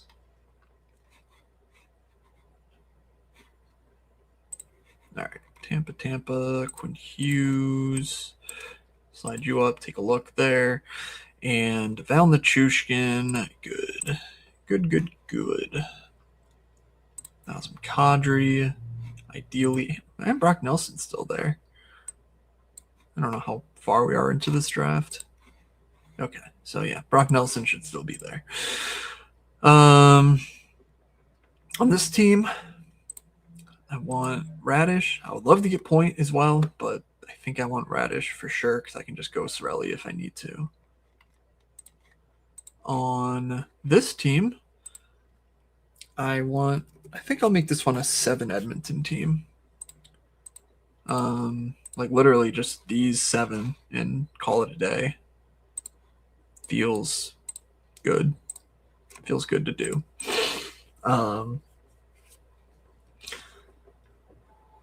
Yeah, this team, it's opening right. Oh, never mind. I was about to say it's opening right on up, but unfortunately Radish goes. So, but Quinn Hughes is fine. I will get Kucherov with Vasi. I'll add a Hagel or Sorelli, if not both, to it, and then I will get 6 Montreal or Minnesota pieces, including a goalie. So let's throw those up there. Throw Hartman there. Throw Zuccarello there, and then Eriksson Ek if we need him. So that's good. My plan there. My plan here is good. My plan here is fine. Point. Get in there. My plan here. Do I have a plan here? Do I have a plan here? Yes, Kadri. All right, here my plan is to check Colorado. Nelson gone, but Val's there. Kadri's there. Wedgwood's there. Sabres. UPL is there. Tuck is there. Doan is there. Makes sense. Seems good. I just got Hagel, so I have a bunch of wings, no centers. I need to get one of the Minnesota goalies. So this looks fine. Yeah, I think these teams are all good. MLB starts in less than an hour. What time? I thought it was like 4:05. Why did DraftKings just send me that alert? I know, 3:30. Why is Tampa and Pittsburgh at 3:30? World may never know. Colorado is Parker Kelly line 2 with Val and Nelson in practice. Should have been Logan O'Connor, if you ask me. Okay. We are chugging along here. Do I have a plan after Kadri? I do not. you know, I know someone took Tage, but fuck that person. You know, sometimes you just got to live a little. And when I can go Josh Norris and then get a bunch of good wingers, I'm going to do that. Sometimes you just got to say fuck the Tage drafter. It was probably DJ, and that would make me happy if so. So I don't need Val. I'll take Tuck. That's fine. Sorelli, get the 6 Tampa is good. I want Anaheim. I was debating between Utah and Anaheim, typing it into my little bar there, but Anaheim it is. All right, you wrap up Edmonton. You can now take a goalie. Oh, missed the pick. Okay, that's fine. Val's fine. Yeah, I definitely need one of these 2 goalies, if not both. So I'll sacrifice Kadri if I have to get that done. This Minnesota team is still looking fine. No one's grabbing anything weird for my queue. I need to figure out an alternate team there. I just looked at that, and then this team I said, fuck the Tage drafter. That's right. Cutter. Yeah. Cutter first, and then Dostal. Sorelli here, good. Still both Minnesota goalies, so feel fine there, regardless of which one I need to take. Let's get Dostal. Yeah, see, this is like I'm having fun today, but I'm also like, this isn't fun on like a Saturday, 2 weeks before the playoffs start, at least in my opinion. Like, I don't enjoy drafting like this enough to be like, yeah, this is like what I want to do. Like, I just much prefer the game of setting a DFS lineup and then, either watching that throughout the day, or because like what I'm not doing today, obviously I can't play CS. I talked about at the start where PA is now geo blocked for some reason. Don't know what changed. It's not like any laws passed recently. But like, I'm not playing CS. I didn't play Showdown PGA. I didn't play like late Captain Showdown PGA. I didn't play the MLB slate that was 1 o'clock. I'm not doing the daily underdogs. I'm not betting a bunch of stuff for NHL. Like, that's the sort of stuff that I would be doing that I usually prefer to drafting. It's just like, if I'm going to spend money, I don't want to spend a ton of time on it like this. But yeah, on the eve of the playoffs, it's fun. So like, I can do 150 drafts in BestPuck because that's more exciting to me. There's no hockey on, basically. All right, there's my 7 Edmonton. I need... Okay. I know I'm probably fucking someone over here, but if I can get Hagel Sorelli, I might just go like 7-3-2 and just... Yeah, okay. We'll see. We'll see if that works. Grab Wallstead. Don't need a goalie now. Here, I just get a goalie. Don't really think it matters. And here, I just keep piling up the Buffalo shit. Okay, good. Yep, I get both goalies. If I don't get UPL, I can go Lion. It's fine. I want Kadri. All right, Doan, sure, get on the team. I need one more Minnesota. Yep, so Zuccarello. This team is good. It's just going to coast to the finish with Anaheim shit. And I will do a Chris Kreider if they will let me, if they will so oblige. All right, so they are going to give me Hagel. Like, Hagel Sorelli feels really strong, and then I just grab, a Pittsburgh 3-stack. Like, that feels better than just going, Pittsburgh outright for 5 in a 7 Edmonton build. So I'm going to go, yeah, like Carlson, Rust, Skinner. You know, fuck it. Chinikov. Chinikov's their best winger.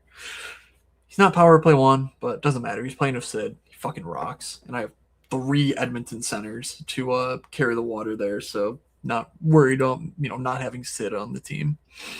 And I'll have Sorelli also, which like Sorelli, Hagel, Gensel is the line to start. I'll take my chances there. All right, this team I need to figure something out quick. Sorelli, Kucherov, Hagel, Vasi. I need a defenseman. I missed out on the good ones. Can't take Harley. Don't want to take McAvoy. Sergachev and Gunther. A nice little 2-man plug and play. All right, here I have my team is set. Here my team is set. Here I need to do a little more work, but I have some time. And here the team is basically set. Huh.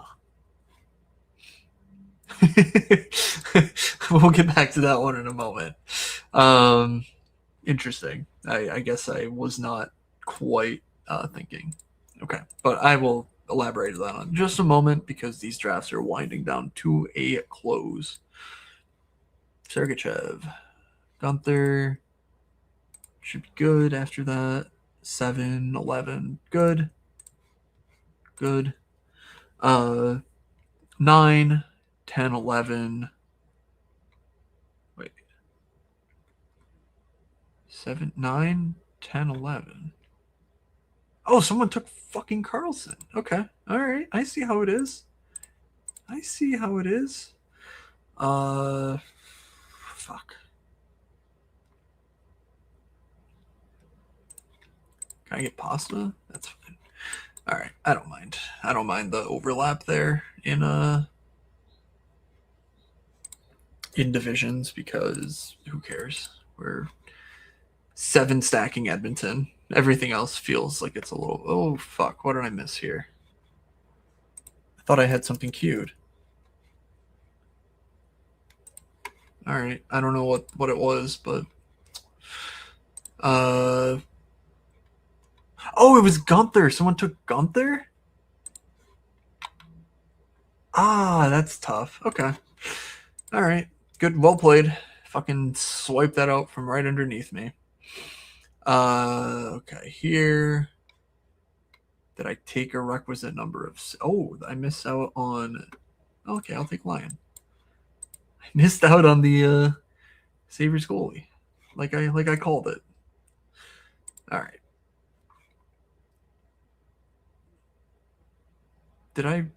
Did someone really swipe me on pasta here now too? That's I mean, I guess I mean that whatever, it's fine. Who gives a crap? Yeah. Yep, yo Adrian, grab pasta on me. Not great. Not great, but yeah, can I even do anything else with this? Like, I needed the goalie, so I needed someone here that, goalie available. It's fine. I guess. No, yeah, I'll just finish up with Geeky and McAvoy. I don't like that, but that's what happens when you're multi-tabling and just relying on a star method. All right, final pick here would be Chris Kreider.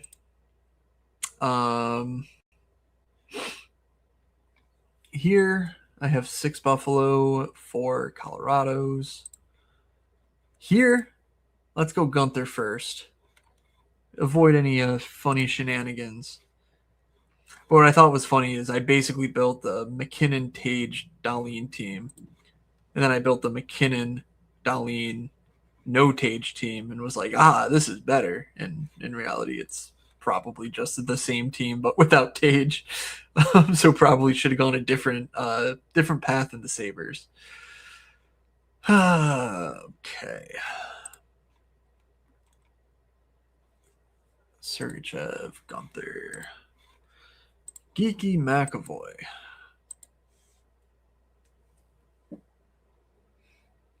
All right, we limped along to the finish there. Certainly, the other batches of drafts were better, I think, ahead of these, but what you gonna do? It is time where I wrap this up and dive into the DFS slate for today.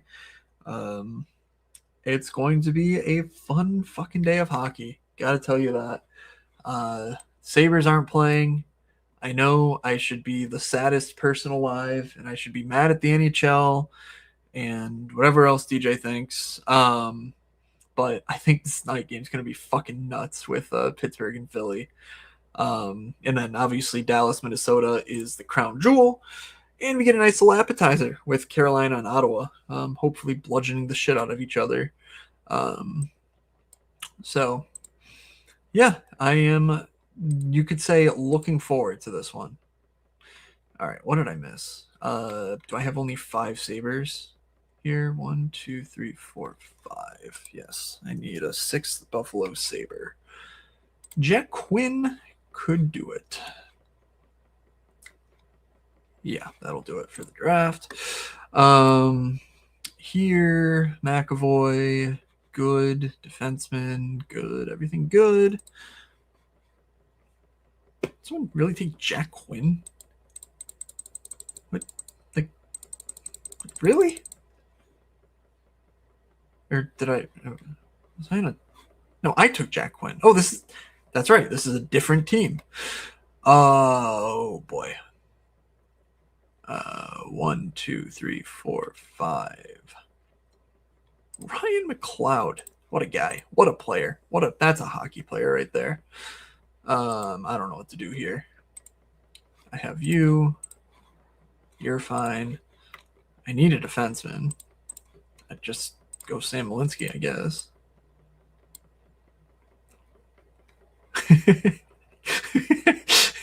Hey, build a Colorado Buffalo team, but worse than the one you just built. And I said, yes, sir. I am all over that one. Let's grab a stud winger. Dylan Guenther, Cutter Gauthier. Do we have any cutters? Okay, Cutter gone. So I'll go Guenther. Yeah, so what? The only team I don't have any of is LA. Because I even took a Vegas team there, and that seems right. I mean, I probably will be playing LA the first game of the playoffs. Just in full transparency, the 4-gamer tomorrow. Like I'll be playing something like a Kempe Clark or something. But that's more of like hope and just like we'll see what the pricing looks like, obviously, but does still feel like there's a little bit of meat left on that bone based on the recent couple of weeks, considering the blocks floor that Clark offers. But I don't really see a need to do it in this format where the Stanley Cup final is so outlandishly rewarded relative to the first couple of rounds. Like I like the pace in that series. I like the outlook of it. And I do think that LA can do the same thing they did at Edmonton last year, where like they straight up beat a better team for 58 minutes of almost every game for the first 4. And now they have a different coach, so like it's just kind of one of those bets on like, hey, we just saw them go toe to toe with what I thought was the best team in the league last year, at least the best team in the West last year. Pretty sure I thought very highly of Toronto going into last year's playoffs, which didn't age well. Like this LA team still has all the pieces. The way Byfield's playing especially just makes them a different animal to deal with. So I like that, but I just don't think it makes sense here where they have such long cup odds. Even if they do somehow make the Stanley Cup final, odds are I don't need them anyway. So head in 150 maybe, but I don't think it makes sense to force it in here at any point. When there's guys like Dylan Guenther going for free in the last round of drafts. Just much better everything, in my opinion, for very similar reward. And just the chances of getting that reward are much, much, much higher. All right, that'll do it. You see here, my drafts are done. We'll do a quick completed 32 total drafts. 30 of them were today. Oh boy. Let's only look at the 10 for a moment. 27. Most drafted player, Nate McKinnon, got a lot of 101s. So that's nice. Second most, Boldy, Hartman, and then Kadri, Wedgwood, Kaprizov, Point, Hughes, Malinsky, Nichushkin, Dahlin. Nothing too bad there. Nothing too surprising. Don't feel bad about any of that. Maybe, I mean, what are you going to do? I got a bunch of McKinnon, so I didn't get McDavid. Like, that's just the way it goes. But maybe more exposure to that series by, hey, I didn't get a lot of Edmonton, so I go in on Cutter more. But I don't know. Seems about right. And then in the big Zamboni, where did it go? There it is. 5 teams in the big Zamboni. Nothing over-owned. 40% all of Minnesota, Pittsburgh, Colorado. Looks like a couple of Jake Sandersons. So that's cool. And in aggregate, that means my most exposed players are McKinnon, Boldy, Hartman by entry fee. Or let's look at entry fees. Yeah, McKinnon, Boldy, Hartman by entry fees as well. Okay. That'll do it. Reading the chat. Almost time for the Wild to start the run to the Cup. Good luck. Good luck to the Wild. Good luck to me. Good luck, Tom. The Eichel hater is going to be sad when he's the piece you need. Yes, I will be very sad. Jack Eichel was my guy when they won the Cup. I was like, I picked them to win it. They did win it. Just not there on that team. Excuse me. I just don't think they're the team this year that they could have been. So we'll see though. That's the beauty of this. All right, 13 minutes till DFS lock. Good luck out there, everyone. I will be posting in the Discord momentarily. But from Doug, from DJ, from myself, have a great playoffs, everyone. We will see ya.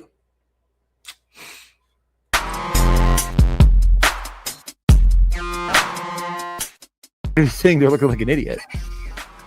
Well, is that any different than normal? This is the first time I will admit was unbelievably wrong.